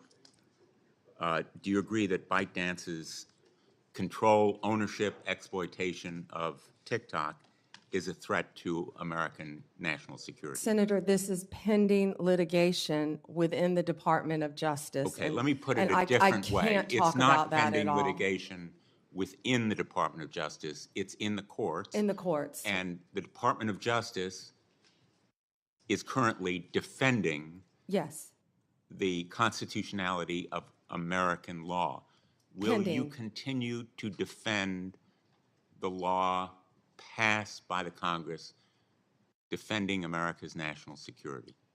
Senator, I cannot. It would be irresponsible for me to talk about anything, and it is pending litigation. No, we can talk semantics I was Attorney all day General, long. and very I'm often, not trying to hedge on anything, Senator. I just can't comment on anything. With the idea that you won't tell me that the Department of Justice will continue to defend against constitutional attacks the law of the United States. When I was Attorney General of the state of Connecticut, I would say I have an obligation to defend the law of Connecticut against any attacks. You have an obligation, or you did as Attorney General of Florida, to go to court when those laws were attacked. You have an obligation as United States Attorney General to do what this Attorney General is doing, whether you agree with it or not, and frankly, whatever the president thinks about that law, you have an obligation to defend it. This is an easy question for you. Will you defend laws of the United States of America against constitutional attacks? I'm asking you in general. In general, yes. And with respect to the law that would require divestiture of TikTok, which is a law passed by this body and supported by, I think, a majority of members on both sides of the aisle, why can't you tell us that you will defend it? Senator, I'm not hedging. This is all pending litigation, and I can't talk about pending litigation if confirmed as Attorney General. I have to tell you, with all due respect, that answer is unacceptable to me. Thank you. Thank you. Before I go to Senator Britt, I'd like to enter a letter into the record from former Department of Justice employees who support Ms. Bondi's nomination. This bipartisan group of attorneys includes several former AGs, assistant attorneys general, U.S. attorneys, right to share both strong and enthusiastic support, unquote, for Ms. Bondi and attest to their, quote, integrity, her integrity and devotion to the rule of law, end of quote. Without objection, I would enter these into the record. Hearing none, so ordered. Senator Britt. Thank you, Mr. Chairman. Several of my colleagues on the other side of the aisle have insinuated that your friendship with Donald Trump is a problem. My colleagues on my side of the aisle have leaned into this, kind of exposing the hypocrisy, given what we have seen before from previous administrations. And I would just like to read something to you from 1961. Washington, January 13th. The Senate Judiciary Committee approved without objection today President-elect John F. Kennedy's selection of his brother, Robert, as Attorney General. The vote came after a 2-hour hearing. Would you like a 2-hour hearing, by the way? Can we redo this? Yeah, that's right. The vote came after a 2-hour hearing devoted in large part to the praise of Mr. Kennedy. Forecasts that there would be several critical questionings, especially from Republicans, proved incorrect. All 14 committee members present voted to approve the nomination when it was formally made. The New York Times. As it said, blood is thicker than water, meaning family bonds are stronger than any other relationship. I just think that that needs to be before the American people once again, and I appreciate you continuing to reiterate that you will serve the people of this great country and that you will follow the law. Thank you, Senator. I'd like to move to something that has become another theme of this hearing, and that is Senator Grassley's letters. So I myself sent a letter to our current Attorney General and unfortunately received the very same treatment. So in front of this committee, Merrick Garland, Attorney General Garland, had made a testimony that we found evidence to possibly contradict what he had said. On March 23rd, he came in front of the Appropriations Committee, where I was a member, and I presented him with evidence that the DOJ had actively discouraged the enforcement of 18 United States Code Section 1507 at the homes of Supreme Court justices in the wake of the leak of the Dobbs decision. Evidence that appeared that he had clearly either misled or misinformed this committee. Evidence that showed that the department was putting politics above duty. Section 1507, as you well know, makes it illegal to picket or parade near a judge's residence and with the intent of influencing them in the discharge of their duty. It was openly and flagrantly violated on numerous occasions in the summer of 2022, yet never enforced by U.S. Marshals stationed at the home of the justices, in large part because of the evidence that we showed that they had been actively discouraged from making arrests. When we asked Attorney General Garland why no one had been prosecuted, he said because no one had been arrested. Really going back to the fact that the U.S. Marshals in these slides were actively discouraged from making them. On May 3rd, 2023, I led a group of senators, many on this committee, sending a letter to the Attorney General asking him for a response to 19 questions by the end of May. And to this day, I have yet to receive any actual response to any of my questions. To Senator Grassley's second point, if you do get a response, which mine came almost a year late, it was just words on paper. And so what I'd like to know from you is two things. One, if confirmed, will you do everything in your power to have yourself or one of your top officials respond in a timely manner to those of us on this committee? And second, since I am almost out of time, will you commit to working to help me get answers about why this happened in the Department of Justice so that we can ensure that it never happens again? Yes, Senator, and it sounds like we're going to have to open an entire unit to handle Senator Grassley's letters Good. to respond to them. That's what we all like to hear. Senator Booker. Thank you, and I'm grateful to Senator Britt for bringing that up. It's probably one of the bill's bipartisan commitments if we're going to fulfill our duties as of the Constitution to give oversight. It's really important that we get timely responses, and I'm grateful for that. I want to jump back right in where we were talking last is just about the crack and powder cocaine disparities that we discussed in my office. It's something that this committee in a bipartisan way have done a lot on. We discussed about the 18-to-1 sentencing disparity, which came down from 100-to-1. I've been working in good faith with people like Senator Grassley on trying to just get justice with that, move it as much towards 1-to-1 as possible. We know that actually in Florida, your home state, as well as 43 other states, it's 1-to-1. It's 1-to-1. Thank you for making my question quicker. Will you commit to continuing the DOJ 2002 policy of just enforcing it as if it was 1-to-1? Yeah, and I will look at that policy if I am confirmed as Attorney General. I had no idea it was 18-to-1. That I will look at that policy if confirmed and report back to you right away. It sounds like if I'm confirmed, I have a lot of reporting backs to do right away. Thank you. But I will, Senator. Am I overly Right. stating the fact that reading from your expression that you seem to think that 18-to-1, especially given what's going on in Florida, seems unreasonable? I was unaware that that was happening and why you would want it to be 1-to-1. Right. I know your sincere and heartfelt beliefs on abortion in general, and I respect that and our differences on it. But when it comes to medication abortion, over 2 decades ago, the Food and Drug Administration approved the medication abortion pill mifepristone as safe and effective. Decades of research continue to confirm the drug's safety.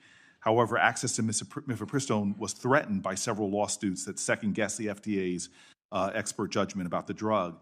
The Department of Justice has vigorously defended the FDA's judgment about the safetiness and effectiveness, and I guess a lot of people are concerned about reversing a policy that could deeply affect people's access to mifepristone. I'm wondering if you would commit to continuing the U.S. Department of Justice's efforts to defend the FDA's judgment in lawsuits against mifepristone. And I was not aware of that, Senator, until we spoke. And I think I told you I will look at that policy. I was not aware of the policy. I will look at that policy. I am personally pro-life. I have always been pro-life. But I will look at that policy. I will not let my personal beliefs affect how I carry out the law. I wish I had more than 90 seconds to talk to you about an issue, but you've been so willing to talk to me about it. But the First Step Act implementation is, in my opinion, in a dire state. We had a bipartisan bill with 87 senators voting for it, 88 if Lindsey Graham was not off fighting the world's fight. I would like to make sure that you work with us to have implementation done. One of the reasons why it's so poorly implemented is because of the disastrous realities in the Bureau of Prisons. We've had bipartisan hearings here about the egregious stuff. The hearing was so disturbing that one of my colleagues on the other side came over and said, whatever I can do, let's work together. It is understaffed, and therefore a lot of the people that are supposed to be implementing the programs that would help for people to earn time credit to get out, the education programs that are proven to reduce recidivism, can't be done because the Bureau of Prisons is a disaster in terms of staffing and funding. People leave their federal correctional officers' jobs to go to state because they can make significantly more money. Is this a cause? Morale is horrible. Yes, morale is horrible. Do you feel a sense of urgency like I do to focus on the Bureau of Prisons, to deal with the staffing issues and help for the full implementation of the First Step Act? Yes, Senator, and yes, and I spoke about that, I think, when you were in another committee hearing, but yes, I will, of course. Thank you for the latitude, Mr. Chairman. For a question for both the nominee and you, Senator Booker. You were talking about this one-to-one equation. If your implication to her was that it could be done through her actions, then it seems we've been wasting our time trying to find a compromise between you and me on that subject for legislation. I didn't prepare for this hearing, sir. I didn't know I'd be asked questions. I look forward to working with you. I do believe that it should be done judicially as well as with prosecutorial discretion. Okay. It should be done legislatively as well as prosecutorial discretion. Thank you, sir. Thank you, Mr. Chairman. General Bondi, I congratulate you on an excellent job at this hearing. And I want to go back to the topic you and I discussed before, which is the politicization of the Department of Justice. I want to focus on a different aspect of it. We talked about the Department of Justice under Joe Biden and Kamala Harris being used to target the president's political enemies. We talked about it being used to protect the political friends and allies of the White House. But there's another aspect of politicization and lawlessness, and that is refusing to follow the law, utterly defying federal statutory law. And I think there's no area where this has been more egregious than as it concerns our immigration laws. We have had 4 years of a wide open southern border. My state, Texas, has borne a disproportionate burden as a consequence of that, as 12 million illegal aliens have flooded into this country. And what the Biden administration has done, no other president in the history of America has done. The Biden administration has simply ignored the law, and when illegal aliens are apprehended, they release them. Federal law says they shall be detained, says they shall be deported. And frankly, our constitutional system is not meant to deal with a president who defies the law. Article 2 says the president shall take care that the laws be faithfully executed. This administration utterly defied the law. I have said somewhat tongue-in-cheek, Joe Biden did something I previously thought was impossible. He made me miss Barack Obama. Because Barack Obama, for all my disagreements with him, when it came to illegal immigration, he by and large followed the law. Barack Obama deported millions of people. The left got mad at him and called him the deporter-in-chief. No administration has ever done what this administration has done, which has said, we are going to facilitate the invasion of this country. We're going to release 12 million people, and we are going to see Americans murdered, women raped, children abused and murdered. We're going to see drugs flood into this country, fentanyl flood into this country. And so I want to ask you several things on this. First of all, in your experience, what are the consequences of open borders, and who pays the price when illegal immigrants, and in particular violent criminal illegal immigrants, are released into the country? American citizens, Senator, and I think I know they're paying the price every single day. We're seeing it, we're watching it. We've talked about Lake and Riley, of course, multiple times, but there are multiple victims, violent crime in all of our states. And as we say now, every state is a border state. I was at the border, not in your state, but in Yuma, Arizona, several months ago, and I saw firsthand, the Border Patrol agents and Customs showed us IDs and driver's license, Venezuela, from all of these countries, IDs just thrown on the ground, and people were allowed to walk freely into our country. Senator, I never knew the definition of a disposable child.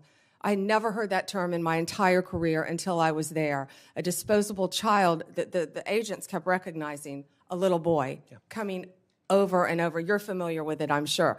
Same little boy. And let me ask, just because and he had been trafficked. Let Yes. me ask, because my time has expired and the issue you're raising is so incredibly important. One statistic that every American should know is the number 300,000. There are over 300,000 children that this administration has lost. Little girls and little boys who came here unaccompanied were in this administration's custody. They handed them over to adults, many of them not blood relatives, and they don't know where they are. I've never seen a single Democrat in this committee ask one question about the 300,000 children. I want to ask you a commitment. Will you, as Attorney General, investigate and make every effort to find those children, and if they are subject to abuse, get them out of those abusive situations that the federal government has put them into? Yes, Senator. Thank you. Senator Padilla. Thank you, Mr. Chairman, and I'll just follow up Senator Cruz's final comment with suggesting that we include targeting those children who are victims of unscrupulous employers as well. And happy to follow up with articles and reports as you prepare for this position. Senator, I'm sorry, employers? Yes. Okay, I didn't understand that. Yeah, many employers across the country who are employing and exploiting dangerous conditions. Yes. These children that we're talking about. Ms. Bondi, we have even less time in this round than the first round.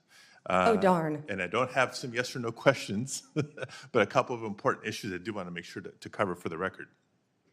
When you were a Florida Attorney General, you defended restrictive abortion laws, including mandatory waiting periods and parental consent requirements. If confirmed as Attorney General, would you advocate for similar restrictions at the federal level?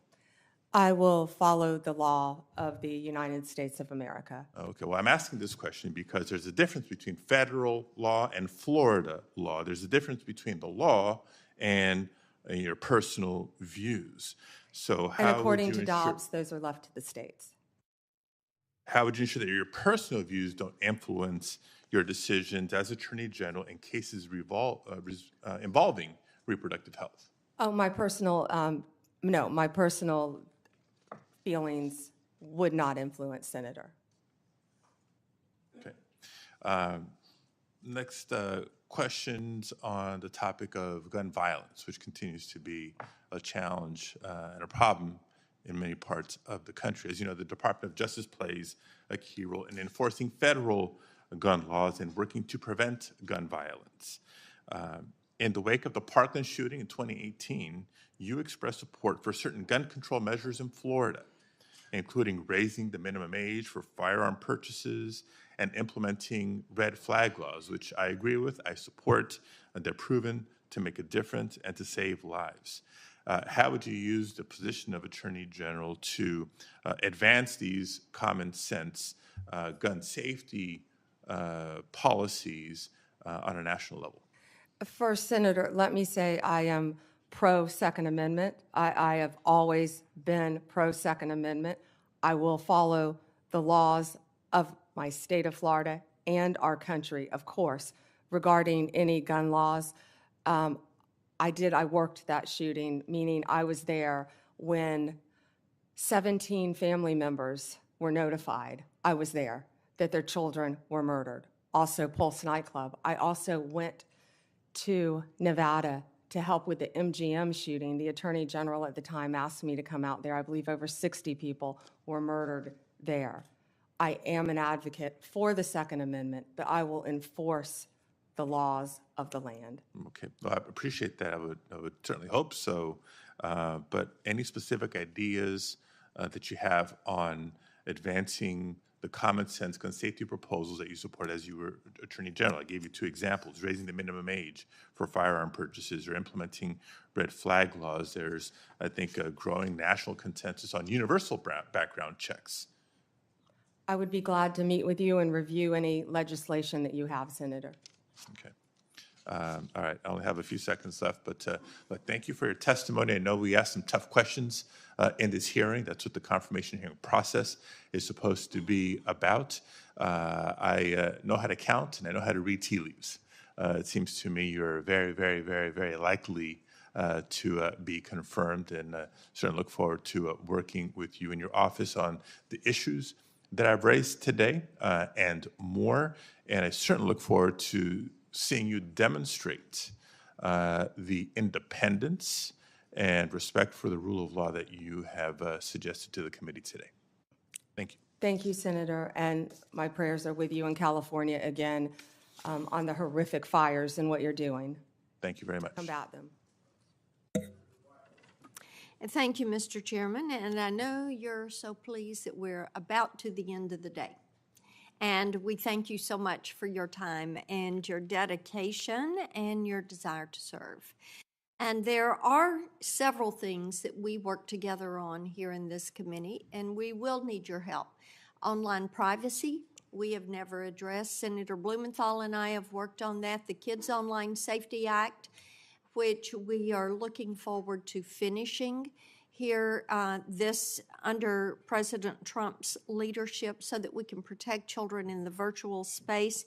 And another portion of the work that I put a good bit of time into is combating human trafficking. And I know you have such a background in that, and we are so appreciative that you bring that background to the AG's position, because this is an issue that has languished. Now, Senator Cruz mentioned the 300,000 children that are not accounted for nearly 2 years ago. I wrote the HHS secretary. It was at about 100, it was at 75,000 at that point, and the number has increased.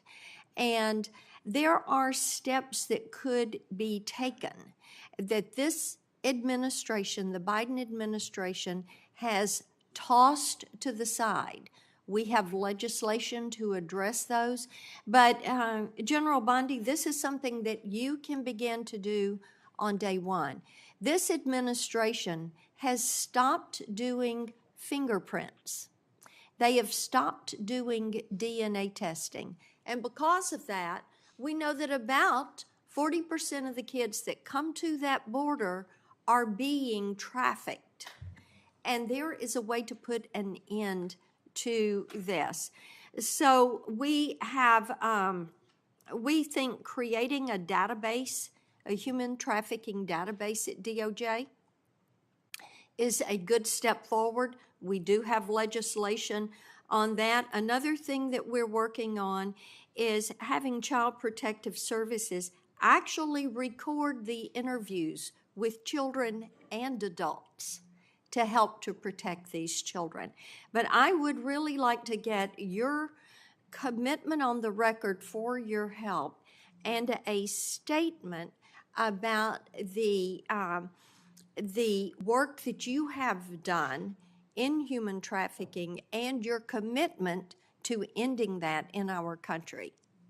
Thank you, Senator. And I have not yet reviewed your legislation, but I would love to review that legislation. Yeah, I learned about the fingerprinting and the DNA when I was at the border a few months ago, and I really couldn't believe that. And while I was there, I went to a rape crisis center, and what I saw and learned at that border, there is nothing humane happening at that border. No. And so many women and children are being trafficked coming into this country. And when I was Attorney General for the state of Florida, I went to Mexico, and I went to a safe house, and I met victims of human trafficking, women and children. I held babies who had been trafficked. Mm-hmm. And what gets a young drug addicted, because they addict all these women to drugs when they're trafficked, young drug addicted mother to break free from her captor, they were sending her to New York. And when they were going to do that, what did? They were going to kill her baby. And that's what got her to break away and get to a safe house. So I am committed to fighting human trafficking alongside you, and I have not yet read your legislation. I appreciate that. We appreciate so much your commitment to that. There is nothing compassionate about what is going on at that southern border, and we will need your attention to fix those issues. Thank you. Thank you, Mr. Chairman. On behalf of the chair, Senator Schiff. Thank you, Mr. Chair. It's been suggested, Ms. Bondi, by a number of my colleagues that the concern Democrats have is that you are friends with the president. That's not our concern. It's not our concern that you're loyal to the former president. The president has a right to choose people who he believes will be loyal to him. Our concern comes when that loyalty to the president conflicts with your duty, conflicts with the Constitution, conflicts with your oath. And our questions have been designed to try to ascertain what you will do when that inevitable conflict arises. And you may say that you believe that conflict will never come, but every day, week, month, and year of the first Trump administration demonstrated that conflict will come. Jeff Sessions may not have believed it would come to him, it came to him. Bill Barr may not have believed it would come to him, it came to him. It came to everyone. It will come to you. And what you do in that moment will define your Attorney Generalship, your public service. Everything you've done up to that moment will be judged by what you do in that moment. I would encourage you to talk to Secretary Mattis, someone who had broad respect and has broad respect of Americans on both sides of the aisle, who felt it incumbent on him to leave his post because he could not in good conscience continue to do as he was asked. I would encourage you to talk to Chris Wray, who perhaps, as well as anyone, walked that difficult line, avoiding unnecessary and gratuitous fights with the former president, but at the same time defending his workforce, defending the democracy and our institutions. I would talk to those who have been where you're about to be, because you will surely be faced with that difficult challenge if you are confirmed. Let me turn to some California particular concerns. I'm grateful for your acknowledgement of the trauma we've been through with the fires. That is not over. We will need your help in going after those who are committing arson or who are looting or the inevitable fraudsters who will take advantage of the situation to try to defraud taxpayers. Price gouging. As well as price gouging. Indeed, on the subject of price gouging, and we talked quite a bit about the 2020 election, the 2024 election was about the high cost of living. I hope you will demonstrate a willingness to go after anyone who's engaged in price gouging. I think the oil companies are engaged in price gouging. The price at the pump in California is through the roof. Are you willing to take on even powerful interests like the oil industry if you determine that they are gouging consumers? I handled the BP oil spill, Senator, when I was Attorney General for the state of Florida. Right now, as an immediate concern, I would be concerned about helping you in California with all the criminal acts that I'm sure are happening throughout your state, with the looting, with and this is just from me watching it on the news. You've been there on the ground, but crime is rampant in California, and it's only going to get worse based on these fires and what happened. And price gouging is when people come in and they try to raise the price of goods, water, essential commodities, when people have lost their homes. And not everyone lives in a big home. Most people don't. And people have lost everything that they have had. And I am committed to working with everyone in California constantly to help the people in the aftermath of these fires and do everything that I can. We will need your help on that. We will need your help on attacking the scourge of fentanyl. We can't solve this problem as a local government or state government or a federal government alone. We need to work together on that. And let me ask one last question, if I may, Mr. Chairman. Important to a great many Californians and people around the country. And that is, will you respect their marriage? Will you respect marriage equality? Will you defend marriage equality? I will respect the law, absolutely. Thank you, Mr. Chairman. Thank you, Senator. I'm sitting here in the chairman's seat, General Bondi. It's a great feeling of power. Do you have documents you want me to review? Maybe some things I'd like you to sign. Let me just ask you here, and I think I may be your last interlocutor for the day, so congratulations. You've just done fantastic. Thank you for answering all of our questions. Let me just ask you about another of the abuses that this past administration perpetrated and that is still in place. And I'm referring to the October 2021 memo from Attorney General Garland targeting parents at school board meetings. Do you remember this? Yes, Senator. What happened was, as I'm sure you recall, we now know the Biden administration, the White House, the Secretary of Education solicited a letter from the National School Board Association. They ginned it up. It was fake from beginning to end. They ginned it up, calling for law enforcement scrutiny against parents, tax-paying parents who are going to school board meetings, inquiring what their children were being taught, inquiring about face masks, critical race theory, and Attorney General Garland, you talk about bowing to political pressure. When the White House demanded he activate the FBI against these parents, amazingly, unbelievably, he did it. And he issued this memorandum in October of 2021. All of this time later, that memorandum has still never been formally rescinded. Even after the National School Board Association withdrew their letter, admitted they had been wrong to call parents potential domestic terrorists who were merely raising questions about what their children were being taught, Garland never apologized for it. He never did anything about it. It is still in effect. Here's my question for you. As Attorney General, if and when you are confirmed, will you finally rescind that memorandum and do right on behalf of all of these parents who have been wrongly, unjustly targeted by the FBI and DOJ? Senator, I have not yet read the memo. If I am confirmed, I will read the memo and I will do the right thing, just like I told senators on both sides of the aisle regarding their issues. Good. I look forward to you doing that, and I would hope this is something you could do on the first day after you're confirmed, to send a message to parents and law-abiding citizens everywhere. This shouldn't be a partisan issue. I bet the parents who went to these meetings, they're Republicans, they're Democrats, they have no partisanship, but they want to know that their First Amendment rights will be protected. And you rescinding that memo formally after, frankly, the current Attorney General lied to us about it for years would send a tremendous message. Let me just ask you about the one other thing, and this is something near and dear to me. We talked about this when you came to my office. The Department of Justice administers a fund called the Radiation Exposure Compensation Fund. This is a fund that helps pay for the health care bills of Americans who have been exposed to nuclear radiation by the government through no fault of their own.